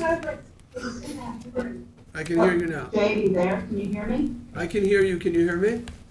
Yeah, okay. Okay. Yeah, so I just want to say, I don't want to go on because this is a gigantically long meeting. And it's wonderful the whole community seems to be coming out. But I do agree with many of the speakers just right before me that we should preserve the land and use it for the community and for the children to be a passive, beautiful green space. And I'm not for making it into a playing field at all. I think you have other options, which have been already stated, so I don't need to go on about that. And I'm not going to go on. I'm just going to tell you what my opinion is, that I don't agree at all that Marston Street should be developed into playing fields. None of that makes sense whatsoever, especially when we're trying to maintain Sag Harbor and the community into really just a lovely, lovely place. It's just it's just not a great idea on any level. And because there are options, there are fields right there. We don't need it. That's all I want to say. Thank you. All right, thank you, Dorothy. Howard. All right, Howard, can you hear me? Yes, I can hear you. Can you guys hear me? Yes. Yes. So yeah, my name is Howard Collins. I'm a resident of Sag Harbor. I just want to say thanks for taking the time to listen to our different perspectives. I just want to say that from the beginning, the development of Marsden Lots has been presented as a simple choice. A choice between either an athletic field or 5 big McMansions. And this framing of 2 choices for the community has in fact limited our ability to see other genuine possibilities. And more importantly, it's limited the potential of what Marsden Street could be for students. It has limited what this beautiful town can achieve if we work together. In pursuing only one idea and one path, which is an athletic field, we have limited the good we can do for all kids. And that includes kids who are not soccer and hockey players. And because of this, we have not seen all the other important ways for kids to get fit, to de-stress, to learn and socialize in a safe, convenient environment. So this is not about saying no to kids. It's about actually being creative and open to change and finding an even better solution that benefits everyone. And I think that's what CPF is really for. So let's make the most of this lifetime, once-in-a-lifetime opportunity for Sag Harbor students and the wider community in the form of a community nature park for all. And if I could finish with a fact that needs mentioning, kids and adults these days are more anxious and stressed than any other time in history. So let's compromise and create a community nature park that will help you stress all of us, kids and adults, and provide a safe space in the historic district so we can meet, to work out, and most of all, live in harmony with each other. Thank you. Thank you. That concludes the Zoom. All right, okay, so that's it for the computer. I did get one more card, somebody in the audience who has not spoke, Kelly D'Angelo. Is Kelly here? All right, you're our last speaker. Hi. Mr. Schneiderman, Jan Welsh is actually waiting. He couldn't speak in person yet. Where is he, online? He's online, yeah. I don't know. Well, he didn't raise his hand, so let's. Now I have three more. All right, so we're gonna take Kelly and then we'll go back online. Sorry I'm late. I'm a first grade teacher, so I was fulfilling my responsibilities there. I'm actually a first grade teacher at Sag Harbor Elementary School and the mother of a second grader and a pre-K student in the district. Please consider voting yes to the CPF acquisition of the Marsden lots. Our school and community have a great need for athletic facilities. Our middle high school has just one playing field for physical education classes, recess, and athletic teams. This is insufficient for the children in our school. Our children are being bused to other districts or have to walk the dangerous mile to the park every day. As a first grade teacher, I've actually walked this walk with my class many times. I double the required ratio of parents needed for this walk because it's very scary and dangerous. I create a human barrier for the children walking because it's nerve-wracking, and when I have children going there as a mother, it makes me nervous too. These streets are not the same as they was when other people have spoke about going decades ago. Now with the increased traffic and the Waze app, this is a main thoroughfare. People are using it to get from out west to East Hampton constantly. They're not looking, it's a very confusing route. They're looking at their phones, and it is much more dangerous than it was a decade ago. Many opponents would like to see the Marsden lots become a walking trail. We are very fortunate to live in the most beautiful places in the world. We have access to at least 7 wooded walking trails in Sag Harbor and dozens more throughout the East End, in addition to the beautiful beaches. However, we only have one athletic field shared by a middle and a high school for recess, physical education, and athletic teams. This is far inferior to the fields in neighboring towns. As representatives of Southampton Town, surely you know the fields in West Hampton, Hampton Bays, Southampton, Bridgehampton. If you look out the window, you can see the beautiful fields that the Southampton Elementary School has, larger than our middle and high school. Please, as Southampton Town Council, you make important decisions regarding the use of CPF funds, and I applaud many of the decisions you've made. There is no better way to preserve our community than investing in our children. Thank you. Thank you.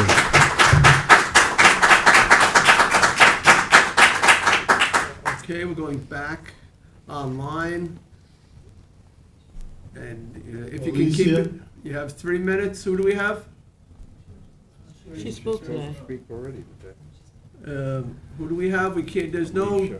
twice speaking. Alicia already spoke today, right?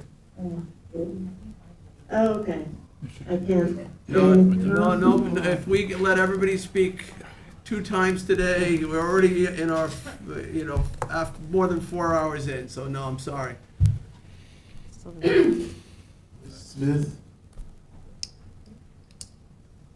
Ms. Smith, can you hear me? Yes, can you hear me? I can. What is your first name? I'm Dawn Smith. Hi, Dawn. Hi, thank you so much for, can I speak? Yes, Yeah. you have 3 minutes. Oh, okay, thank you. You don't have to use it all. We hear a lot of talk about for the children. And what keeps sticking in my mind is that what would taking down 95% of the trees, putting up a parking lot with 72 parking spaces, how would that benefit children? And although CPF funding is not being used to purchase 12 Marsden Street, the parking lot, the sale will not, it's a joint sale. The sale will not happen unless the 4 other Marsden lots are purchased according to the contract.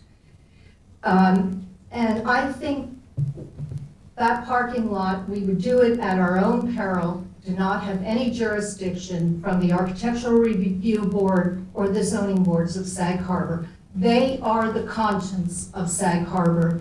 They are the folks who keep Sag Harbor, Sag Harbor. They would never allow a mall parking lot where every piece of green is down. Go to the corner of Division and Grand and look at how the bus parking lot, which is the same configuration of a chain link fence and vegetative covering, it's turf.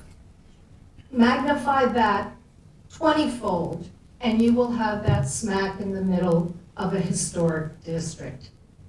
And the school parking, and the parking lot will not be for the community, because when the school is not in session and hopefully a beautiful passive community park is there, there are 150 parking spaces on campus that can be used.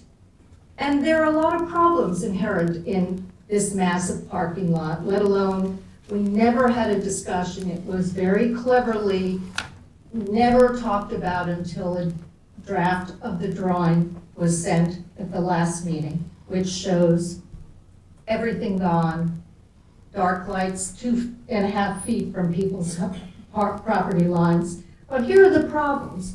When the school is in session, who's policing this parking lot? Construction crews will park there, it'll become commercial vehicles, vagrancy. Who do we call? You know, who are you gonna call? Is that now becoming Sag Harbor Police jurisdiction? They have a lot to do besides police a parking lot. And what about the emissions? Emissions 30 from seconds. 72 idling cars into these small, tiny streets. Nobody's thinking about this. This is like Roosevelt Field Mall.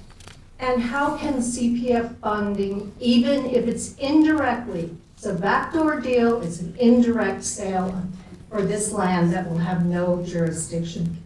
Why is this for the children? 3 minutes. It's just, That's 3 minutes. okay, thank you very much. Thank you. Thank you. Thank you. All right, is there anyone else online, Charles? Oh, Yes. okay.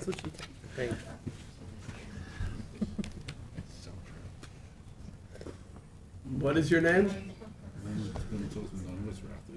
My name is Janice Dono. Hi, Janice.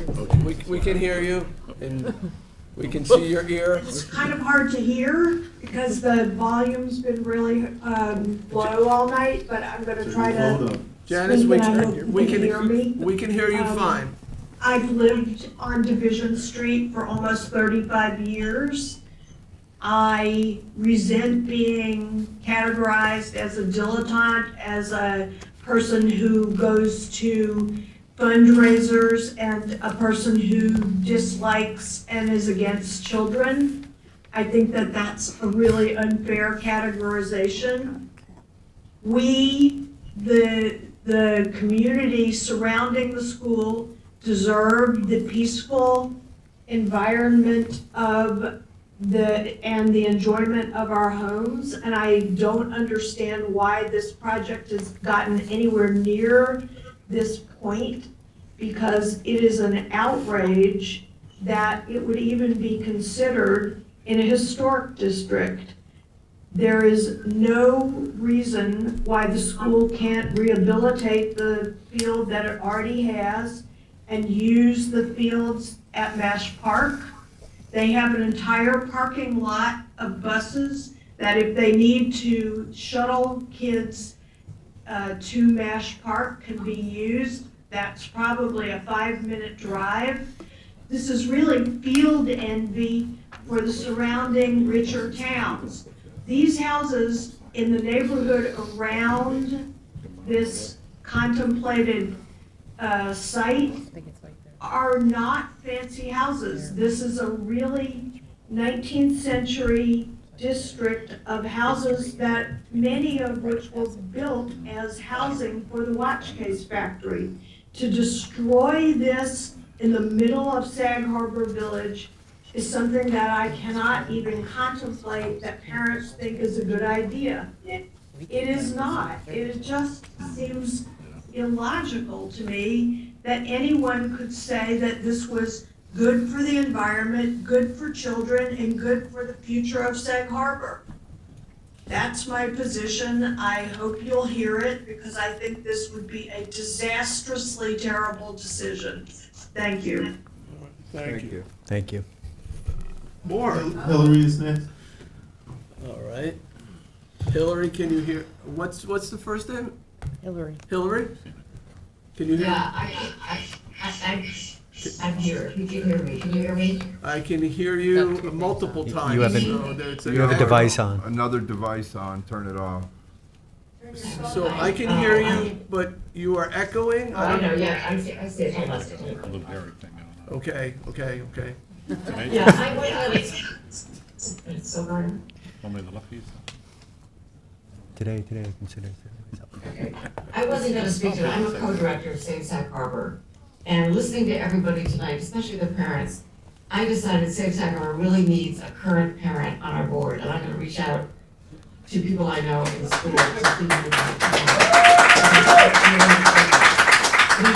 we have two. One of our board members went to Pearson, Peter Gannay, all the way through, and another, Tom Flavin, put two of his kids all the way through the school board. But I think we need a current parent tonight to help us bridge that distance, as the first person said, between us. And believe me, we're not elitists. I had a kid who played at Massachusetts Park with all the local kids. It was in the summer. He didn't go to school here, but believe me, we knew all those local kids. He also played basketball, and that outreach was really important to me for him.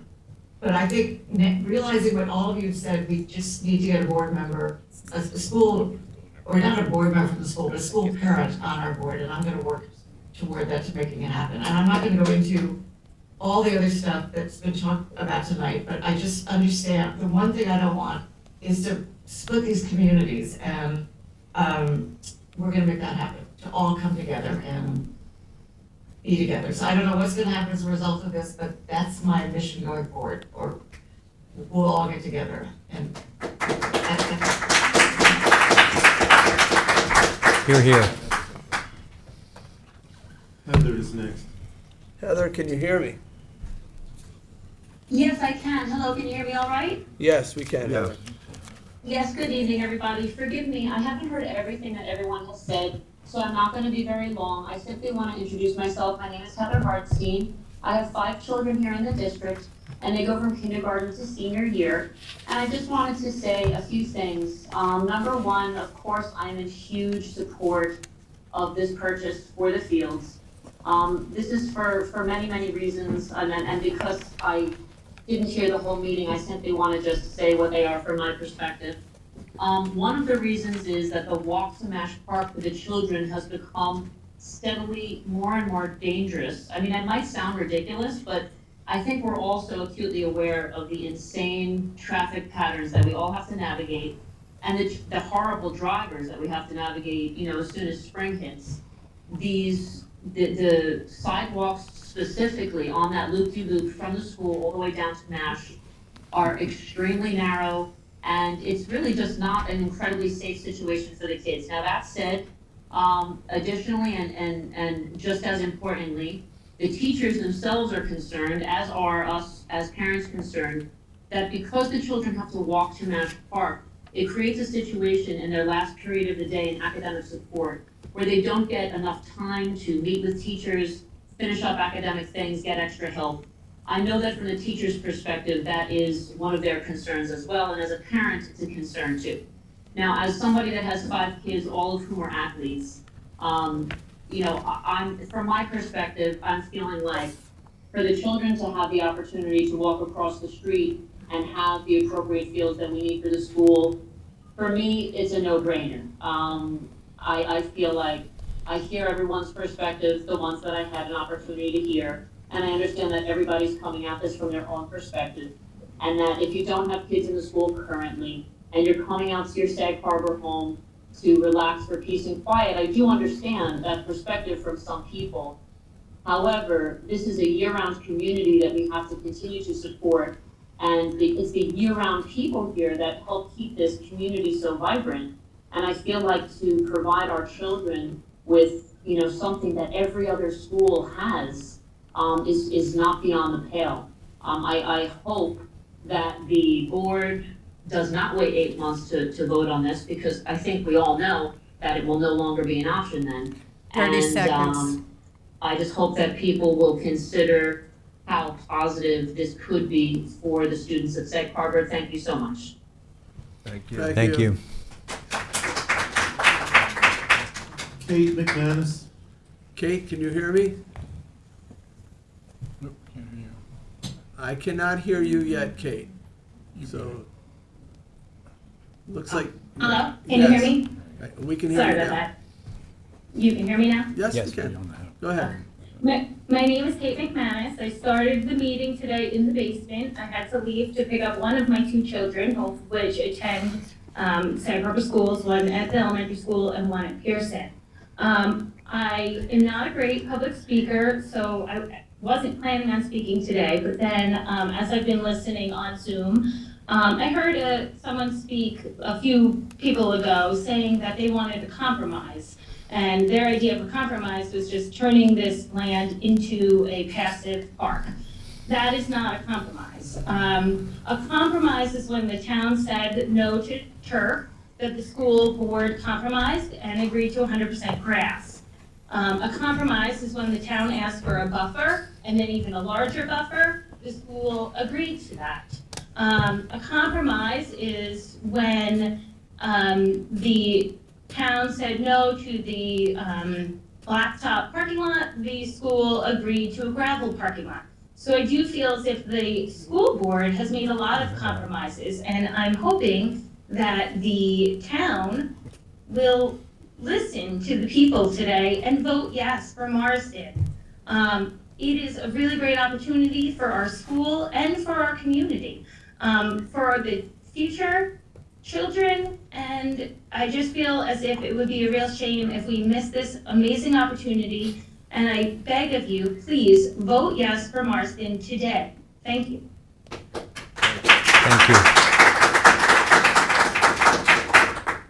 Carrie Craig. We cannot hear you yet. Can you hear me, Carrie? We're not hearing you. Still not hearing you.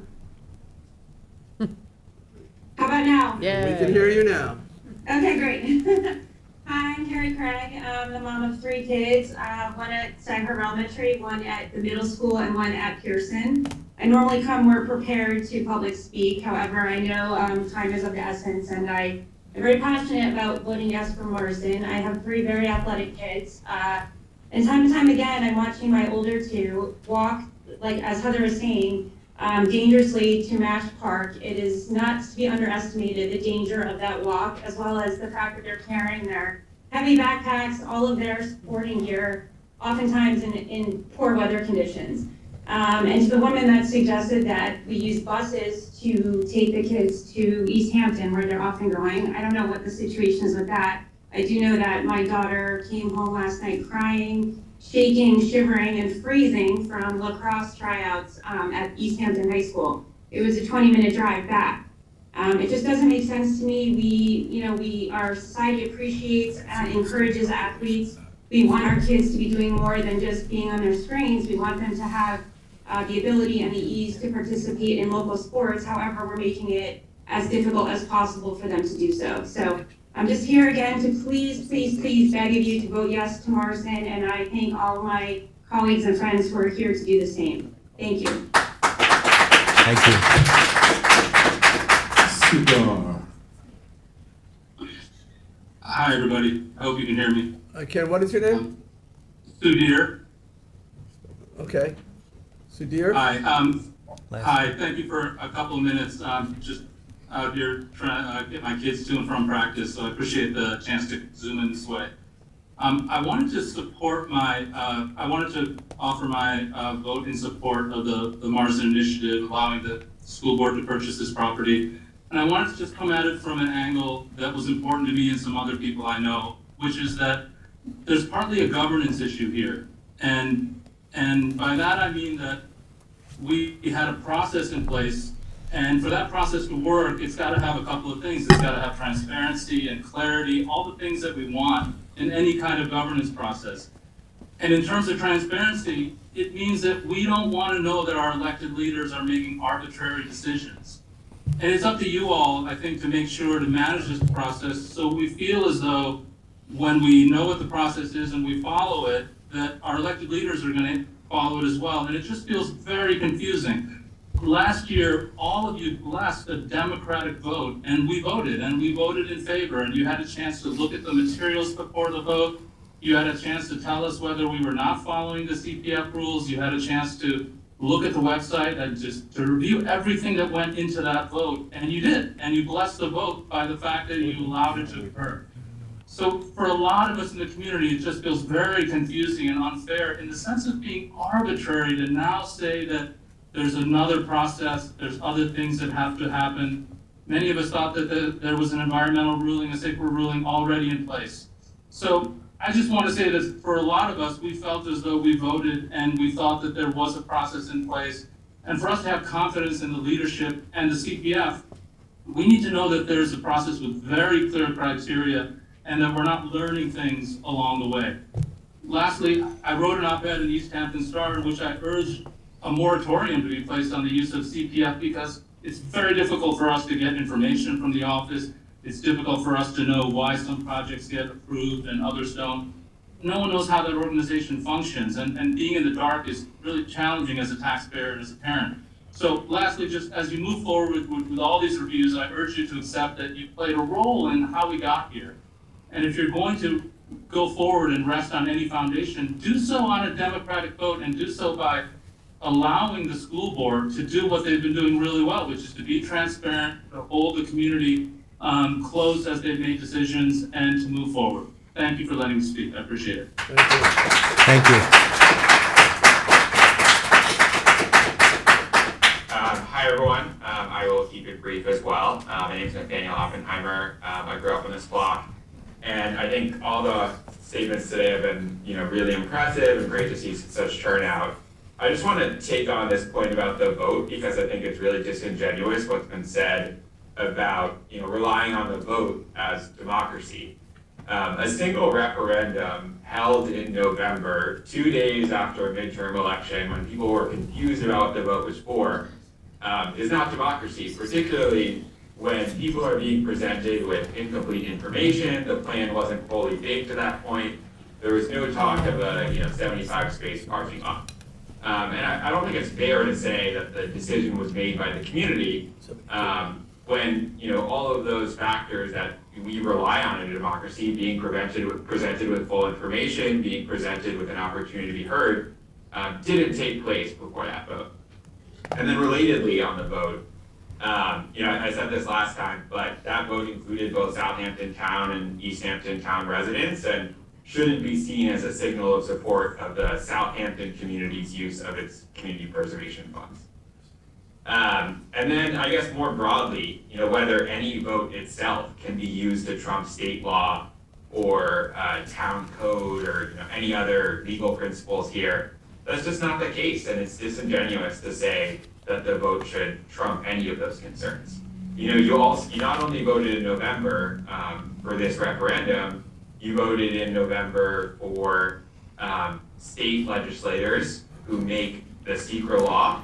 that's also a vote by the people. You vote for the town board and the representatives here who have their own town code to follow. That's also a vote by the people. So just to single out this single vote in November is disingenuous, particularly when you have so many students here who are learning about the foundations of our democracy. And, it's not fair to push this single-minded, narrow-minded view on a single vote with incomplete information when there's so much more at stake.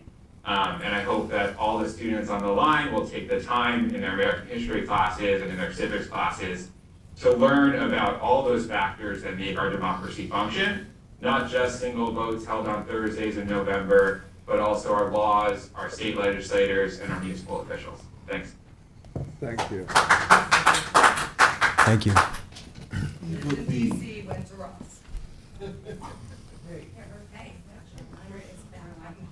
All right, can you hear me? Can you hear me? I guess not. Hello? Oh, I can hear you now. So what is your name? My name is Eva Baxter. Hi, Eva. Hi, yes, Eva Baxter. I have two boys in the Sag Harbor schools, one in the 4th grade, one in the 6th grade. I was actually at the meeting in person earlier with my 6th grader, that I felt strongly enough about this to have him come out of school today to watch the meeting. I was not planning on speaking, but I'm in support of Marsden as an athletic field for our students. I've just watched so many people that my kids have grown up with, so many parents, so many of their teammates' parents speak about this, and this is something we need, fully in support of Marsden. I just wanted my voice to be heard on that. Thank you. Thank you. Thank you. That is it. That is it. Unbelievable. Cut off. Okay, thank you, Charlie. Oh, boy. Thank you all for coming out. This has been a long public hearing, an educational one, certainly. I just got to take a couple minutes to clarify or correct a couple things on the record. So in terms of, hasn't a vote already occurred? The school process and the town process are different processes. As was mentioned, the school involves school money, and school involves East Hampton and Sag Harbor residents. The town's process involves money from Eastport and Remsenburg and West Hampton throughout the town, and we as a town board have to decide if we're going to apply that money, and we have public hearings. And I think we had a good sense at the first public hearing that there were more voices out there. That's why we adjourned it and allowed more voices.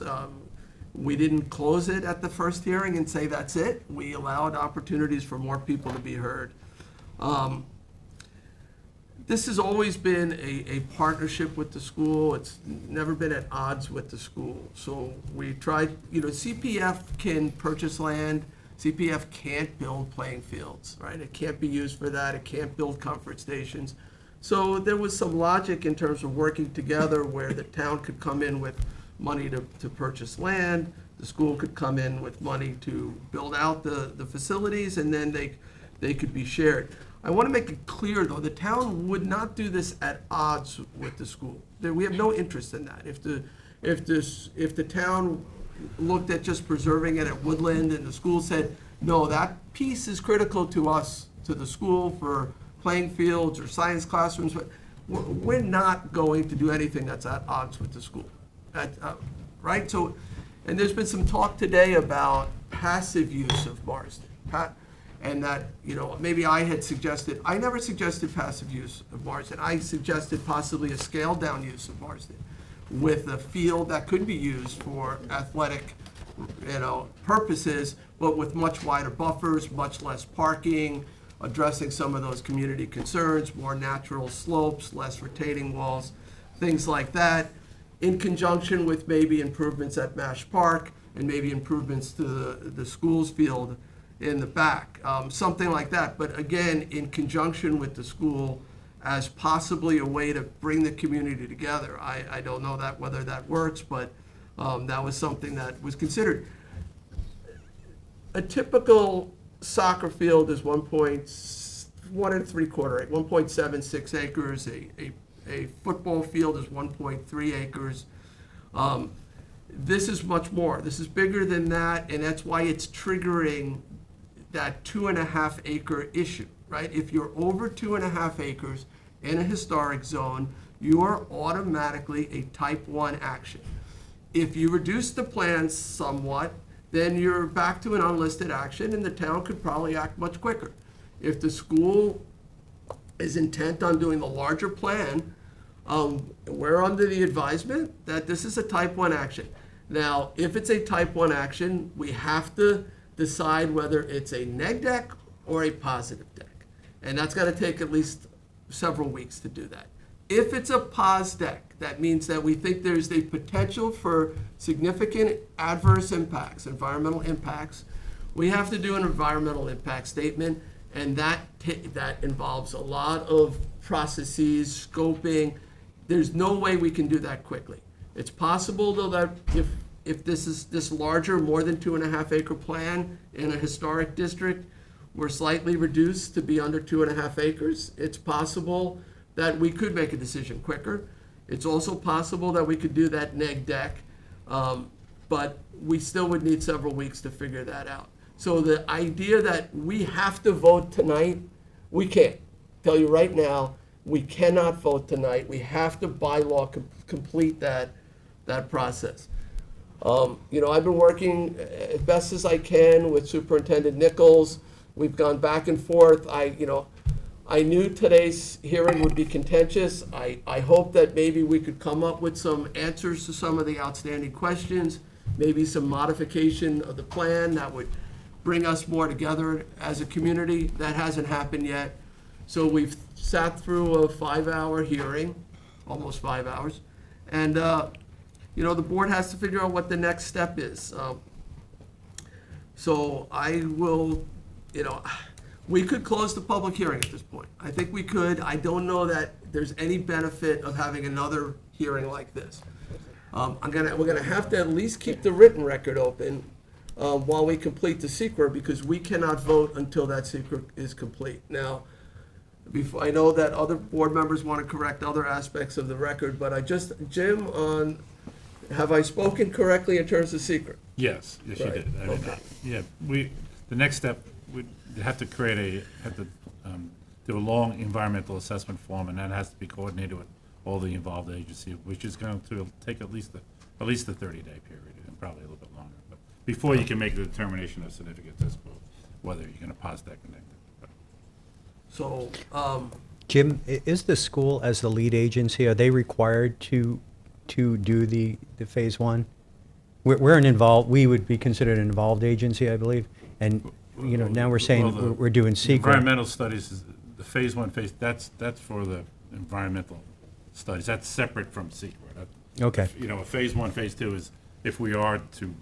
That looks at any potential environmental damages to the site. That could be included in the secret process as we go ahead if we do an EIS, or it might even come out in the It seems long to me environmental assessment form. a fundamental disconnect in this process here is that the school was going for a purchase, so they put it as an unlisted action. We're looking at it as it being developed because we know that a plan exists. Yes. So we're saying type Right. 1. Well, yes, this board has to make its own secret determination on the vote of the acquisition, with the knowledge that we have before us today, which we all know that the application, as presented, is for sports fields on the property. We can't ignore that. I don't know that you can say, some people suggested that just look at the acquisition. No. And say, No, that's a definition on the of acquisition. And the problem I have with that, partly as a steward of CPF dollars, is if we're doing this to create a community park, and later we're gonna do SECRA, and it turns out you can't build a community park, then the town's out $6 million. So I don't know how you figure, once you've laid out the money, you're done. So I don't know how you buy it with the intent of creating a community park, and then, later they can't do the park because they either haven't passed the bond or they haven't, gone through the SECRA process. I don't know how I understand the thinking, but I don't know how you can segregate those two things. We can't. We have to make our own determination, this board, separate from whatever the school Right. district determination is. Our We're not linked determination here. is to allocate for the acquisition of the property with the knowledge that we have in front of us today. Right.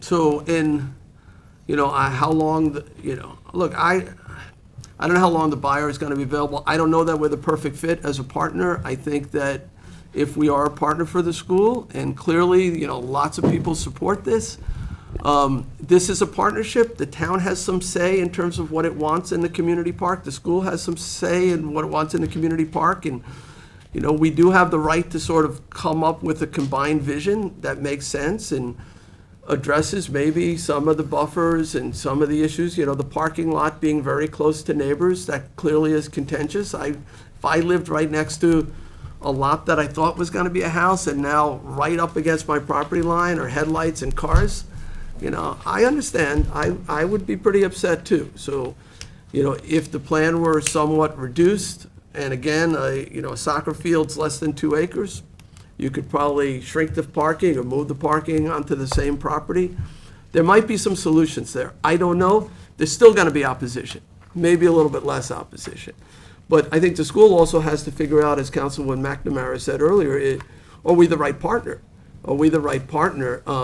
We're looking at Mash Park, and if there are development rights at Mash Park and we can purchase rights or conservation easements that would allow the park to make a lot of the improvements, some that the school wants and some that the park board is seeking. That may free up the school to do its own thing at Marsden, if it wants to, or not. Or we can maybe work together on a reduced plan for Marsden, or we are forced to take a vote on the school's plan for Marsden, which I don't mind taking, I've taken a lot of tough votes and I have friends on both sides of this issue. Close friends, right? Close friends on both sides of this issue. Happy to take the vote, but we can't take it tonight. And that has to be understood, Jeff, that we cannot, at best, the earliest on the current proposal is probably 2 months. So, Can I just? yeah. We also have this, I just want it to be clear because we're going down that road again of where the community is gonna think they're getting something that they don't end up getting. So I just want it clear that, the development rights for Mash Hashemewett, it's a maybe, we're looking into it. That's not by any means a done deal. It could not happen at the end of the day. And I don't want the school doing anything based on, you're the thought that the community thinks that we're going to take care of Mash Hashemewett. I also don't want you to lose your willing seller because this is a once-in-a-lifetime opportunity. So, you obviously have, shown the need. The community is obviously in support by, the amount of people that came out this evening. So, I just don't know if you want us as partners anymore because, quite frankly, you could put this up for a bond in May and be done with it. It's something, It's a thought. Anyone else? I know a lot was said today. I guess it's night now. It also snowed. We're not going to the audience right now, so I'm going to allow the board to speak. Sure, I just want to appreciate the Sag Harbor community for coming out, really. It has been enlightening. I think the fundamental disconnect in the SECRA process between our two boards has been illuminated and is clear, so we're going to be doing what we believe we need to do under, with the advice of council, and we'll move forward from there. But I do appreciate everyone, and I mean that, everyone for coming out, no matter what you said. And I particularly appreciate the young people who came out and got up to the podium at the Southampton Town Council and spoke. So kudos to you. Very impressive. So if I could echo that part, thank you, everybody, for coming out, especially the students. I was very impressed. Kudos to the parents and the teachers in Sag Harbor School District. I will say that to me, I'm not in the negotiations for Plan B and Plan C. So that's not what I'm looking at. I'm looking at what was presented to us originally, and to get that to a yes or no so the school district knows what's going on. These other compromises, those are things we can take care of later. Investing in the park and finding other areas if possible, if not this area, for a passive park. Those are all items that we can figure out later. But for right now, we were tasked with Is this a community park with an athletic field? And we need to finish that process. I was concerned, I have to say, as everybody spoke, because I don't live in Sag Harbor. I visited the site many times to find out that there was a dump there, that there could be some environmental issues, where I would never put a playing field or anybody above a toxic area. So I really appreciate that we're doing our due diligence to make sure we're not doing that. But that, again, is all part of the process that we Right. have to do.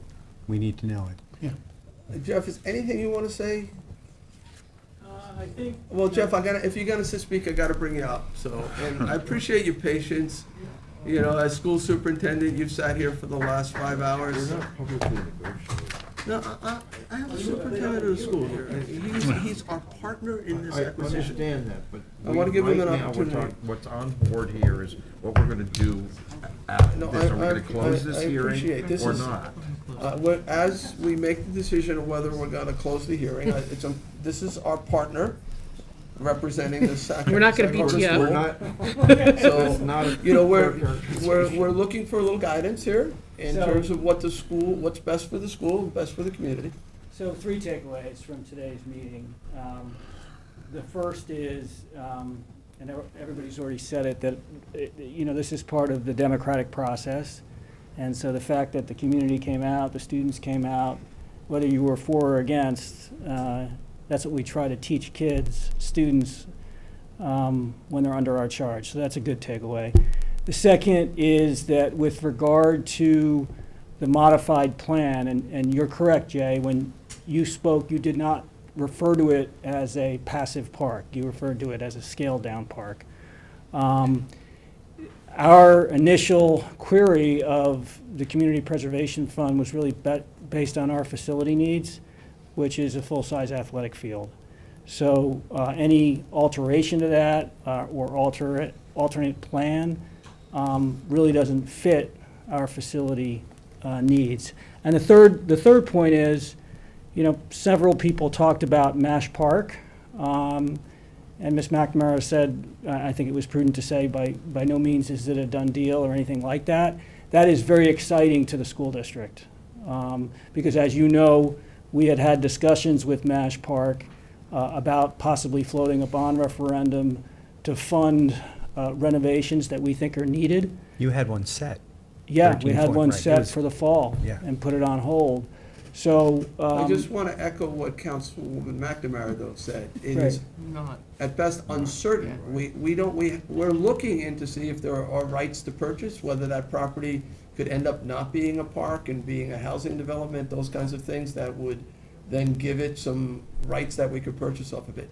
We haven't gotten there yet, so. yeah, fair enough. I I just believe there are some rights there, but Right. we're gonna figure that out, and we have to examine the titles and deeds and. And for the There's a community's, lot of Is a process. process, but we are going community's through that. edification, Mash Park has 7 different parcels. Yeah, they own 7 But, pieces. you know, that's kind of, Yeah, that's, But anyway, yeah. I'm So, cautiously optimistic, but we don't know yet. right, but you asked for my impression, and my impression was that's an exciting prospect, knowing that by no means is it a done deal. With regard to, you know, there have been several suggestions that the district could go it alone. You know, that's a discussion that I have to have with the Board of Education. You know, we were operating for a long time with the impression that this was going to be a partnership. And now really the discussion I have to have with them is, hey, it's going to take several months. You know, we have to talk to the seller, see if the seller's willing to wait. And if the seller's not willing to wait, and we don't even have any guarantee that 3 months from now it's going to work out, then at that point, you know, I have to say to the board, you know, how would you like to pursue this? Do you want to contact the seller and see if we go it alone or something like that? But those are my initial thoughts based on, you know, sitting through this for the last 4.5 hours. You know, again, it's a 3.8 acre parcel, Yeah. the 4 lots, and the trigger is at 2.5 acres, which is bigger than a soccer field. And, you know, if you were to scale it down to a development of less than 2.5, I think that our process would go much quicker. There is one additional thought process that I had related to CPF's role in this, and I had extensive conversations with Jeff Ziegler about it, and I don't know if you want to get into that, or you've already covered it. Um, 2 minutes. No, No? Okay.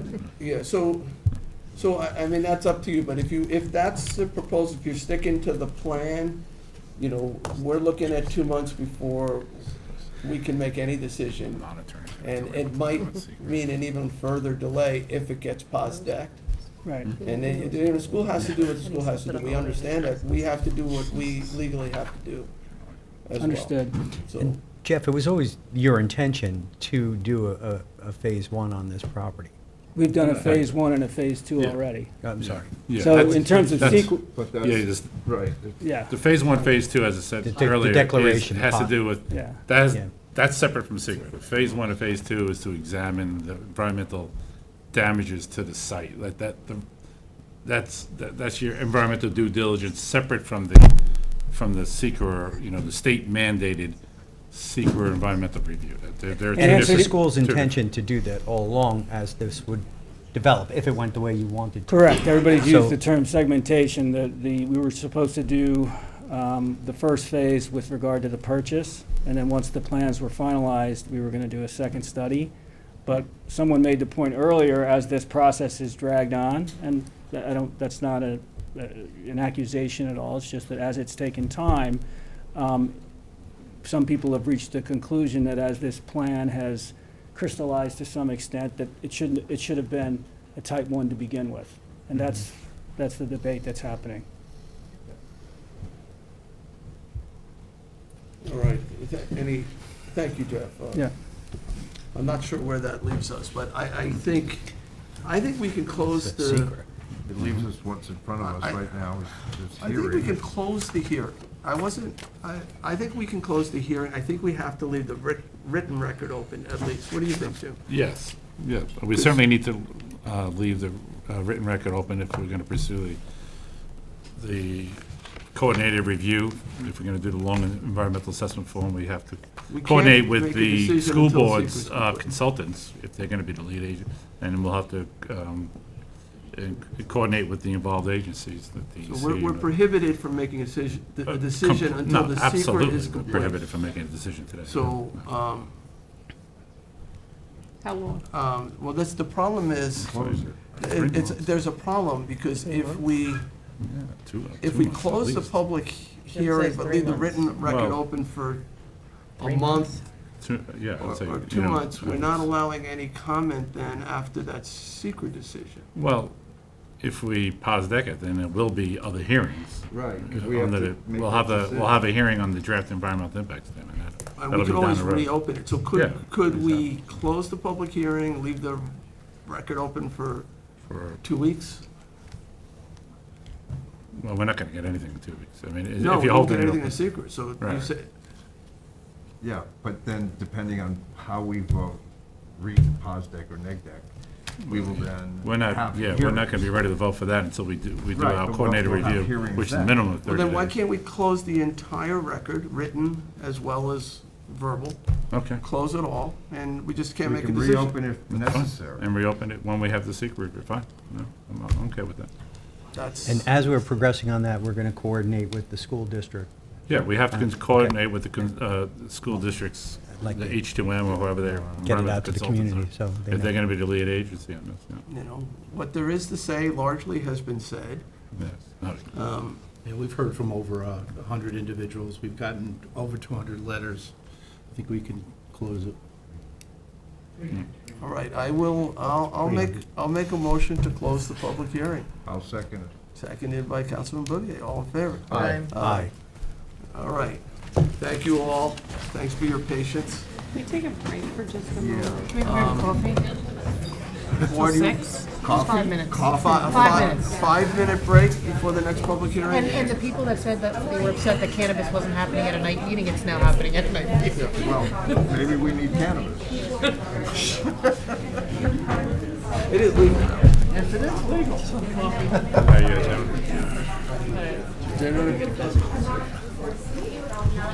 Get out of the way, Jim. 5 minutes. Yeah, I'm getting my coffee too.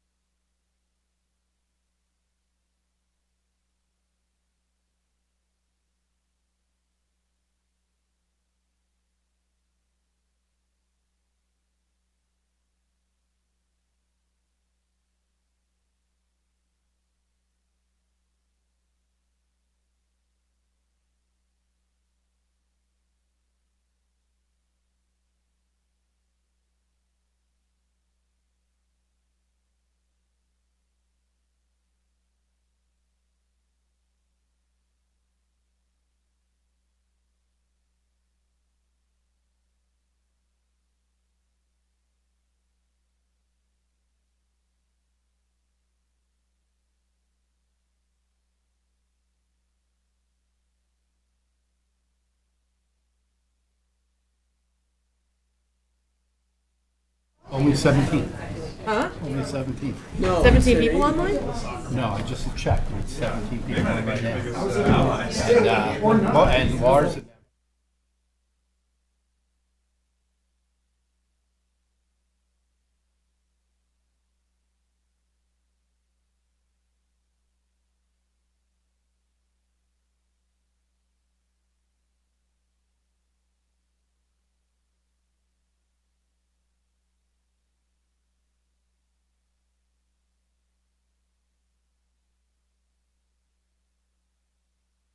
There's still hope.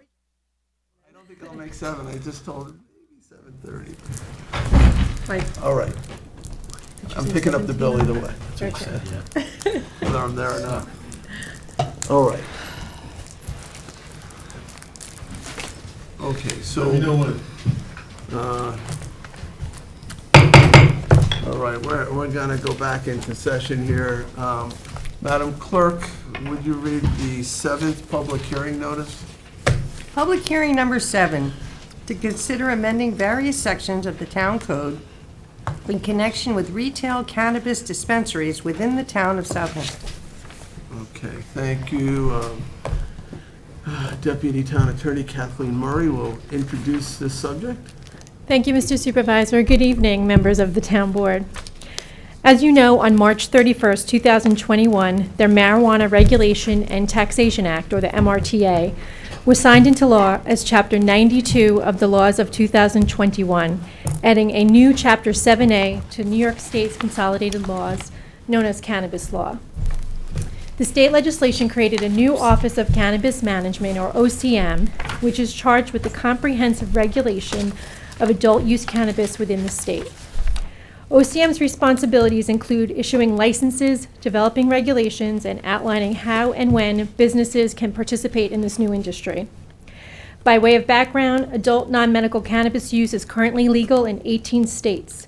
As of January 1st, 2022, the town of Southampton, along with 756 other municipalities within the state, chose not to opt out of allowing adult use non-medical marijuana dispensaries. That is, the retail sale of marijuana within its boundaries.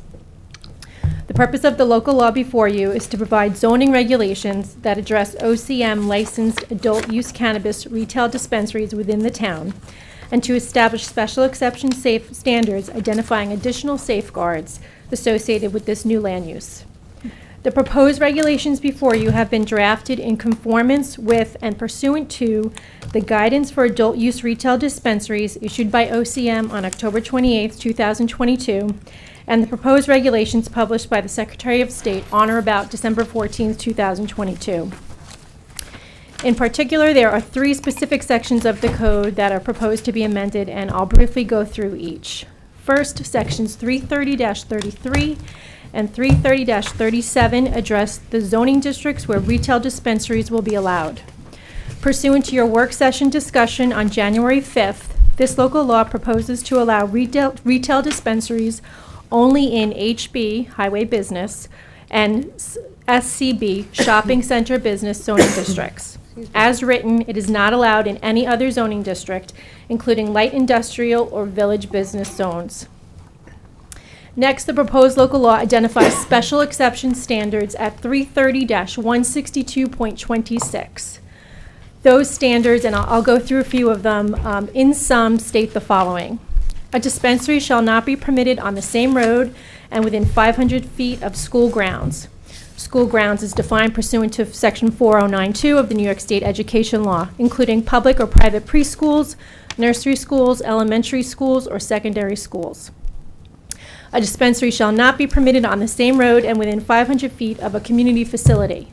A community facility is defined as a daycare to children, a public park, a playground, a public swimming pool, a library, or a center or facility whose primary purpose is to provide recreational opportunities to children. A dispensary shall not be permitted on the same road and within 200 feet of a building occupied exclusively as a house of worship. Notably, a house of worship does not cease to be considered a house of worship, notwithstanding any incidental uses that may occur there. A dispensary shall not be located within a 1,000-foot radius of another licensed dispensary. The planning board may request a traffic impact analysis demonstrating that the existing roadway network will be able to absorb the additional traffic a dispensary is expected to generate. The parcel must be big enough to provide for the required buffer and transitional yards in order to screen the development from adjacent parcels. If adjoining a residential parcel, the minimum transition yard shall be 100 feet. The site must be able to accommodate the parking requirements for retail use as determined by the planning board. Outdoor speakers as well as outdoor music is prohibited. The planning board may require a pedestrian circulation plan. Drive-through windows shall be prohibited. As a side note, if you recall, we do have an outstanding letter to OCM dated January 27, 2023, which we submitted during the public comment period regarding the proposed regulations, asking that drive-through windows be left to the discretion of the municipality. That comment period closed on February 13th, and OCM has yet to respond to our inquiry in the assessment of public comment, but I will keep you updated. In terms of signage, just a couple of points I'll hit on. Exterior signs must comply with our sign code. Signs shall comply with OCM's regulation, including a prohibition from using or displaying colloquial references to cannabis or depictions of cannabis, the imagery or action of smoking or vaping. And no sign shall be within or observed within 500 feet of school grounds or community facility as defined. And a cannabis dispensary may only operate between the hours of 10 a.m. and 9 p.m. In terms of process, we are currently waiting for a referral from the Suffolk County Planning Commission, and your town planning board will be considering these regulations at its next meeting of March 23rd.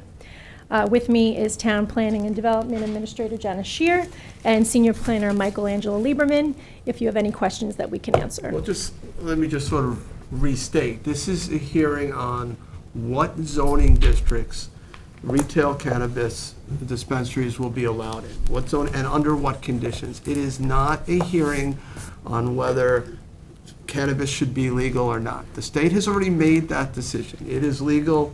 The town has made the decision that we were not going to prohibit the sale within the community. We might not have all agreed on that, but that decision is behind us. So now it's a question of where, in addition to the Shinnecock Reservation, where a dispensary is being built, where else can it be sold?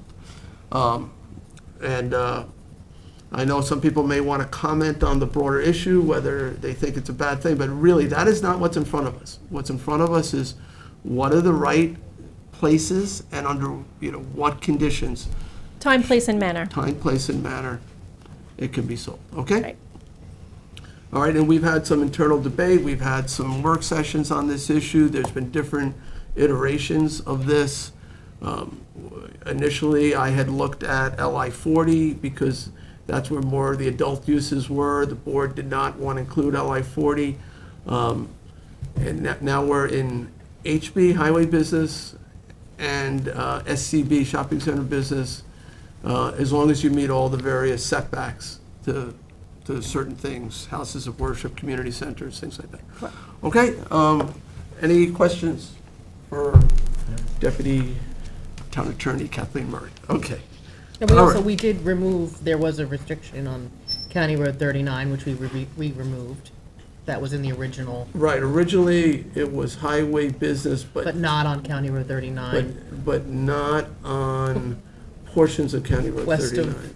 Not west of David White's. Yeah. So we did remove that. But east of David White's, I think that's where we put the cutoff. But now it's anywhere in highway business. Yep. Okay, and we're gonna go first to cards. I know some of you may not have filled out a card, but there were people who filled out cards a long time ago. Thank you for your patience. Let's see if they're here. Alana, Alana, you are here. You registered at around 1 o'clock, and you're here. A word on the Marsden property, please. So Alana. And a sense of humor. What is it, Urbant Marino, yes. Alana Urbant Marino. Okay, you That's have me. 3 minutes to Thank make your you. comments. Good evening, just kidding, good evening. My name is Alana and I am the Director of Community Engagement for HUGS, Human Understanding and Growth Services. and we are a local nonprofit specializing in substance use prevention and youth and community development. We also run the federally funded Drug-Free Community Coalition, Safe in Sag Harbor, and the state-funded Long Island Addiction Resource Center. We are also proud members of the Town of Southampton's Addiction, Recovery, and Behavioral Health Committee. So while many areas in New York are currently stuck in legal issues with regards to even having dispensaries, we know that the town of Southampton is not. So we are moving forward with this. Since there is currently no cap on the number of licenses allowed, we believe that the locations opening in our town of Southampton are going to see an increased traffic while everything else across the state is still embroiled in legal issues. Because of that, we want to support the board's measures and so far and encourage partnership with organizations like ours, whose goal is simply to look out for the health and well-being of youth and the community.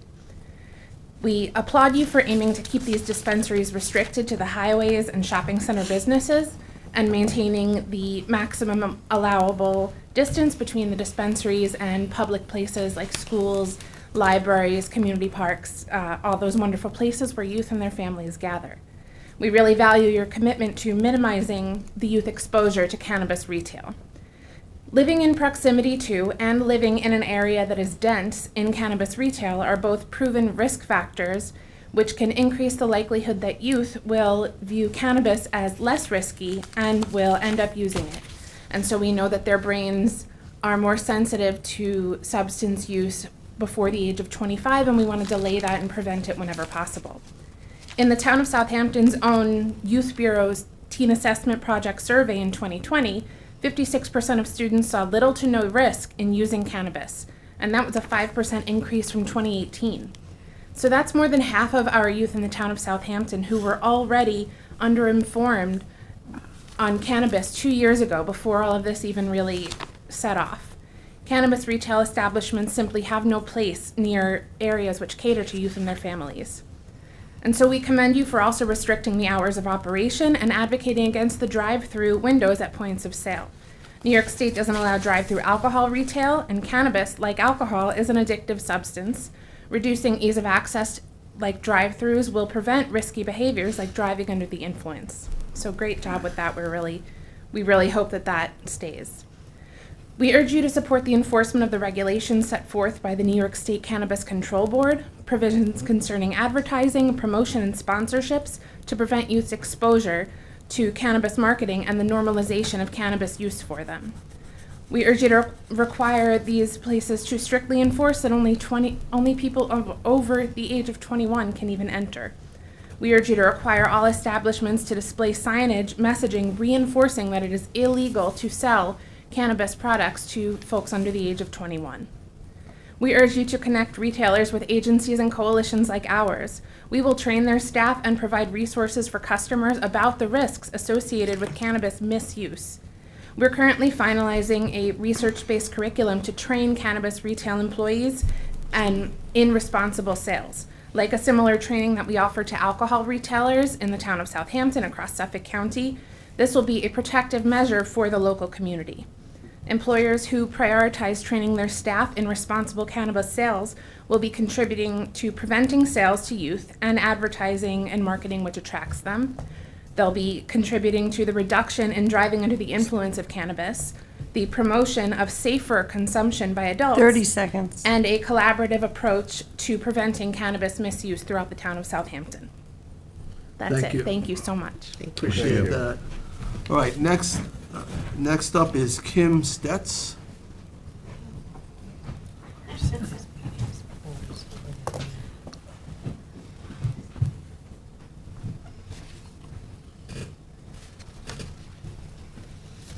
Can you hear me okay? All right. You have 3 minutes. Thank you. Hi, I'm Kim Stetz, and I am a card license holder with my partner, Mark Hayes, over there. And we won the license after applying in September. We chose Long Island as a space, one, because my family lives here, and two, I'm a born and raised New Yorker, and I live in New York City. And I want an opportunity to have a business out in the Hamptons that I can own. I've been coming to the Hamptons I'm now 54, but I've been coming here since I was 22. And I had a lot of clients in yoga, and had a business in, I'm like going off the script now. I'm a psychotherapist now currently, and I work with a lot of clients that use THC and cannabis in their sessions, as well as I use other plant medicines.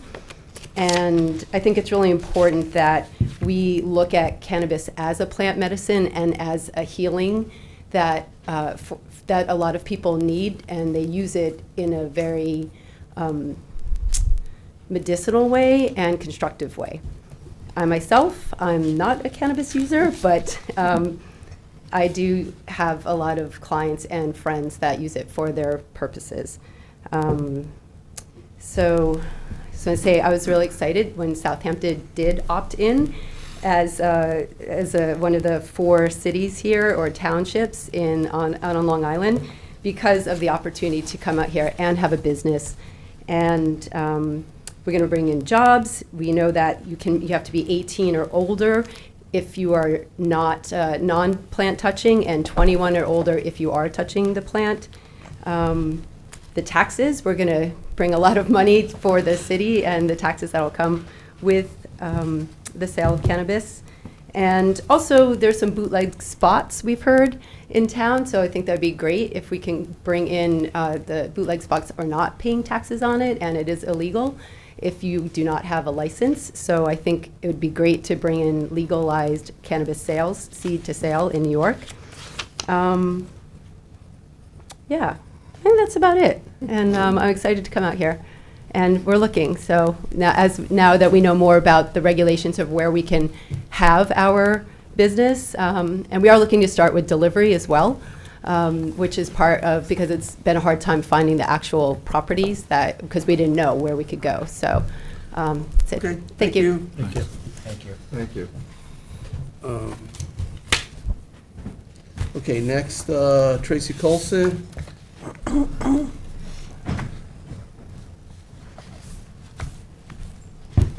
Thank you. Good evening. Okay, so I am Tracy Colson, and I'm with the Southampton Youth Bureau. But with that, I am here today as a collaborating partner with Safe and Sag Harbor, additionally with HUGS. My role here tonight is not to give you my opinion. I'm here tonight to represent the youth of Southampton Town, who have a vested interest in the decisions this board makes. So to begin, I'd like to give you some statistical information taken directly from the youth in Southampton. So prior to that, Alana had referred to the Teen Assessment Project, which is the TAP survey that the Youth Bureau does. So the TAP survey was first conducted by the Youth Bureau in 2005 with the cooperation of 7 school districts across the township. The survey is given every 3 years for students in grades 8, 10, and 12, with the intention of gaining insight into the students' choice of behaviors and how to effectively support healthy development. It gives the Youth Bureau and other youth-serving organizations a starting point in providing effective and targeted prevention programs. The survey results in the 2020 TAP survey data did indicate that 13% of students reported using marijuana at some point. 139 youth reported using marijuana more than once in a year, and 6% surveyed reported using marijuana edibles monthly or weekly. This data had been taken in 2020 prior to the recreational legalization in New York State. It was also in 2020 when youth were locked down and doing remote schooling from home. They were isolated from their friends, they're isolated from their peers. So now that we are returning to a post-COVID state, the youth are back in school again. In the last couple of years, we have seen a large spike in youth suffering through mental health crises. Just to remind you, so the board is considering the zoning locations? Yes. Where retail dispensaries? Yes, I'll get to that. Right, I'm not saying that's not interesting information, but ultimately, that's what is in front of us? No, I agree. Okay. So actually, give me 1 minute and Okay, this will all right. wrap up and you'll see.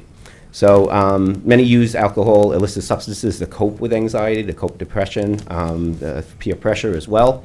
So as you've seen from testimonies that had been emailed prior to you, that what the youth are experiencing directly. Okay, So signage, accessibility, marketing are all normalizing agents that make it more attractive for youth, especially with the stresses that I have just spoken about. You know, the urge to use is more present than ever. We're not hearing, and we're not here to criticize anybody's use of cannabis, but we're just asking for regulations that keeps it's a safe distance from our youth. Okay. Okay, That's all. in the law, there is regulations pertaining to the signage? Yes, so I did hear that. So, and I Right. think, going. And the locations, so. Yes, that is true. And I know And the everything regulation in has that been. legislation was to protect children? Yes, that's right. Okay. That's right.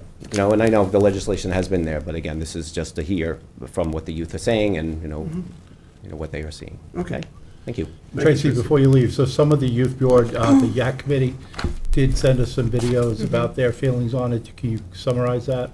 Yes, they did. So what they're seeing, again, they're seeing an increase in schools, whether through vape or through, direct use. And what their concerns are, again, is where these are going to be placed. And it was explained to them, the regulations that have been proposed. But whether it's 500 feet away from from a school or a place that youth use, even the idea of putting it on a main thoroughfare. So, normalizing it would be that these youth are actually seeing it day in, day out, whether their bus passes it or whether, they're in a car and they're going to a shopping mall, a shopping center with their parents. By seeing the signs, again, it's normalizing, oh, this is good, people are in and out, there's nothing wrong with marijuana, there's nothing wrong with utilizing it. But we know from a standpoint that youth using marijuana and on cannabis is actually not healthy for them. As far as, they suffer with judgment, not suffer, I'm sorry. They have, it affects their judgment as far as like making rational decisions and, in addition to, a couple of other things All right, as well. thank you, So- Tracy. All right, next up is Walter Bonilla. Walter?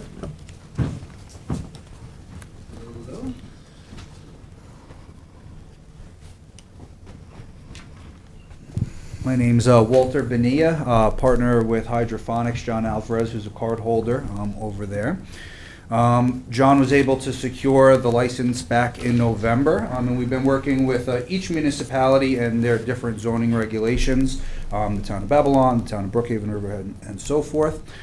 We've read the proposed legislation, and just first, thank you guys for putting this together in a way that is congruent with the OCM regulations. We're finding that a lot of the other towns, even though are on board, they're making it very difficult to secure locations for a couple of different reasons. One being if there's a mortgage on the building, a lot of landlords do not want to rent for the particular usage.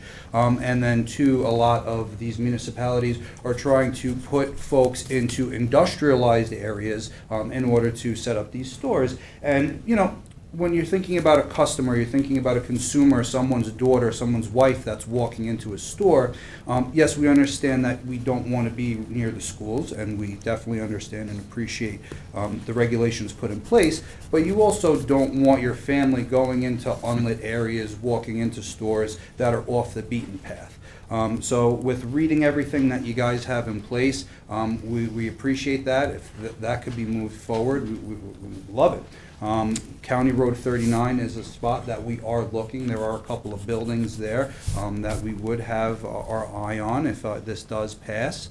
One of the only things that we would ask is if there could be a concession on the operating hours, especially for the morning time. That would be one of the only things to consider. Normal retail possibly opening at 8 or 9 o'clock, similar to any other type of retail store that you do have.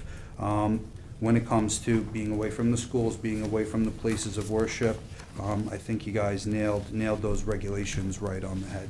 I don't have a full 3 minutes. That's pretty much it. What do you think the ideal hours would be? If, I would say with traffic in the morning, maybe 8 o'clock or 9 o'clock, to 9 o'clock at night, yeah.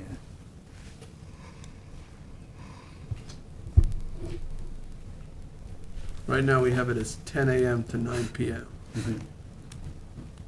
Possible extension on the morning hours. What about cutting back the evening hours? No? That's why we went later in the morning. You gotta know your client. So we can reduce to less than 70 hours, I think, of operation. Okay. So it's 7 days, 10 hours a day, We were doing 11. right? You have more than that? We were doing 11 hours a day, I think, right? We have 13 hours, no, 10 a.m. to 9 p.m. is 11 hours. a day. 11. Right? It's 11 hours? Yeah, that's 70. 10 a.m. to 9, 11, it's like 77 hours. That's something we can look at. All right, well, I mean, we'll consider opening earlier, I don't know. It's a lot of traffic in the morning. That's why we did it. That's why we did it, yeah. That's why we did it, Yeah, all right, thank you, sir. especially on 39. Thank you. Okay, next, John, that was Walter, so John Alvarez? You're good? All right, Mr. Falkowski.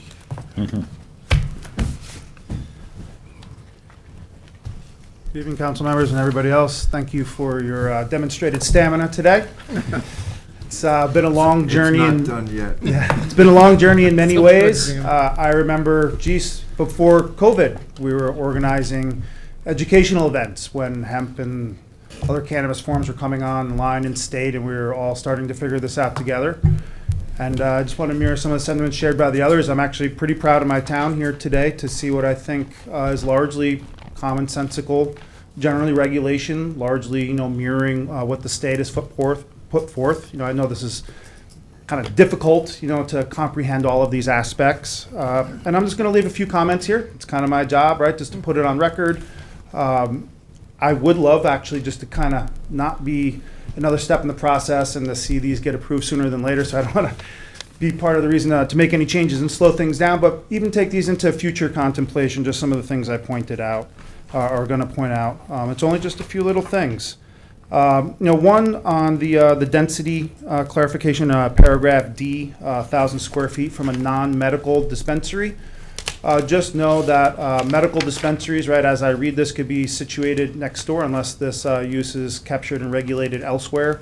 Just wanted to clarify on this that a medical marijuana dispensary will most likely look like a non-medical dispensary long-term. It's going to be the same customer experience and everything else except for the extra little thing that you needed to pay $50 and get a doctor's recommendation.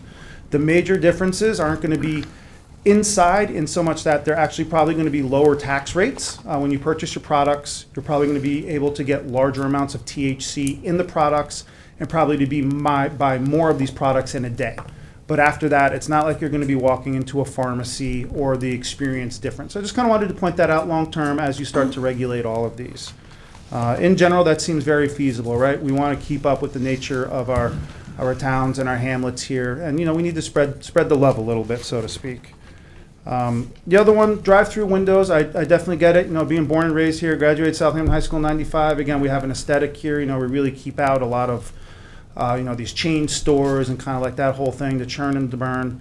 I do kind of want to put out, as I just demonstrated with, there's not going to be too much of a difference between medical and non-medical stores. There will be a lot of folks who may still use a non-medical dispensary to get their medications, and they may, especially coming out of COVID, they may choose to not want to go into a store.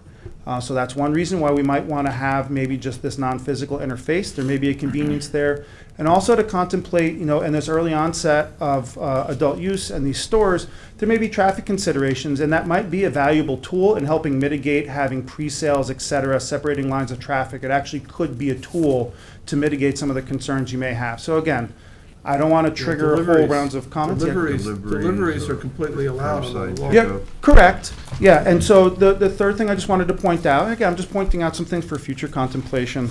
The last one there would be the hours of service, just noting that, you may restrict the physical storefront operating here. To your point of traffic, some working folks might be coming in early, want to grab something early. Some folks might be catching the late train and they're going to get it. Just remember twofold. We do have delivery services that can likely service those people and will, but we also have a very robust, what I call traditional marketplace that will likely serve those customers. So take this into contemplation as we're allowing for these stores to come into our town. We want to regulate them. We do want to capture that traditional market, or as you said earlier, Mr. Snyderman, is that, the use is here. And we're not building a new market. We're looking to transfer the traditional market to the regulated market. So I greatly applaud you. I'd love to see these all move forward generally, and I appreciate you taking, my thoughts into consideration in the future regulation packages. Thank you. Thank you. Thank you. All right. Is there anyone else who has not spoken? I don't have any more cards. We have people online. You can, yeah. Just hopefully briefly. You're looking at that 7 o'clock. Can't make 7. Good evening, ladies and gentlemen, and thank you for your tenacity and patience with today's agenda. My name is Marquise Hayes. I'm a nationally celebrated Michelin star trained chef and a special events private chef for several prominent figures ranging from Southampton out to Montauk.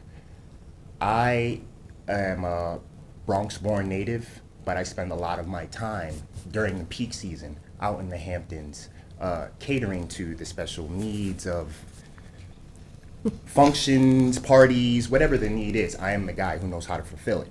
Being blessed with this new accessibility to service that community in a way that they have not fully understood, because this is a new blueprint that we are chiming in. We're just enhancing, similar to what the gentleman just said, trying to enhance an experience that New York is presenting, as opposed to what it was displayed prior to the regulation of it.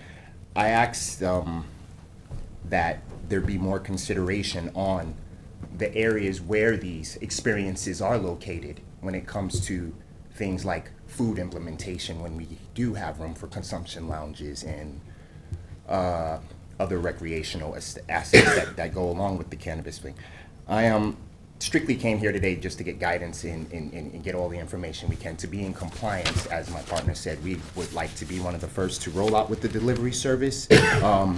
We're shorthanded because there are certain rules and regs that we don't have in our possession in order to apply them to get OCM to grant. I'm in constant contact with OCM. I'm probably the squeakiest wheel that they have right now. So I constantly ask them if there's anything else that we would need in order to submit to you guys, so we can create the service that I believe a lot of people in Long Island, but overall New York, would like to see take place. Thank you so much. All right, thank you. Thank you. Okay, we're gonna, nobody else here, right? So we're gonna go online. We have some speakers online who are waiting to be heard. Is Lars in there? Yeah, Lars is Yes, in there, so maybe, well, Is. Charles, if you could bring Lars in, but I see you have somebody else first, so maybe Lars can be next. If Lars is there. Channing is first and Lars will be next. Okay. Okay. Hi, Channing. Can you hear me, Channing? I cannot, Channing, I can't hear you. Unmute.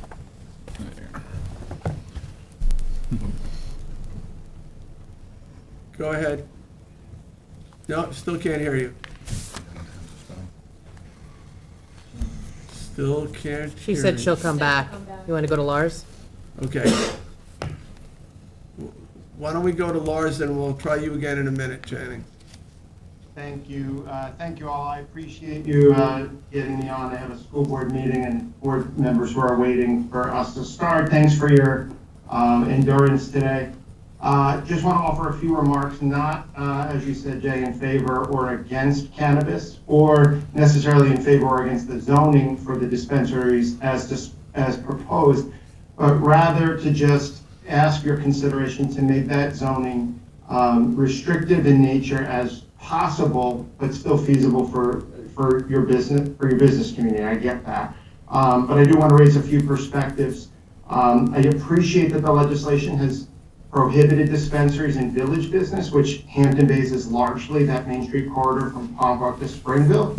However, that special exemption to allow highway business does not truly put a dispensary away from that Main Street. In Hampton Bays, it's just a little east on Montauk Highway, right by Carvel and Starbucks, where, of course, many kids congregate. So that's at the heart of my remarks today. Again, not taking a position or stigmatizing dispensary or cannabis use, but we have a corresponding obligation that zoning is only one piece of in order to prevent substance abuse. It's become increasingly challenging in schools to handle vape devices, both THC-based and non-THC-based. Districts in the region have installed vape detectors in bathrooms. When schools face discipline matters, it often involves vaping. It's not specific to Hampton Bays, it's consistent in 2023 in schools. Gummies, edibles, flavors, and the like are often appealing to kids. You heard a few testimony about that earlier. We've employed positive steps around prevention, education, and awareness through direct instruction, groups like Hugs, in partnership with the Youth Bureau. But that's not enough. I spent some productive time with the planning department talking about this, so I understand the economic benefits and the benefits of the regulation and control. But with villages opting out of this allowance, it's reasonable to assume that it's going to drive business and this commerce into our hamlet and Hampton Bays. So again, to be as restrictive as possible is an ask. And I'm asking that as this zoning takes place and the economic benefits are enjoyed by the community, that this double-edged sword, the town board keeps in mind that there needs to be a correlated investment that the town board should be prepared to make, which would include continuing to build the town school resource officer program with the police department, because these specially trained law enforcement officials are positive and preventative in our nature and our work with kids. Continue to invest in the Southampton Town Youth Bureau and organizations like Hugs who do this important work, because these student-led initiatives are powerful to help kids make positive decisions about substance use and substance abuse. And then commit to meet annually with the town board, planning department, the police department, school districts, and the youth bureaus to continually review this to make sure the zoning is right. It's okay to walk before we run here, and this is new for us. It's new for all of us. Despite all the examples around the country, it's new for us, and it's okay to walk before we run. So thank you again. Thanks for taking this seriously and really considering all points of view. Wish you all well. All right, thank you, Lars. That's 3 times today we've seen you, so. That's right, yeah. I'll end go stop time. Thanks for joining us. We appreciate your comments.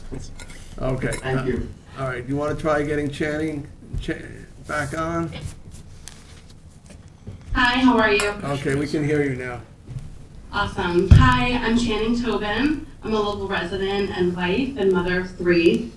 I'd like to start off by commending Supervisor Schneiderman and the rest of the town board for opting in on cannabis retail. Like me, they see the vision for this market and understand the value and benefits it will bring to our town, like minimizing the black market and making it safer for our youth overall. My family and I have been working for the last 18 months to launch our own family cannabis business here in Southampton. And while we couldn't be more excited about the prospect, we do have a lot of concerns regarding the zoning map. First, based on the preliminary maps that we have seen, the board appears to have overlooked opportunities for cannabis micro businesses, which allows for a small grow and manufacturing, as well as a one-off dispensary where product can be sold. Based on the map, there is minimal to no agricultural or commercial location zoned for this opportunity, giving sole dispensary licenses an unprecedented and potentially unfair advantage prior to the final map being drawn in order, giving sole dispensary licenses an potentially unfair advantage regarding location and opportunity. We believe this needs to be addressed quickly prior to the final map being drawn in order to assure fairness to all members of our community. Second, the stretch on Montauk Highway east of patios.com contains commercial and agricultural land that are ideal locations for dispensaries and micro businesses, well away from the heavy foot traffic of downtown streets of Bridgehampton and Southampton. But for whatever reason, almost all of this property has been excluded from the preliminary map. The vast majority of these parcels are well within the laws regarding their distance from schools and places of worship. We are committed to making adult use cannabis a success for our community, and in order for this vision to become a reality, it's necessary that equitable opportunity be extended to all constituents who wish to participate. And on behalf of my family, We urge the council to reconsider the current zoning map, that members of this community are able to participate in the emerging adult use industry. We are hardworking, trying to better ourselves for our children and this community, and we take this opportunity in an emerging market and the well-being of our community very seriously. Accordingly, we have retained a top cannabis consulting firm with a 100% record of operational compliance, who are responsible for launching some of the most formidable cannabis brands in the country to help us through this licensing and startup process. We want to do this right, and given the opportunity, we will do this right and make our town proud. We only ask that the board make the process as open and fair as possible, providing opportunity for all of us that wish to pursue it. And I stand here asking for support of the board in the pursuit of achieving this goal, as well as supporting any constituents who chooses to enter the market. The New York Office of Cannabis Management 30 has made seconds. that without the support of local leadership, applications for our businesses are kind of dead in the water. So I appreciate you taking the time, and I'm sure you all are ready to go home. Thanks a lot. Thank you, Channing. Appreciate it. All right, who do we have? Kelly Dodd. Hi, Kelly. Can you hear me, Kelly? I can hear you. Can you hear me? I can hear you. All right, thank you. I just want to say first and foremost to all of you, thank you for your service and definitely stamina and most of all patience and professionalism is really appreciated. I'm Kelly Dodds, I'm a mother of two, and I am a resident of Southampton, and I'm in the Sag Harbor School District.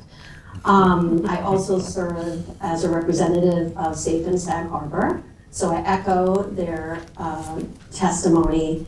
And I just wanted to pick up, I've come before you a few times regarding issues around this. And so my concern remains to be about the amount of drug recognition experts that the town employs with the increase in dispensaries. I mean, we've already seen it since adult use cannabis was legalized.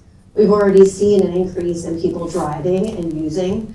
I myself, my kids wait for the bus we're right on Noyak Road, and we stand off the road, but when traffic is backed up, even at 8:30 in the morning, there's a heavy smell coming off of that traffic.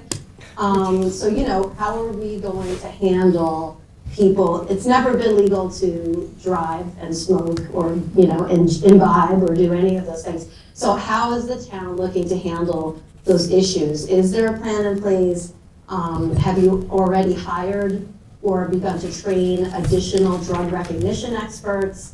And, those are my issues that I'd like to know, and I'd like to be a part of assisting raising awareness around if you feel different, you drive different, and just people being responsible to the community, because the dispensaries might not be in the villages that voted not to have them, but people will certainly drive through those villages and other places. Thank you. Thank you. Thank you. Anyone else? Gail Lombardi.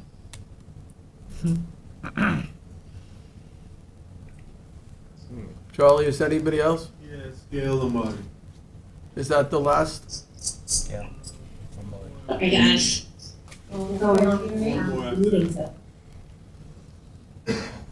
Gail Lombardi? Hi, Gail, we can hear you, cannot see you, but we can hear. Okay, yeah, I can't put a picture on because of my devices. So again, you guys did a fabulous job with that public hearing. I listened to most of it, and I'm impressed by the community input, fabulous. I just want to reiterate my disappointment that the town did opt in, or didn't opt out, considering that we were pretty sure that the Shinnecock Nation was going to have a cannabis location here. But we are talking about the zoning, and so I did do a back of the envelope calculation about the taxes. To get 1% for the budget, and for 1% of $1 million of the town Southampton budget, $35 million of cannabis needs to be sold. That's a lot of cannabis to really subsidize the budget, and Hampton Bays would see very little of that because it's only 3% that actually goes to the town. The rest of it goes to the county and then the state.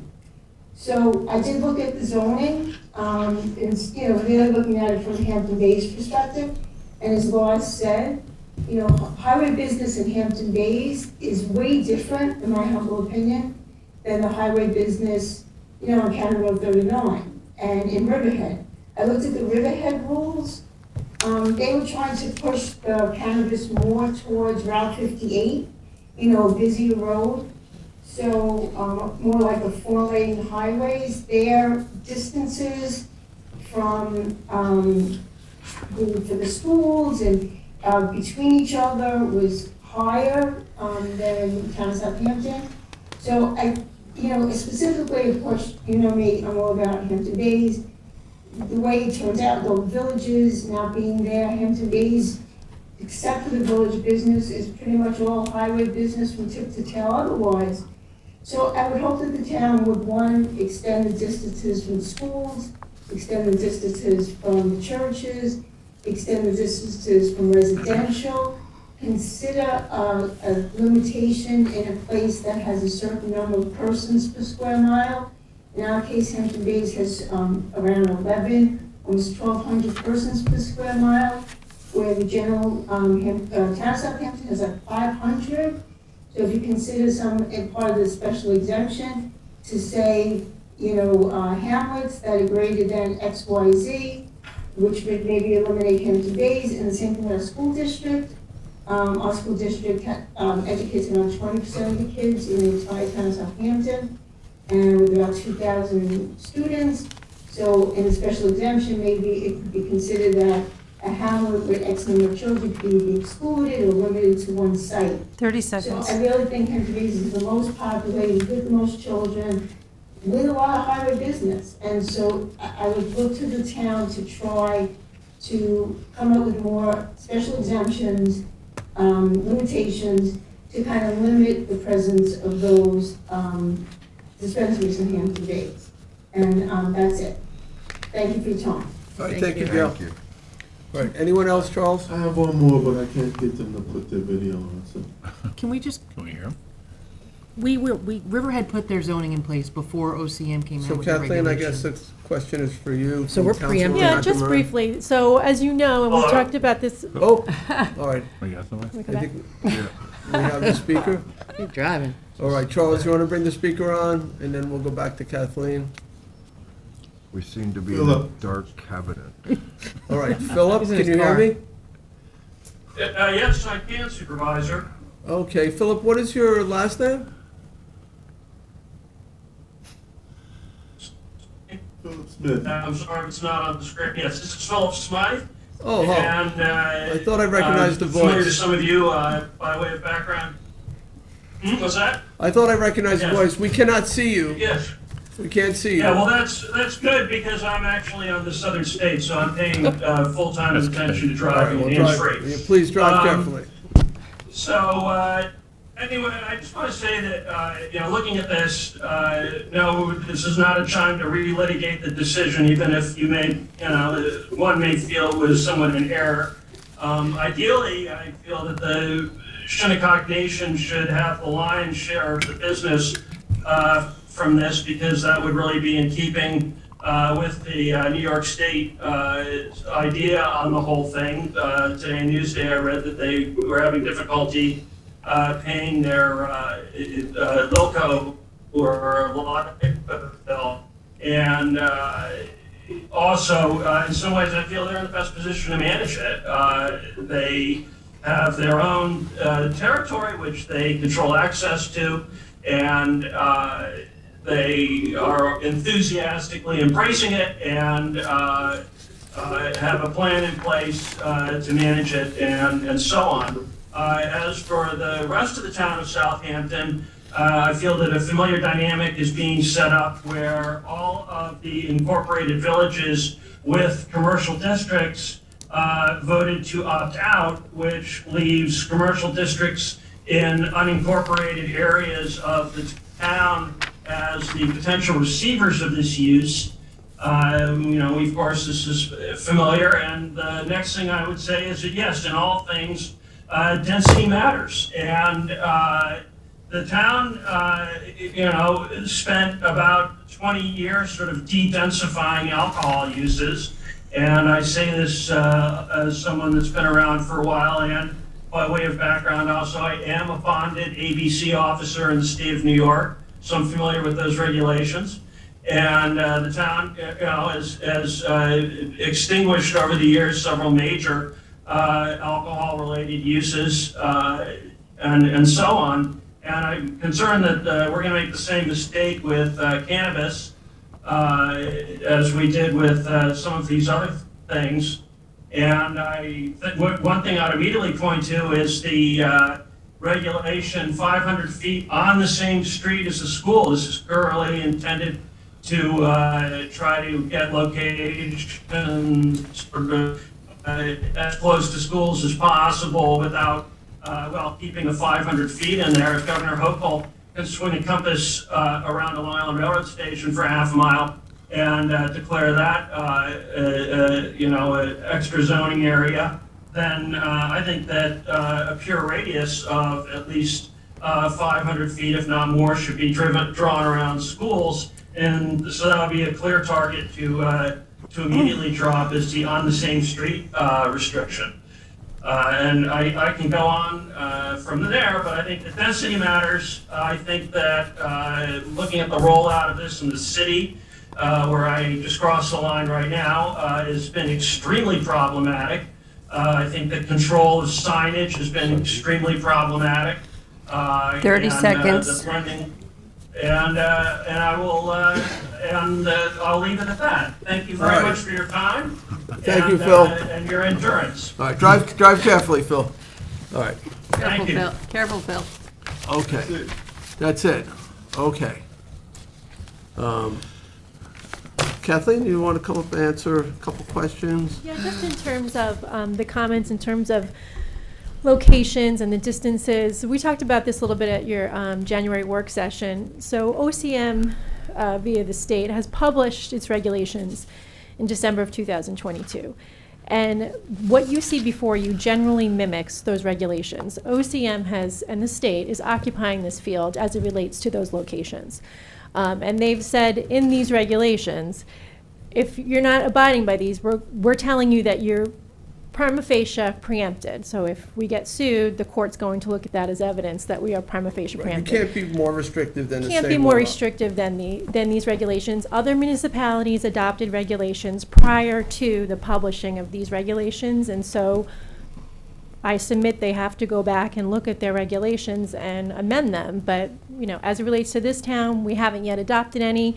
We were waiting for more guidance from OCM. Michael's been in constant contact with OCM officials, and this is what's currently out there. These regulations aren't even adopted yet. We're in a public comment period, but we do believe that this is very much what they're going to look like. We may have to, if you decide to take action before they get adopted, we may have to come back and amend it, particularly as it relates to drive-throughs, if we are not heard as it relates to that issue. And we had some brief comments on the signage. Can I ask, that we I don't know if submitted. you'll have the answer to this, actually two questions. One is the micro business came up, that is a different animal, so to speak. It's not a dispensary. It's more of an agricultural, industrial type of use that the Yeah. town never had an option to opt out of. Right, micro I'll let businesses. Michael speak to that, but again, just remember, there are like 9 different licenses issued by the state Right. as it relates to marijuana, and only 2 of which Only 2. you have any control over whether or not you opted in or out, which is the retail sale of or on-site No, consumption. this law doesn't deal with on-site It does not, consumption. because OCM is still tackling those Right. issues. Again, Michael meets Right. regularly with But maybe Philip. Michael could comment on the micro Sure. business. There was, I think Channing spoke on wanting to open up a micro business, which I guess grows and then processes and into a product and then sells. Yeah, I would think of it more in the lines of a vineyard scenario where where they're growing their product, they're also able to sell their product, and then you're able to consume it on site. So that hasn't been released. The state is in the Are early you able to phases. consume it on site too, or just sell it on site? Well, consume it as well. It would fall in line with the on-site consumption. Like Like a vineyard. And that's why it's not contemplated in the current zoning, and why it's not reflected on our map that we have focused on commercial districts, because there are no guidance regulations from the state. The state is in the early phases of analyzing how this would work, whether it's going to be a vineyard, whether it's going to be in a restaurant, whether it will be attached to a dispensary. And these are the three categories that they are Okay, so currently they haven't reviewing. promulgated their No. regulations yet? Correct. So we can't really put zoning in place related to that? Yeah, we're waiting on their guidance. Okay. Thank you. Thanks, Mike. All right, any other questions? I had a comment. Yeah, I have some comments too. Okay, so, we're not, is it in the packet? It's not, right? All right, so let's make a decision whether we want to close Planning the commission. hearing. I think we can close the hearing.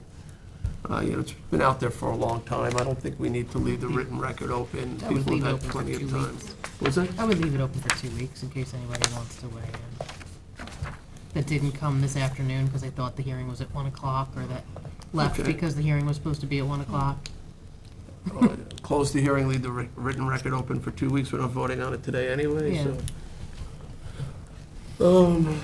Okay. Well, we've taken an unofficial position that we're not gonna vote on anything until OCM No. gets something in front of us. No, we can vote on the Seems zoning. We've had this discussion, so we need to. We No? can Okay, adopt. so we'll just leave it. All right. We can No, no, adopt the that's zoning. fine. I just don't know if the, I don't know we've why had you need to leave we've it had open. so many different, we've had earlier hearings. I'm not sure leaving the written record open makes a lot of sense, but I'm willing to do it, 2 weeks, since we're not voting on it today. So I'll make a motion to close the public hearing and leave the written record Hold open on, for 2 Janice weeks. wanted to add. For agency comments, Mr. Supervisor, Planning Board and Suffolk County Planning Commission. They haven't commented yet? They haven't Correct. commented. All right, then we'll leave the record open Can for 2 we weeks. comment on before we close it, or? So I'll make a motion to close the public hearing, leave the written record open for 2 weeks. Is there a second? Second. Second, on the motion, Councilman Martel. Okay, so, I've asked the speakers who call in and stuff not to paint the board with a broad brush that we all wanted to opt in or out. It was a mixed decision on the board, but that's where we are now. Second of all, anybody who gets a dispensary in this town, I am leaning on you 150% to abide by all the rules, protect our children, and do what I would do in my business or any other people would do, to make sure that you go by the rules and keep everybody safe for that. I do have a lot of concerns about dispensaries close to downtowns. I do fear, edibles and so on getting into the hands of some of the young people in town, and it worries me that a dispensary stop could be just like running to King Cullen or anywhere else where you pick it up and it's on the seat of your car and so on. I have these thoughts in my head that it's just not the greatest thing in the world, but that's where we are now. And I can't expect you to, exactly enforce what the parents do. I get that and so on. So here's my concern, and I'm going to say this because I'm also liaison for the Watermill CAC and the Hampton Bay CAC, that because the villages did opt out and they took away big parcels where you cannot have a dispensary, it does overburden those hamlets that don't have villages, okay? I'm going to preface Hampton Bays because that's where I live. So our village business is basically one block. We know from other conversations it's a very long block. But that's not what the town considers their downtown. If you walk just out of the village business lines, you have a Starbucks and you have a Carvel. These are places where kids hang out way more than maybe at school. So I'm very concerned of them being too close to our village, okay? And I want, if there was any way to either increase, I know you can't increase the zoning, but recognize what a downtown is to a village, because it's the same Watermill, East Quogue, Spionk, that part concerns me on that. Again, this whole thing kind of troubles me a little bit because I work with kids a lot, and just like, and you guys are never closed, right? There's not like the old liquor stores where liquor stores were closed on Sundays. You're 7 days a week. Is that correct? Yeah. Based on the licensee, yeah. Okay. So, you know, I just ask that we take one last look at that before we do anything, as far as if there's anything we can do to consider a downtown. You know, I think Lars hit it right on the head when he said that. I just think, especially in Hampton Bays, the village is so small, we have accessible highway, you know, we have 24, we have 27, we have a lot of places that this could fit in perfectly, and I don't want to take business away from anybody, but we just found out, we were working on the assumption that there would be 2 dispensaries in Southampton town, one east and one west of the canal. Now the state has already doubled that, and we don't know if they're going to double that. I just got back from the Association of Towns, where whoever gave the presentation basically tongue-in-cheek this whole thing through. You know, they didn't take it seriously, they didn't think this was an issue. And I sat there thinking that this was an issue. So I don't want to overburden one community. If you put one in Hampton Bays, we have one at Shinnecock, you know, where does it stop? Do we end up with 3 because the villages have all opted out? And that's my biggest concern. When you say We're not going to be able to hear you, So I'm just only asking that we recognize what the I think downtown there are is. multiple locations right now at Shinnecock. Yeah, there You are. know, the tobacco stores, I think a number of them have marijuana for sale. We can't have the back and forth with the audience. I'm sorry. Councilwoman McNamara, you had something? No, I just We're on wanted the to say motion. that We're debating I'm closing the hearing. happy that it's out of light industrial, because I don't think we have enough of that in our town for our contractors, and I didn't want to see them in a bidding war with, you know, cannabis dispensaries on, you know, having a construction business, because they're limited. I also just wanted to mention on the question that came up about the DREs, because it's something that we brought up in the Addiction and Recovery and Behavioral Health Committee, and we spoke to Chief about that. And DREs are very hard to get trained. You basically need to be like a medical professional to be a DRE. The training is very hard. We've had people go in and it just doesn't work out, and it's really intensive. I believe we are putting one other officer through it now. I know Southampton Village, I think the other night said they are putting an officer through. But we do have many officers trained to get to the point of requesting a DRE they are not capable of making the determination of a DRE, but they can absolutely call one in, and we have never been in a position where we weren't able to get a DRE from another department if needed on a call. So I just wanted to bring that up. And, you know, I've been working a little bit with the DA's office on changing some of the laws so that you could actually write those tickets based on, you know, the factual evidence, even if you don't, you know, it's easy with a breathalyzer with alcohol, but if you don't have that, but you have other. It was just good to hear that even if we are limited, they're Yeah, between all we of the. can certainly add enforcement more agencies. DREs, but that's an enforcement side. And, you know, again, there are people who are probably out there right now, even though we don't have a dispensary, who are Absolutely. driving under the influence of whether it's Sit on 39 in the marijuana trade or parade in the opioids or whatever it might be. I agree. Bless you. I agree. We need to have more officers who are trained, and there is some advances in technology. So you may have something similar one day to a breathalyzer, saliva analysis type of thing that can give us some more information. But meanwhile, the question on the table is whether we're closing the hearing. Yes. And so there's close the hearing, leave the written record open for 2 weeks. All right, can I call the vote? Yep. All in favor? Aye. Any opposed? Abstentions? Okay. Thank you. It's been a long day. Okay, so that's the last, yes, that's the last public hearing, but we still have public portion. Oh. So is there anyone who wishes to be heard in public portion? Please say no. Thank you. I think we have a no. Let's go online. Charlie, is there anybody That's online my who's waiting for public portion? Charlie, anybody waiting? All right, I'm gonna make a fast motion to close Second. public portion, second by Councilwoman McNamara. All in favor? Aye. Aye. John, can I record you in the positive? Yes, okay. Good night. All right, to the agenda.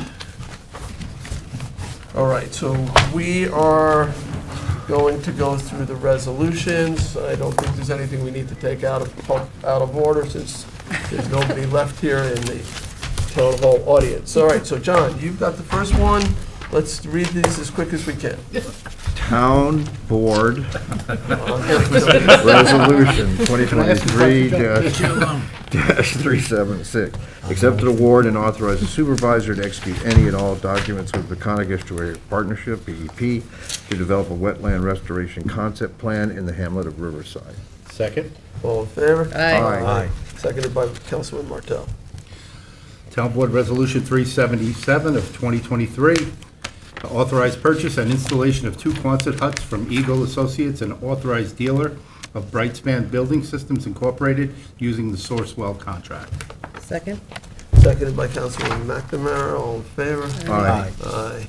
Approved. Town Board Resolution 378 of 2023, authorized purchase asphalt and bituminous materials, sand and stone aggregate, topsoil, mulch, disposal of road metal using Suffolk County contracts. Second? Seconded by Councilman Scavone. All in favor? Aye. Aye. Approved. Town Board Resolution 379 of 2023, co-sponsored with Councilwoman McNamara, authorized purchase of reflective sign faces and materials using Town of Huntington contracts. Second? Seconded by Councilwoman McNamara. All in favor? Aye. Aye. Approved. Town Board Resolution 380 of 2023, co-sponsored with Councilwoman McNamara, authorized purchases of lab analysis of sewage, industrial waste, and receiving water from Pace Analytical Services Incorporated using Suffolk County contract. Second? Seconded by Councilwoman McNamara. All in favor? Aye. Aye. Approved. 381, co-sponsored with Councilman Scavone, authorized supervisor to sign a contract for the Hampton Hopper LLC for South Fork Commuter Connection shuttle services. Second. Seconded by Councilman Scavone. All in favor? Aye. Aye. Approved. Town Board Resolution 382, authorized supervisor to sign applications and contracts with Suffolk County for the financial support of Youth Bureau programming and activities. Second? Seconded by Councilman McNamara. All in favor? Aye. Aye.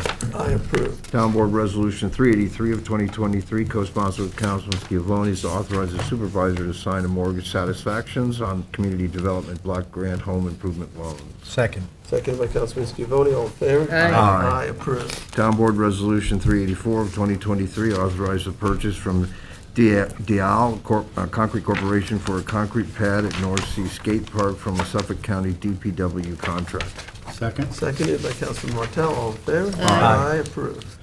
Town Board Resolution 385 of 2023 is authorized the purchase of skate park equipment and installation services at North Sea Skate Park from a Sourcewell contract with American Ramp Company. Same second. Seconded by Councilman Martell. All in favor? Aye. Aye. Approved. Town Board Resolution 386, authorize the supervisor to execute 2023 Parks and Recreation Agreement with John Ford. Second. Seconded by Councilman Bouvier. All in favor? Aye. Aye. Approved. 387, authorize the supervisor to execute a 2023 support agreement for MRI Software LLC for the Town of Southampton Housing Authority for the administration of Southampton Town Housing Authority Section 8 Housing Choice Voucher Program. Second. Seconded by Councilman Bouvier. All in favor? Aye. Approved. Town Board Resolution 388 of 2023, authorize the supervisor to execute a lease agreement with the Suffolk County Office for the Aging for a 12-passenger bus. Second. Seconded by Councilman Martell. All in favor? Aye. Approved. Town Board Resolution, Town Board Resolution 389 of 2023 is to authorize the supervisor to execute an intermunicipal agreement with the Village of West Hampton Beach related to historic landmark designation, preservation, and stewardship of the Governor's John Adams Dix Windmill. Second. Seconded by Councilman Scavone. All in favor? Aye. Approved. Town Board Resolution 390, co-sponsored with Councilwoman McNamara, authorize the supervisor to execute a professional engineering services contract with H2M Architects Engineers Land Surveying, 8th Ave, for the Rampasture Road water main. Second? Seconded by Councilwoman McNamara. All in favor? Aye. Aye. Approved. Town Board Resolution 391 of 2023 to authorize the supervisor to renew the town's maintenance agreement with Printer Logic Incorporated, FKA Max Vault LLC, for Max Cloud and Max Clerk. Second. Seconded by Councilman Bouvier. All in favor? Aye. Aye, approved. Town Board Resolution 392 of 2023, co-sponsored with Councilwoman McNamara, is to authorize the supervisor to sign a contract extension for closed top shelf container ejector trailer with hydraulic roof opening from Spectre Manufacturing Incorporated. Second? Seconded by Councilwoman McNamara. All in favor? Aye. Aye, approved. Town Board Resolution 393, award and authorize supervisor to sign an extended contract for full-depth reclamation with Rosemar Contracting Incorporated. Second? Seconded by Councilwoman McNamara. All in favor? Aye. Aye. Aye, approved. 394, award and authorize supervisor to sign contract for printing of envelopes with Dan Printing. Second? Seconded by Councilwoman McNamara. All in favor? Aye. Aye, approved. 395, co-sponsored with Councilman Schiavone, award and authorize supervisor to sign contract for requirements contract for security camera network infrastructure maintenance. Second. Seconded by Councilman Schiavone. All in favor? Aye. Aye, approved. Town Board Resolution 396 of 2023 to declare items surplus and authorize disposal of computer equipment. Second. Seconded by Councilman Bouvier. All in favor? Aye. Aye, approved. Town Board Resolution 397 of 2023, recall and amend Resolution 2022-72, authorizing the supervisor to sign a maintenance and service agreement for the broadcast equipment and software for Southampton Channel 20. Second. Seconded by Councilman Bouvier. All in favor? Aye. Aye. Approved. Town Board Resolution 398 of 2023 is a 2023 notice to bidders for 2022 Ford F-250 Super Duty. Second. Seconded by Councilman Martell. All in favor? Aye. Aye, approved. Town Board Resolution 399 of 2023, a notice to bidders for 2023 Silverado 1500 Crew RST four-wheel drive. Second. Seconded by Councilman Bouvier. All in favor? Aye. Aye, approved. Town Board Resolution 400, the 2023 notice to bidders for mobile concession at Red Creek Park, Hampton Bays. Second? Seconded by Councilwoman McNamara. All in favor? Aye. Aye, approved. Town Board Resolution 401, the 2023 notice to bidders for mobile food truck concession at Good Ground Park, Hampton Bays. Second? Seconded by Councilwoman McNamara. All in favor? Aye. Aye, approved. Town Board Resolution 402, the 2023 notice to bidders for mobile ice cream concession for Good Ground Park, Hampton Bays. Second. Seconded by Councilman Schiavone. All in favor? Aye. Aye, approved. Town Board Resolution 403, co-sponsored with Councilwoman McNamara, the 2023 notice to bidders for used 2021 Ford F-150. Second? Seconded by Councilwoman McNamara. All in favor? Aye. Aye, approved. Town Board Resolution 404 of 2023, co-sponsored with Councilman Schiavone, is a 2023 notice to bidders for invasive vegetative control and removal. Second. Seconded by Councilman Schiavone. All in favor? Aye. Aye, approved. 405 of 23 amends the 23 budget for various departments. Second. Seconded by Councilman Bouvier. All in favor? Aye. Aye, approved. Town Board Resolution 406 of 2023, authorized funding for IA septic rebates for 2022 from Water Quality Grant Award for Lake Agawam Stormwater Management. Second? Seconded by Councilman Schiavone. All in favor? Aye. Aye, approved. I think you're on, John. Oh, I'm sorry. Looking right. Did I jump 407? ahead of myself? No. You're at Page 407. Yeah. Oh, I'm sorry. Biden. Apologies, trying to speed up No now, worries. slow us down. Town Board Resolution 407, co-sponsored with Councilman Schiavone, is to amend the 2023 through 2027 capital budget and aid capital project Riverside Wetland Restoration Concept Plan. Second. Seconded by Councilman Schiavone. Oh, and this was, I'm sorry, it was Schneider. co-sponsored with Supervisor With Schneider. who? Co-sponsored with me? Okay, thank you. All right, so that was seconded by Councilman Schiavone and approved.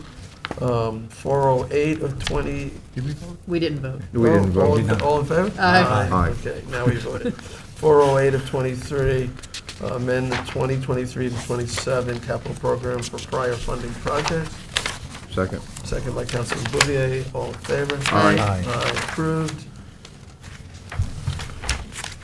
Bringing us to 409 of 23, authorized purchase order encumbrances, 2022 to 2023. Second? Seconded by Councilwoman McNamara. All in favor? Aye. Aye. Aye, approved.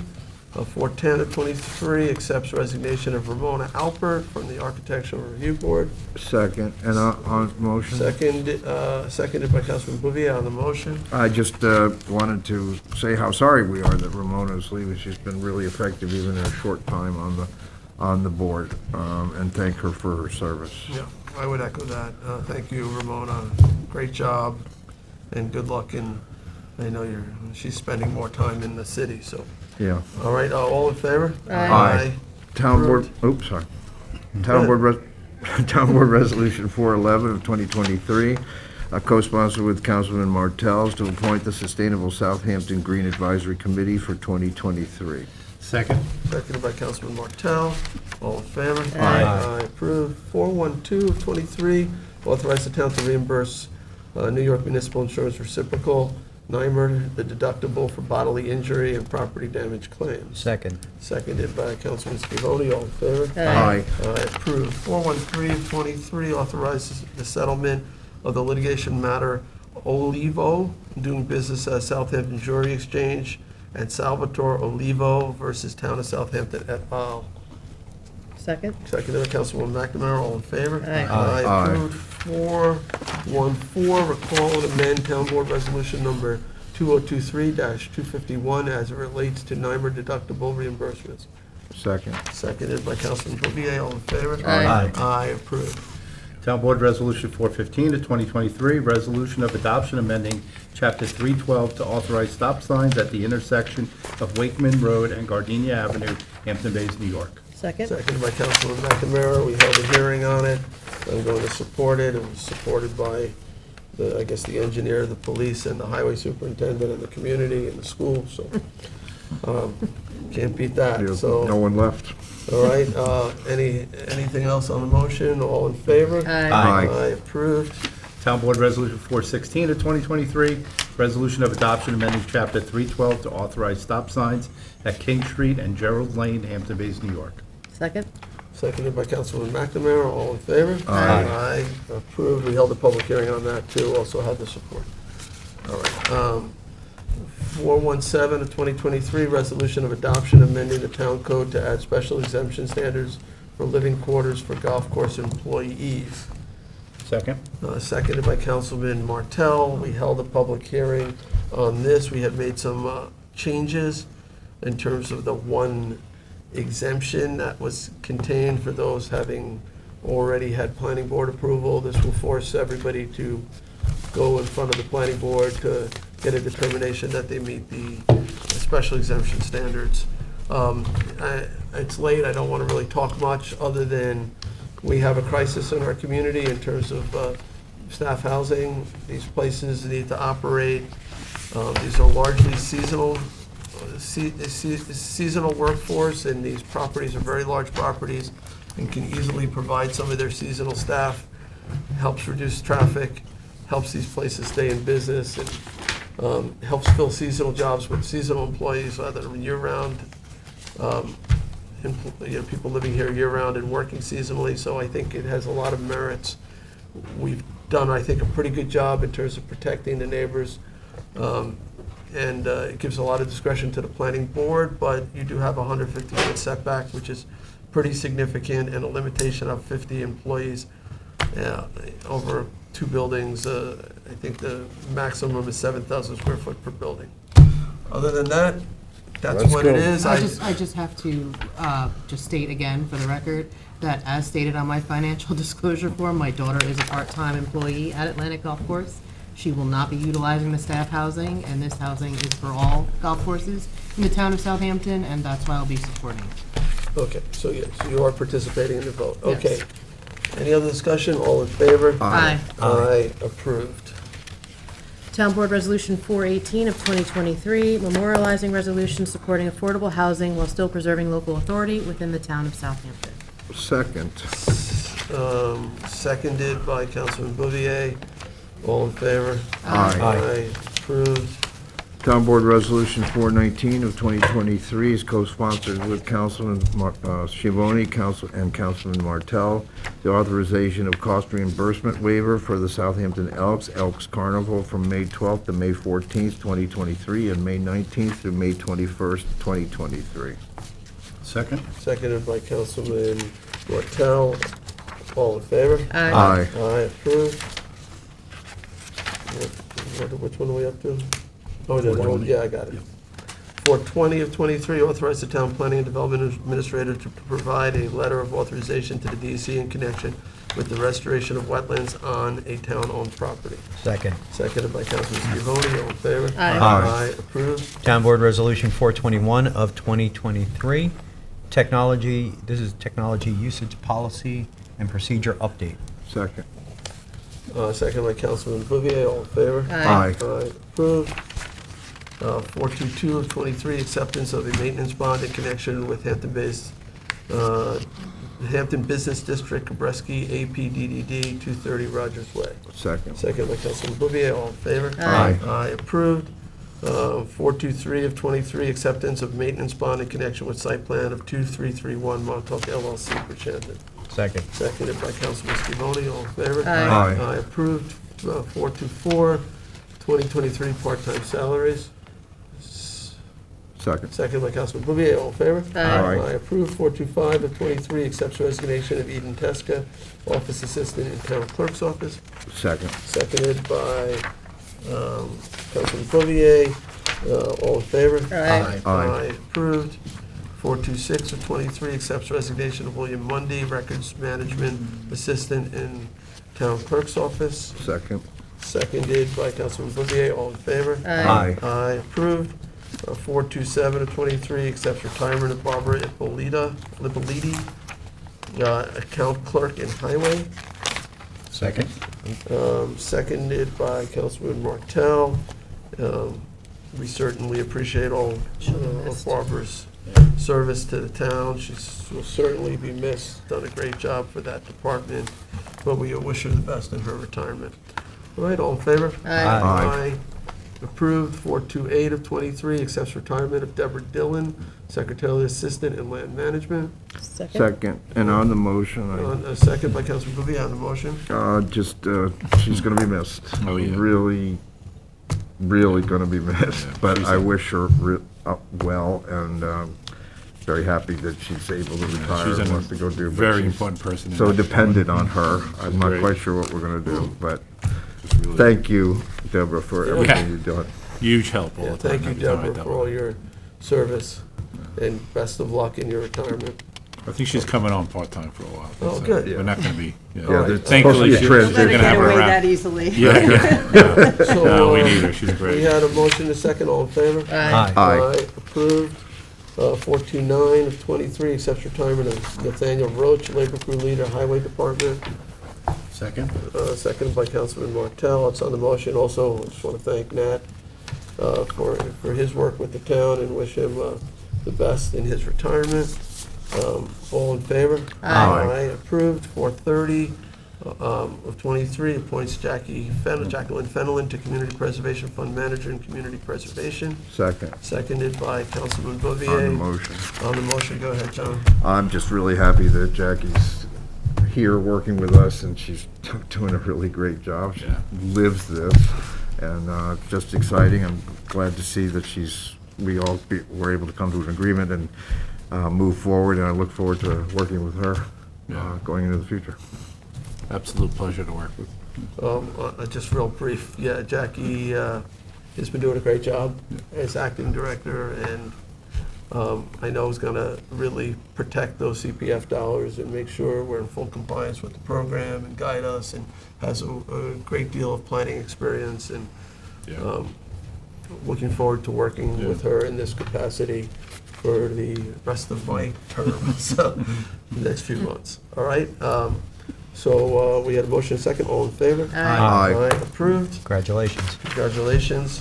431 of 2023, appoint Joan Duval to Associate Administrator in Community Preservation. Second. Second by Councilman Bouvier. All in favor? Aye. Aye, approved. Town Board Resolution 432 of 2023, to authorize Fire Marshals Christian Hansen and Ryan White to attend the International Association of Arson Investigators Fire Fatality Investigations course in Toms River, New Jersey on May 23rd, 2023. Second. Seconded by Councilman McNamara, all in favor? Aye. Aye, approved. 433 of 23, notice of public hearing to consider the acceptance of an agricultural and scenic easement and a drainage easement in connection with the subdivision application of M4 Lumber Holdings LLC, Bridgehampton. Second. Seconded by Councilwoman McNamara. This is for March 28th, 6 PM, here in hybrid. All in favor? Aye. Aye, approved. Town Board Resolution 434 of 2023, co-sponsored with Councilman Bouvier. Notice of public hearing to consider amending Town Code Chapter 312, Vehicles and Traffic, to authorize the installation of stop signs at 2 intersections in the hamlet of Spionk-Remsenburg. Second. Seconded by Councilman Bouvier, all in favor? Aye. Aye, approved. That hearing will also be March 28th at 6 PM. 435 of 23, this is a notice of public hearing to consider the acquisition of lands of Jill Rappaport, 427 Little Noyak Path, in the hamlet of Watermill, New York. This is a hearing for April 11th at 1 PM. Second. Seconded by Councilman Scavone, all in favor? Aye. Aye, approved. Next. Town Board Resolution 436 of 2023 is a notice of public hearing to accept a deed of residual fee from Joseph F. Gaza for properties to be maintained as open space located at North Sea. Suffolk County tax map is indicated in the resolution pursuant to Southampton Town Code, Chapter 244-4, obtaining a development rights certificate, and Chapter 247, General Municipal Law of the State of New York. Okay, this hearing's on April 11th, Second. also at 1 PM, seconded by Councilwoman McNamara, all in favor? Aye. Aye, approved. Okay, to the walk-ons. 5 additional resolutions. 42730 promotes Lieutenant Howard Kalb to rank of captain in Southampton Town Police Department. Second. Seconded by Councilman Scavone. That's on the motion. This is a big deal to be promoted to captain. That's second in the chain of command, just, right beneath the chief of police. And this is number 1 scorer on the test, but also the recommendation of the police chief. And I know that Lieutenant Kalb will make an excellent Captain Kalb. It's a Chief Kiernan and Captain Kalb. It's going to be a little tricky, CK. But I think he'll make an excellent captain personally. So I'd like to support this. Anyone else? All right. All in favor? Aye. Aye. Approved. 42731 promotes Sergeant Joseph D. Arce to rank of lieutenant in Southampton Town Police Department. Second. Seconded by Councilwoman McNamara. Again, another excellent promotion. We'll have the newest lieutenant. Also was, I think, scored 100 on the test. So. He scored 100 on the test, and it's not an easy thing to do, to score 100 on any civil service test. Wow. It's true. It's particularly for a lieutenant post, so very bright individual. Okay, so we have motion and second, all in favor? Aye. Aye, approved.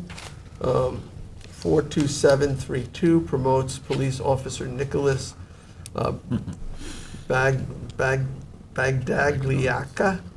Sorry, that's tough. To rank of sergeant in Southampton Town Police Department.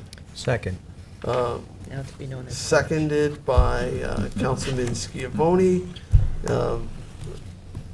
Also an important promotion to the admin, the rank of sergeant. All in favor? Aye. Aye. Approved. Almost there. 42758, this is co-sponsored with the entire town board, appoints Community Housing Fund Advisory Board for 2023. Second. Seconded by Councilman Bouvier. Thank you all for your assistance. And this isn't necessarily the end of who we put on this, but it does get the board established. And we're likely going to add some additional individuals. I sent the resume around. but we didn't have time to vet it, so. Well, we're about to schedule our kickoff meeting. So I'll call the vote. All in favor? Aye. Aye, approved. And lastly, the Resolution 42788, which is our fifth warrant. It's warrant number 5, capital number 5, CPF number 5, and payroll liability. Second. Seconded by Councilman Bouvier. All in favor? Aye. Aye, approved. All right, that gets us to the end of the agenda. Is there any other business? Please say no. No. Yeah. It's been a long town board meeting. I will make, hearing no business, I'll make a motion to adjourn. Second. Seconded by Councilman Bouvier. All in favor? Aye. Aye. Get home safely, everybody. We are.